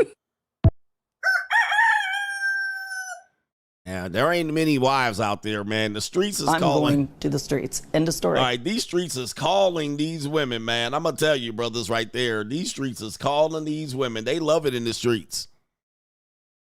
All right? They love it in the streets. They love it. And shout out to the ladies. Listen, I like 304s. All right? I'm pro 304. All right, ladies, just stay. All I ask, ladies, is you stay in the 304 category. If you a 304, do not come over here talking about, coach, you so handsome. You a nice guy. All right. Let's put half on the stepdaddy. No, I ain't gonna be that woman. Man, pause. All right, we have what's this woman's name? Her name is Taraji P. Henson. And she has this to say about dating. She says, and I think I played this clip before, but it came back. POV, guys are the new princesses and want women to chase them. Let's hear what Taraji P. Henson, who's destined to be single forever, has to say about the new women, which are men. Date. I mean, guys don't court anymore. They don't court. Take me out to dinner. Say you're gonna pick me up at a certain time. Yeah. I remember. Dating should be an event, you know? Yes. You like the guy, so you want to get pretty for him, so you spend all day in the spa. What happened to that? I don't know. To date. I mean, guys don't court anymore. They don't court. Brothers, these people gonna be what? What? Guys don't court anymore. Can you woo woo woo? Hey, can you woo woo woo? Can you woo woo woo? You should be my. Why we courting whores? I mean, come on, bruh. I mean, you can. I court whores. I mean, well, I don't court whores. I mate whores. You know what I mean? Like, I like 304s. I'll take 304s on nice dates, and I know them insides gonna get pushed to her esophagus. All right, but why court old skeezers? All right, this woman is in her 50s talking about courting. All right, courting is for teenagers. Okay, courting is for these emerging adults. Like, that's what courting is for. 16, 17, 18, 19, 20. And it's for 16-year-old young men and 18-year-old young men and 19 and 20-year-old. All right, but you guys are acculturated prostitutes. Shout out to our brother Ron Wills. You guys are acculturated prostitutes and reformed 304s. No courting for you. All right, no courting. You don't get to court. All right, courting involves family members. I broke this down why dating stems from prostitution is because dating replaced courting. So why would you court when there's dating? Dating is an open marketplace. Courting is a social dynamic that you do. It's a social dynamic that is dependent on socially agreed upon rules that we're going to participate in this, and that in the courting process, the woman is preserved. She's preserved and under patriarchy, a father, an uncle, a brother, a system, a church reverend, a pastor, and these men can vouch for the woman's purity and make sure this woman is not damaged goods. That's part of coaching. That's part of courting. Not just the man coming up here with flowers and roses and all this shit. Just the fact that I cannot pick up a woman without her fear of being chopped up, that she's going to drive and meet me, take the train, walk, take a Uber that she wants me to pay for. All right, now she's going to meet me at the goddamn restaurant. I can't even pick you up. I can't even introduce myself to your group of men that are under that you're under the order of protection. All right, that's not courting. You're just saying men should just be romantic and chivalrous for no reason at all. All right, ma'am, say bye-bye to that. In the black community, you're never going to get that anymore. All right, niggas ain't standing in the corner doo-wopping anymore. That's gone. You guys ruined it. Women ruined it wanting to be independent, but then double dipping. Be traditional. You know what traditional is? Why I oughta. All right. All right. Traditional is telling a woman to silence, you fool. All right, but now y'all want to have talks about politics and religion and telling me about your job and career. How am I supposed to court a woman who's out here pulling this shit? So this is ridiculous. They're destined to be single. If you want to go back to courting, you got to roll back some women's rights. If you want to go back to courting, you want to have to roll back some women's rights, which I know they don't want to do. So all I'm going to tell them is, shut your bitch ass up. All right, that's it. Take me out to dinner.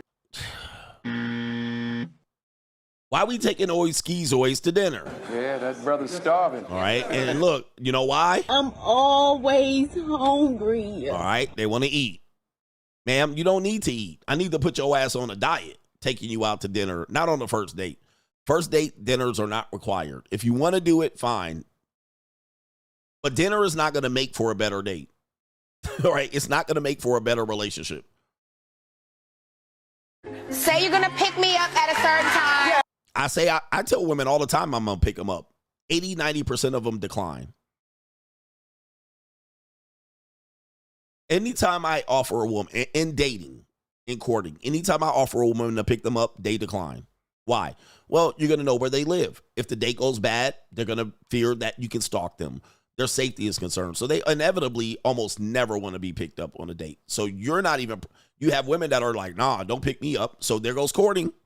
I can't even drive you up in my chariot. I can't even come to your goddamn strag-ass apartment with the bars over the window and all the niggas outside warming their hands up over an oil drum. All right. And all the young niggas shooting up the gas station. All right. I can't even pick you up at your apartment over the corner store. All right. So, right, here we go right here. Now, I tell your ass to be there at a certain time. 80% of women are going to be late. And then when I tell you, why are you late? Then you got an attitude. So, well, you don't understand what it takes to get ready, okay? Prepare better. I remember dating should be an event. False. This is false. Dating should not be an event. You know what it should be? If you're in a relationship, it should be an event. Dating strangers should not be an event.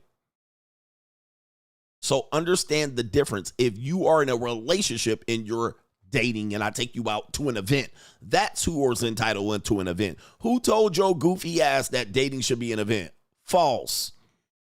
Dating is to get to know the person, not to show this person the time of their lives. I've had the time of my life, ass bitch. All right, no. Dating should not be an event. It should be 30 minutes tops.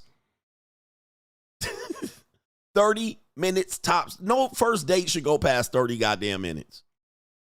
In my opinion. All right, this is my opinion. It's 30 minutes.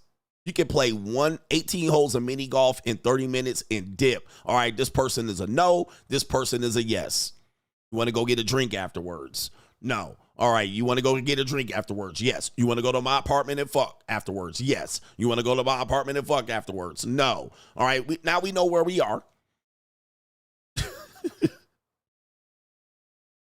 All right, you can get this shit done. Let's wrap this shit up. We don't need to spend $275 in him and Hall over conversations with the waiter interrupting us 15 times. All right, asking for drink orders and shit. This ain't gonna make me know somebody. All right, this is crazy. You know? Yes. You like the guy, so you want to get pretty for him. So you Okay, I agree with that. spend all day in the spa. What happened to that? Okay, these are called whores and sugar babies. This is what these are called. What the fuck are you talking about here? I got money. Spend all day at the spa getting ready. All right, that's what I do with my sugar babies. I don't do this with regular broads. All right, bitch, we going down in the Chevy. La, la, la, la, la, la, la, la, la, la. Hey, that's what we're doing. All right, we're going down there to get a banana split. We're getting a goddamn soft serve ice cream from McDonald's with sprinkles and strawberries on them. All right, you're not entitled to this. What happened to that? It didn't exist. It didn't exist. When did this exist? This is crazy. All right, this is an entitlement that I believe that are going to keep these people single for a long time. Last one, and this is not the main event. This is done, so shout out to you guys here. But let me show you this. Remember that time? I'm always going to show you this. Remember that time that one woman, that flatback, went out there and became a mahi-mahi in Las Vegas? This is a former Olympian, Susie Favor Hamilton. All right, we're going to show you how far the streets can go of the spectrum. All right, and I got some spectrum talk for y'all tonight or tomorrow. We're going to talk about attention, all ladies. All right, this is a woman, former Olympian, Susie Favor Hamilton. This is her husband right there, Beta Brad. And that's you. All right, and that's him marrying young Susie Favor. All right, and she became Susie Favor Hamilton right there. You guys don't remember this story if you've not been here. And no, I'm not channeling anybody else. All right, I told this story for many years. CGA is the originator out here. Remember, this woman eventually got married, had kids, and she wanted to go to Las Vegas and be an escort. I'm going to the streets. End of story. And she wanted to blame like some postpartum depression, or she got this, I got anxiety and stress. And she used this, she said she was a sex machine and she wanted to go out there and hit them streets. All right. I'm going to the streets. End of story. Oh, no. For those who haven't heard this story, this is a great story. Former Olympian runner Susie Favor Hamilton, who was married and had children. She participated in the Olympics. I don't think she ever medaled, but she was definitely one of these people that should have medaled. Right? Medaled means she should have got a medal, but, you know, circumstances and shit like this. She eventually got married and became a wife. And as you can see, she looks very young right there. All right. This is why women say you shouldn't get married young, because it ain't going to work out. Well, what happened was she went through a change. And I'm going to tell you, but one of her changes were she became sexually awakened. And we're going to play the video of the spectrum right here. The spectrum is real. Let's play the video right here of this situation. Susie Favor Hamilton from Madison, Wisconsin. She's the Olympic golden girl whose secret life as a Las Vegas escort shocked the nation. That was that light bulb moment in my head. Wow, well, why shouldn't I get paid for sex? Susie Favor Hamilton is now speaking out about becoming a $600 an hour hooker. Under the name Kelly Lundy on this website, she was actually listed as the #3 most sought after escort in all of Vegas. I'm going to the streets. All End right. of story. So this is 9 years ago, the monetized dating marketplace. So this woman ended up saying, shit, I should get paid for sex too.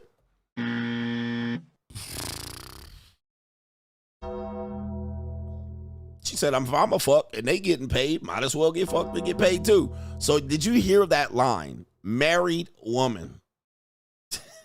A Memphis 10, somebody said. The Nation. That was that light bulb moment in my head. Wow, well, why shouldn't I get paid for sex? Wow. Wow. I'm going to the streets. End of story. Wow. This is 9 years ago, bruh. This is before OnlyFans. Yeah. This is before OnlyFans. This is almost a decade ago. Okay, this is before, you know, this is for OnlyFans. Well, it was right when OnlyFans came out, but she was doing this before that. All right, we're going to play the rest of the story here. I want to be a hoe too. She said, shit. She said, when I start selling pussy, I don't want to hear it. When I start selling pussy, I don't want to hear nobody say shit. When you see me on the corner, bitch, mind your business. all right. Susie Favor Hamilton is now speaking out about becoming a $600 an hour hooker. Under the name Kelly Lundy on this website, she was actually listed as the #3 most sought after escort in all of Vegas. $600 is cheap out here today in 2025 numbers. One day I had run a half marathon in the morning in a different state, hopped on an airplane, got to Vegas, had 5 appointments. When you say 5 appointments, you mean 5? 5 different clients I saw. You that slept day, with 5 different men. that day.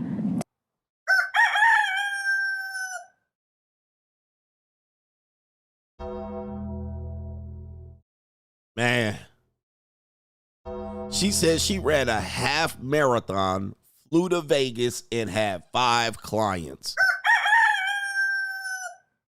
Woof. Woof.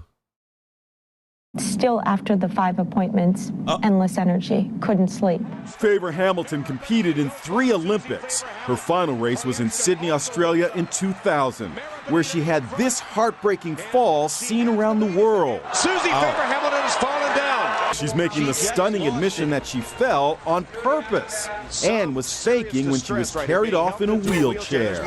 Oh my God. Y'all, man. Oh, the humanity. This is why I do. I got mad. I got trust issues for real. I just don't believe women. All right. They always acting. All right. They always doing extra. They be doing the most. She's like, man, why am I running out here when I can sell some pussy in Las Vegas? All right. They be doing the most. As you can see, she clearly fell on purpose. She's making the stunning admission that she fell on purpose. She might as well hit the other women with a baton at that point. And was faking when she was carried off in a wheelchair. Ladies, y'all be doing the most. And then when you don't believe them, they get offended. Why don't you believe me? You're like, bruh. Paul Pierce, where you at? She pulled a Paul Pierce. Look. Merp. Ladies, y'all be doing the most.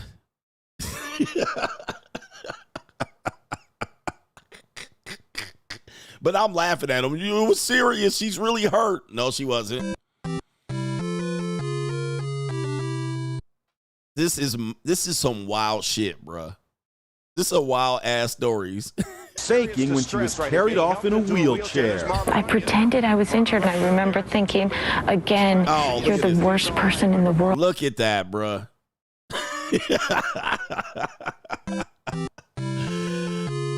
This is her 3rd Olympics. She wasn't going to win gold. She wasn't going to medal. So she was like, pass out. Fuck it. Ladies, where y'all at, bruh? We supposed to believe y'all? We can't believe y'all. You need more people. We don't believe you. We need more people. Oh, my Lord.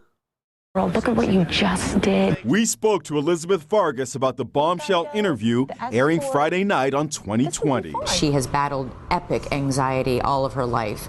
You now look at her races with a whole different set of eyes. You know that because she talks us through what's going on in her head, how panicky she feels. Faber Hamilton has also written a tell-all book, Fast Girl, A Life Spent Running from Madness. She says bipolar disorder fueled her non-stop desire for sex. Her husband Mark is also speaking out now to say he knew all about her secret life. Mark, I don't know how anybody can understand how you didn't get up and say, I'm leaving you. This is crazy. Yeah. Sometimes I wonder that too, to be. And that's you. I tell you about these weak ass men. These are the men telling y'all to stay and get married for 15, 20 years. Your wife becomes an Olympian to an escort. You probably were a cuck the entire time. She goes to sell pussy and you say, I don't know what to do.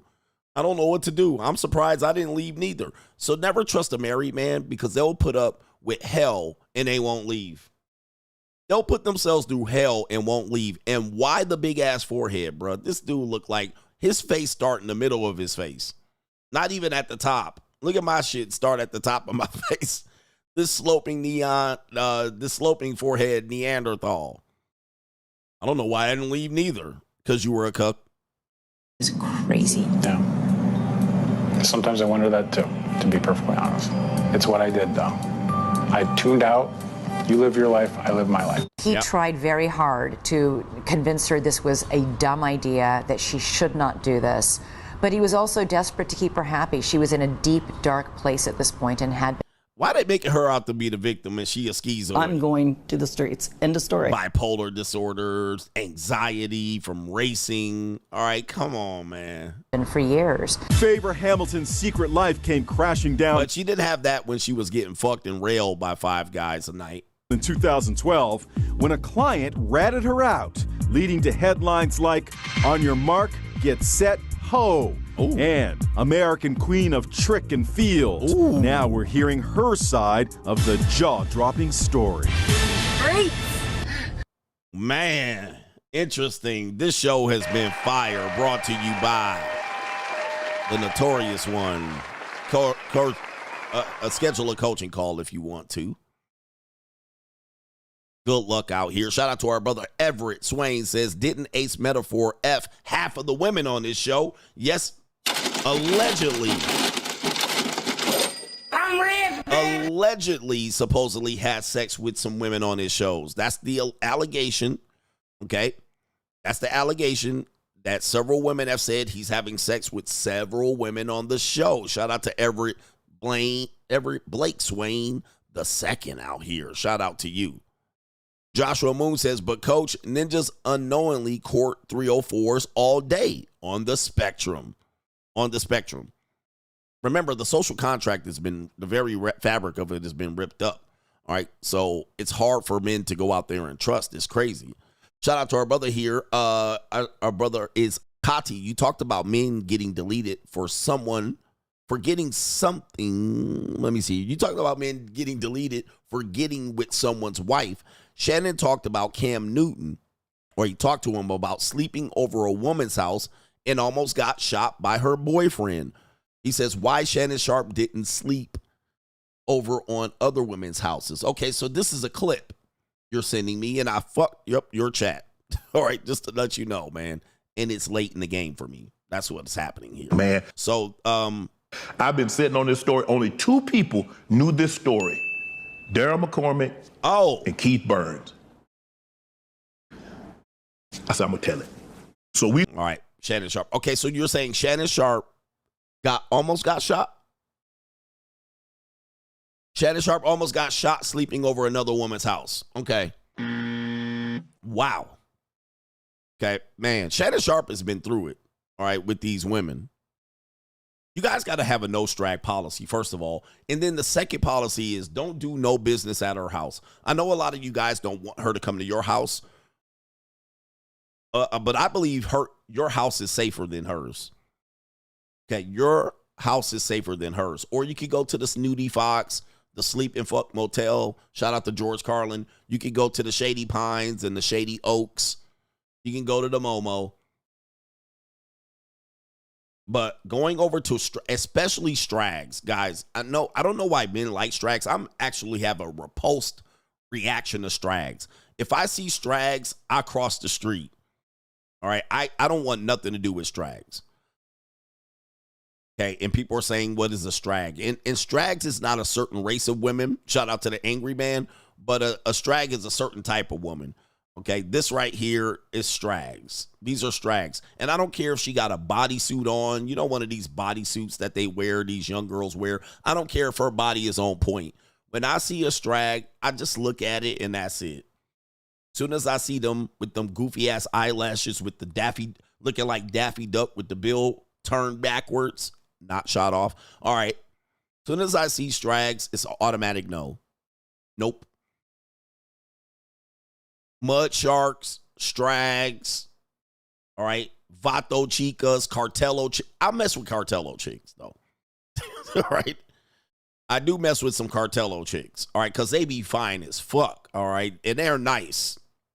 Just don't piss them off, because they know drug dealers and shit and niggas that'll shoot you.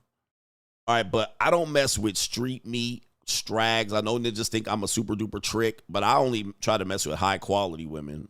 If you don't, but I don't know, no. And I don't go to Strag neighborhoods to pick them up. If they live on the shady side of town, no thank you. I don't care what race they are. If they got different color hairs and wigs, automatic no. They carry a vape pen around. This shit, nope. I don't want nothing to do with no women like this. So especially if she didn't invite me to her house. You guys know I'm running a 6-figure car to their house, all right? I could take the truck, but a Mexican might steal it. So if I go to their neighborhood in my car and I park that car, all right, somebody definitely coming in through the door at that point. Crazy. Pop, pop, cut, cut, cut. Skitty, keep, pop, pop. And a pop, pop, boom. I think you guys need to breed out these Strags, all right? Why y'all be impregnating these women like this and then going to their apartment? No pussy is worth getting shot by a goddamn Pookie. All right, no. Over there, Skeezer. All right, I have a no Strag policy. And of course, unfortunately, sisters be dressing like Strags and they're Strag adjacent. They're 3 degrees separated from Pookie. All black women are, bonnet queens, nope. Bitches that wear the slippers outside. You know what slippers, the furry ones? Let me see here. See if I can find these. These right here. Women that wear these, nope. They wear these in the airport. They wear these outside. This hooker shoes. All right, that's an absolute no. That woman sells pussy on Figueroa or Harry Hines or Aurora for $80 when she's not with you. When you call her at 9:30, 10 o'clock, she taking a nap before she go hit the goddamn blade at 2 a.m. All right. No, sir. And all black women are about 3 degrees or 2 degrees separated from Pookie. He says, I would hit the Strag with the chest tattoo. All right. I did say that, but in a motel. All right, but all black women are 3 degrees separated from a Pookie. Shit, white women are about 2 degrees separated from drug dealer. All right, but you got to watch out for that. All right, because they done probably ran drugs. They was a drug mule. They passed on. Yeah, they separated. But you guys got to watch out for these people because Pookie could come out. They got a nephew that's a Pookie. Strag's got nephews that are Pookie. And a Strag will clean herself up and look like an honorable, respectful woman at 32. And then she'd be like, here, I'm out here tired of dating. This is a whole Strag. And guess what? This woman has nephews that are Pookies. Nuck, Pojo, shout out to Cedric the Entertainer. All right. This woman got cousins that'll shoot you and steal your rims. And then she mad at you. They family. I trust my family. Nigga shooting up the gas station tomorrow night. I don't know what happened. These bitches show up on your date. My cousin Pookie, Pooter man, Poo Man, he got shot this weekend. I was dating this Latina chick. She told me that. She came over to my house, all right? And she was a baddie, all right? But she came over. She was like, my cousin just got shot. I was like, date over. I'm going to take you home. I'm taking you home. All right, you too close to wild shit happening to me. You too close to wild shit happening to me. All right, and she was a baddie Latina chick. All right, I was like, nope. Took her ass home. I was like, oh, hell no, you the wrong ones. I thought you was straight-laced. Not anytime your cousin gets shot, you on the strag path. You on the strag path. She was like, thanks for taking me home. I just need a little bit of time. Never called her ass again. No mas. All right. Shout out to Kevin Sullivan. Like you said, Coach, tell these women that if they want a relationship or a marriage, take this slip, go to the human resource office and have them direct deposit their check into my account and watch them scramble and skedaddle. Okay. It is interesting the amount of things that women will ask for from a man, but you ask them 2 or 3 things and they buck. Watch this. Guys, listen. This is how sad relationships are today. A woman will jump on the internet and ask for all this. I want a man that does this. I want a man that does that. I want a man that does this. You ask her for 2 things. She gonna be like, nope. Ask her for 2 things and not even 2 crazy things. You know what? I'd like you every night to text me around 9:30. Actually, don't text me. Let's FaceTime around 9:30 every Friday and Saturday night, just so I can make sure you're comfortably at home, tucked in, and not out here fucking. And she gonna be like, nope. You're insecure. You're controlling. You're like, all I ask for you is to make sure that you say you're dedicated to me. You say you trust me. You say I should trust you.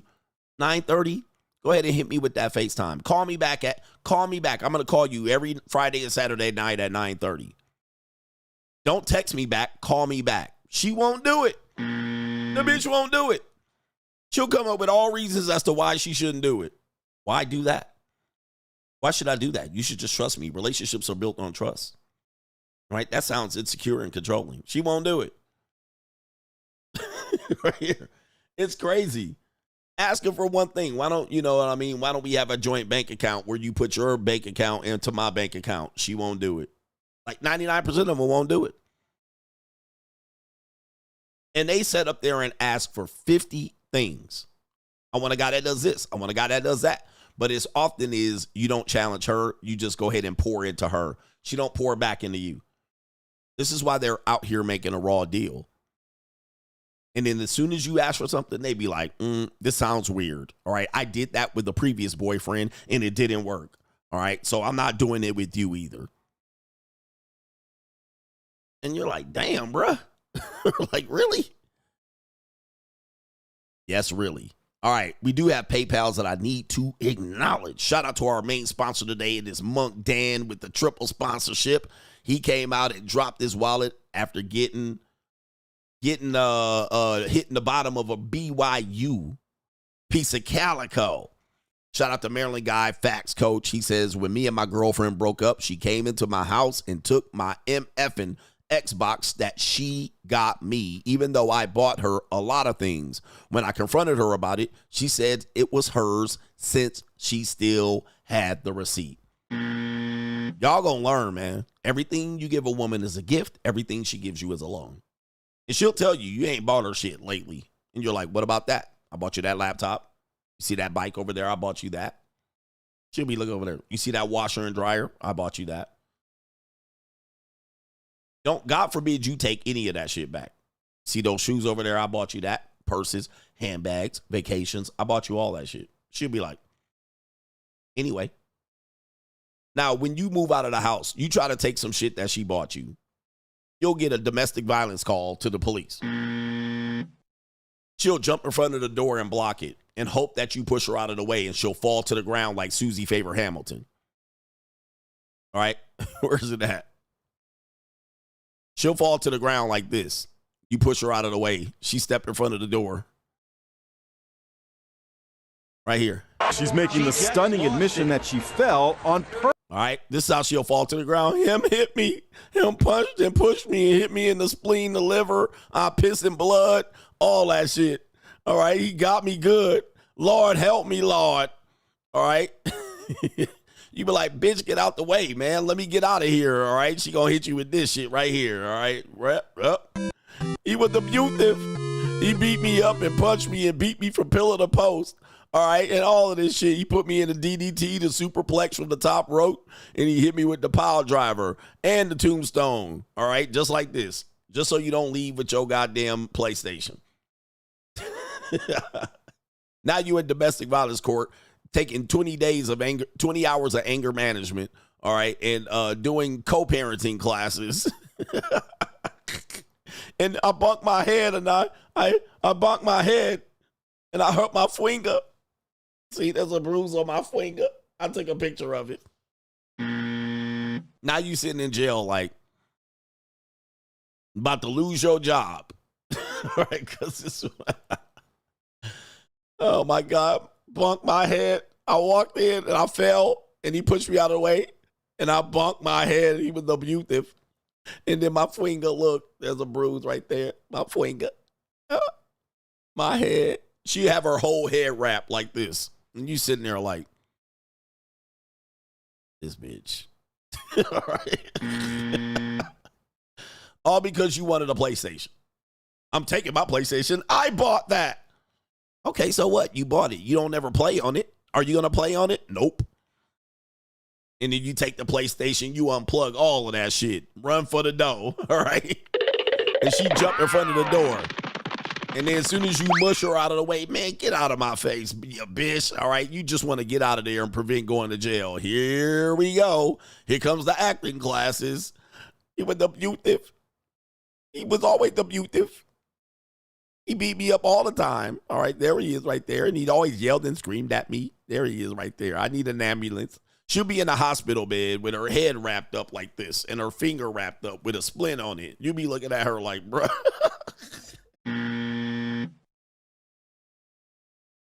You like, man, she doing the most. Shout out to our Maryland guy right there. It's mine. They just don't play for her. Ladies, they're like, we don't all do this. We don't all do this, Michael R. Coach. I think one of the biggest problems with modern relationships and dating is that movies and media and social media. I don't watch Star Wars and get mad that I can't deflect light beams with a lightsaber, but these modern 304s watch rom-coms and these fantasy love stories and get mad when men in real life aren't actually like that. Like, it's a fantasy. It's a movie. It's fake. These modern 304s be thinking that they should be able to deflect light beams with lightsabers like Star Wars. And what I attribute that to, for us understanding, the ladies are like, Coach, you're always talking about us. This is what I have to get men to understand. The way we understand this is this. Much of the selling of commercial media is to women. It's almost always to women, to the point they knew women would watch these shows and they would sell them laundry detergent. As somebody eloquently said yesterday, soap operas, all right, was because most likely a commercial that these soap operas appeared on were going to be selling some sort of soap, all right, laundry soap, dishwashing soap, and shit like this. All right, it's not the real meaning, but that's one of the meanings you can infer. Now, anytime you find a woman that is under 30, and if it's over 30, she's a really desperado. But any woman under 30, if you ask her what the ideal relationship is, 9 times out of 10, she'll quote a movie, a song, or a television show. That will be her source of reference. A movie, a song, a television show. I want to love like Love Jones. Or a celebrity. I want to love like Barack and Michelle. Right? I want to love like Lucille Ball and motherfucking Desi Arnaz. I want to love like J-Lo and Made in Manhattan. I want a relationship like Pretty Woman and Julia Roberts. It's always going to be some fake shit. I want to love like they have in romantic smut magazines and books. Princess and the Bride. They wanted 50 Shades of Greg.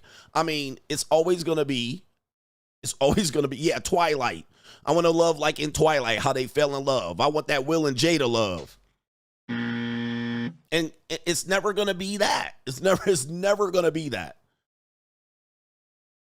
Beyonce and Jay. It's always going to be based on celebrity, television shows, music, songs, theater, Romeo and Juliet, television movies. It's never going to be on some motherfuckers they see every day, all right, in their miserable, average-ass life.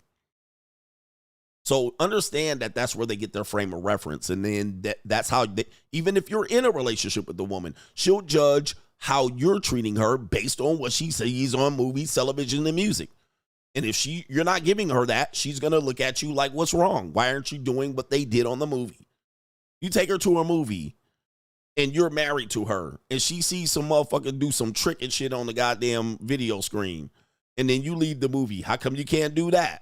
You're like, what? It's a movie. It's not real.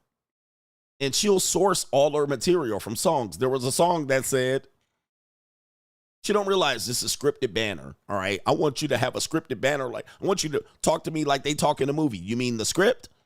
You mean those actors that were acting out the script that people took time to write and have good banner back and forth between a man and a woman? Even if it's romantic, flirting, all right, arguing, debating, whatever that banter is they see on the screen is scripted. Writers that get paid thousands of dollars wrote that script so it goes back and forth seamlessly. But of course, you're supposed to speak like that to her. All right? How? I don't have time to even script back what your response is. You know how they'll do. This is what they'll say. They'll say, you should have said this. So she'll say something from a movie, and you're supposed to say it back. And when you don't, she said, you should have said blah, blah, blah, blah, blah. This shows you they're following a script in their fucking head that is based on fantasy. You should have said this. You should have said this. You should have said this, or you should have said it like that, because they're following a script. You're just in the goddamn, you're just a silhouette. You're just a person filling in the void in their head. Same as when they want to dance in the rain. Oh, it's rain dropping. All right, it's sprinkling. She wants you to take her hand and twirl her around in a circle and bring her in and dip her and shit like this. Singing in the rain, singing in the rain. It's all in their fucking head. It's all fantasy. They'll even say things like, well, back in the 50s, people slept in separate twin mattresses, beds. No, they didn't. They did not. That absolutely did not happen. Back in the 50s, they slept in separate beds. That is you're talking to a pure idiot who believes that, because they saw that on a television show. Well, in that time on television, even if people were married, they didn't want to insinuate that they were intimate in any way. So they had family values, and they showed married people sleeping in separate beds. That absolutely did not happen in real life. People slept on one cotton picking bed. Nigga, 8 kids slept on one fucking mattress. You're telling me some couple's gonna have 2 twin mattresses and sleep separately? Like, this is, people are dumb. People are absolutely dumb. That's what they showed on television shows in the 50s. That's not how people lived. Nigga, people slept on one mattress with kids and a dog. All right, that's not what people did. All right, and so same thing as romance and all these things from the 50s and 60s. Nigga up there, frankly, my dear, I don't give a damn. All right, that's all TV, and they thought men out here lighting cigarettes and tipping their fucking hat all day. Remember when men used to tip their hat and light cigarettes and didn't talk to us? They flirted with us. They didn't say derogatory things. They did that too. But they didn't do it in the way that you thought. Men weren't just sipping around, hi, my fair lady, hi, my fair lady, opening doors and buying roses for strange women and shit like this. This does not happen. That's the movies. People were outside minding their own goddamn business. All right. Nobody was out there. Men weren't just walking around freely flirting with women randomly. The men who did were considered predators. Even today, Casanova, predator. Most people were married, minding their own goddamn business. It wasn't until niggas came around where you just have this idea that you supposed to just be constantly on the prowl, walking around just looking to pick up women. Most people were married by 19, certainly by 21. They weren't running around waiting for the gentlemen to come up. Hi, lady, let me open the door for you. All right. I love to see you. All right. I like to see you coming, but I sure like to see you go. All right. This is all movies. It's all theater. And then they want to make men that. All right. What they see in the movies in the 50s when men wore a hat and a suit for no goddamn reason. All right. Just in a suit all day. All right. Tipping hats and opening doors and just being absolutely putting coats over a puddle. Let me take off my coat. Are you cold, my fair lady? Put the coat over her and shit, and then put the coat over the puddle and grab her hands and walk on the inside of the street. This is all movies. It's movies. It's not real. Not real. I just don't know what people do here. I just think fantasy, social media have these people head spinning.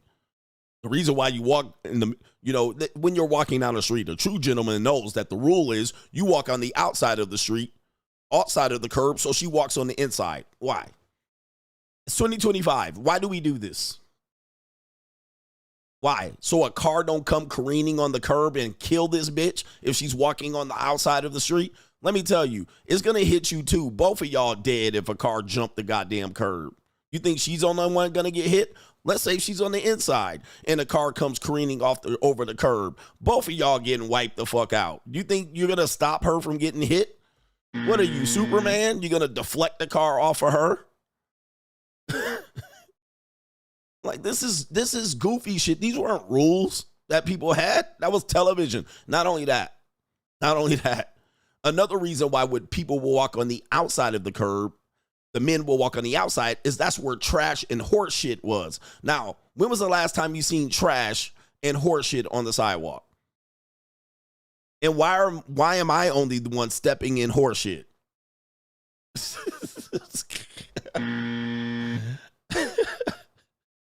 I mean, like, this is all television. This shit is not real. Let me get to these. Oh, man, I got to get out of here. But look,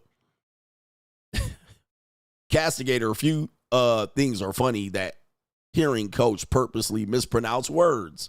He says, shout out to Reading with CGA and keep up the thoughtful and entertaining content. Shout out to you, man. Yeah. And that's a co-sponsorship. Intentionally mispronouncing words. Yeah, man. In New York, people had shit. They've had a pot to piss in and not a window to throw it out. So people threw their shit and piss on the sidewalk. A man will walk on that side of the sidewalk so the woman wouldn't step in it. Now we don't throw shit on the sidewalk. So now there's no point of men just walking on the inside and outside as a general rule. There's no point for the rule. There was a point for it before. There's no point. It wasn't because men were men and women were women. It's because people threw their shit and piss on the sidewalk. We don't do it that more except in San Francisco and New York. All right. So in San Francisco and New York, we would do something like this today. Patrick Horton says, Coach, should we reconsider the fact that men are priced out of the marriage marketplace? Maybe it's women that are priced out of the marketplace. He says, after all, they want us to pay for their lifestyle, not the other way around. What's the song? He says, yo, price is way too high. You need to cut it. 100%. So women have priced themselves out of the marketplace with too many standards and expectations. Okay.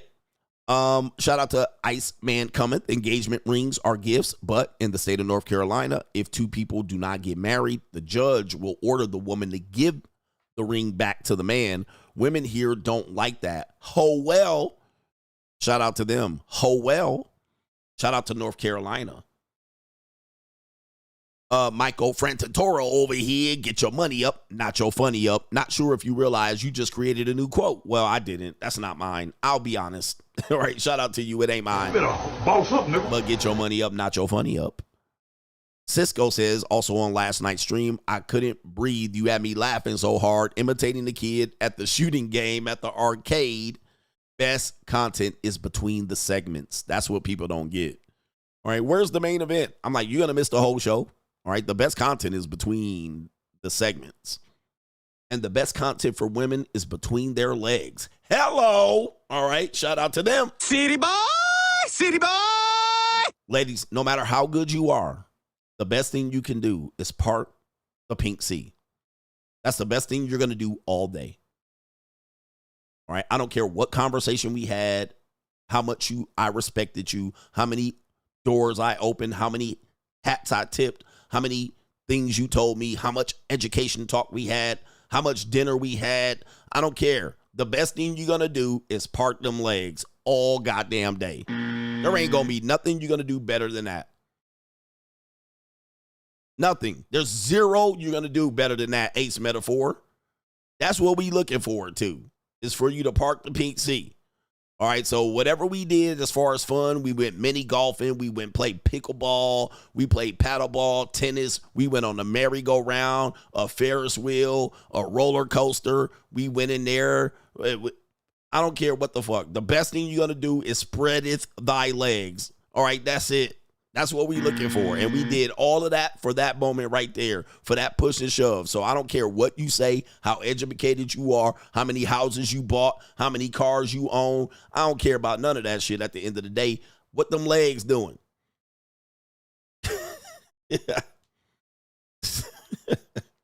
Right? What them legs doing at the end of the night? All right, that's what's the most important thing the man's looking forward to. All right, and I'm the only one that can say this shit because these women get, maybe I'm going to find a guy. Hey, ladies watch me and be like, maybe I'll find a guy that doesn't think like CGA. Ma'am, we all think like CGA, but they can't say it, all right, because they're too busy trying to fuck you, all right? But I'm going to tell you what he's thinking. All that bullshit talk sound like Charlie Brown's teacher. He don't give a shit about none of that. He ain't even going to remember none of that.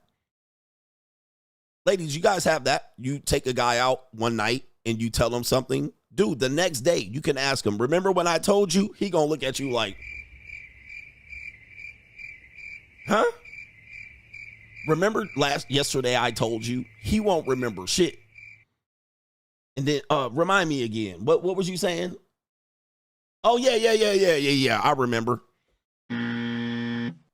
He don't remember none of that shit you was talking about. Sound like Charlie Brown. Wah, wah, wah, wah, wah, wah, wah, wah, wah, wah, wah, wah, wah, wah. All right, he remembered you moaning and groaning. He remembered he squeezed your lungs. He remembered licking your body up and down. That's what he remembered that. He remembered your toes curling. All right, but he don't remember shit that you was talking about. All right, what he wanted you to do was stop talking so you can start doing something else. Silence, you fool. All right, he remembered that. Shout out to Justin O. My Juco asks, what do I need to do to be rich? I showed her my schedule and said, hold on for a second. Reading with CGA. Justin O says, my Juco asked me, what do I need to do to be rich? I showed her my schedule and she asked, how am I supposed to have fun? I told her it would be 1,000 years before you could ever catch up to me. And I actually had a similar conversation. Anybody that says we're supposed to have fun as human beings, you're dumb. You're dumb. Guys, there have been people that lived for 70,000 years. People have lived and died and had 2 days of fun their entire life. There's people that live today in China and they ain't had one goddamn day of fun. There's people in Russia that cannot express emotion. They grew up their whole life not expressing emotion. I guess this is fun. Fun? But women think, oh, I should just have fun. Fun is a part of life. It is for some people. People have lived and died and not had a day of fun. They've been out there defending shit and making forts and building shit and excavating rocks and shit and making swords and pointy arrows. It's like never did they wake up like, I should have fun. Their fun is to get some pussy and go back to work. All right, that's what it is. People live for 75,980 years not having fun one bit. Not once. Niggas, people have lived and died wanting food. They lived and died hungry, nigga. Right? Not once did they think, where's the fun in life? This is a mindset of very entitled people. There's people living the day that ain't had zero fun yet, and they like 40 years old. All right. What? I mean, this is goofy. And so, yes, you will show people what it takes to be rich, wealthy, or get to it. Women don't think they have to do it. They're like, well, wait a minute. Yeah, wait a minute. Whoa, I want to have fun in life. There's no fun in life. Not as a man. There's no fun in life. All right, you're not entitled to fun. Yep, ninjas was running for fucking lions and tigers and bears and snakes. Landmines, war, running from bombs, invasions, plagues, famines, starvation, scurvy, shingles, chicken pox, trying not to. People died in diarrhea. People would catch diarrhea and were like, this is the end. I guess it's the fucking end. They died taking the shit. Asshole burning and the Undertaker right next door.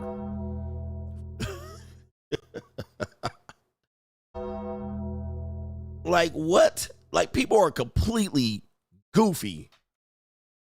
And it's mostly, you know, women be talking that shit, man. People been out here done lived and died without one piece of pussy. All right. They were 14-year-old and they were put on the front line to get blown to smithereens. I mean, all right. These ninjas right here, and this 14, 15-year-old boys in motherfucking body armor. And he's supposed to be practicing chivalry. Not today, sir. You're going to be the decoy tribe, the decoy troops to go over there. And what you guys are going to do is you're going to walk into the ambush and get shot the fuck up so we can go around the backside and then attack them. So go ahead, you frontline piece of idiots, all right, here. And these niggas go marching, all right, with their sword. And they get over there, and then they get shot up. They shot the fuck up. Dead. All right. They get hit with bows and arrows and shot off their horses. All right. And then the other people over there, Trojan horse.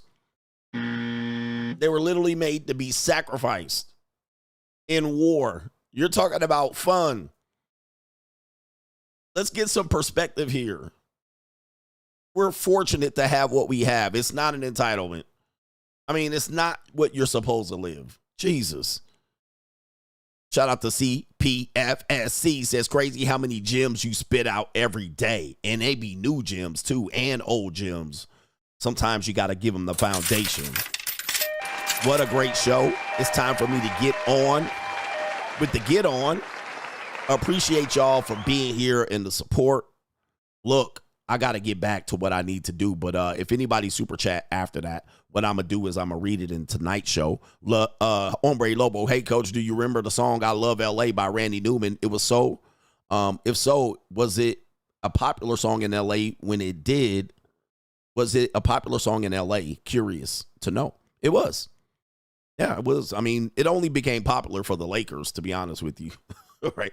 That's it. The Lakers were winning, and yes, that song was played every time the Lakers won.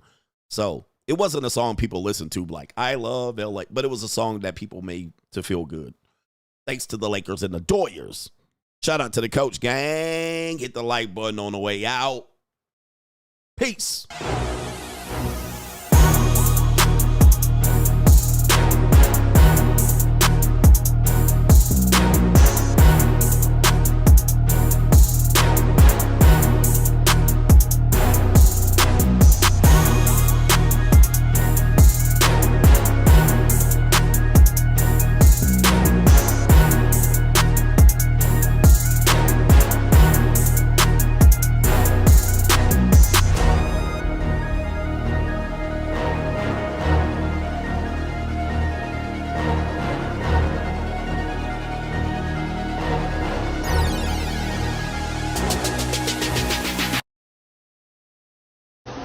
Boss up, nigga.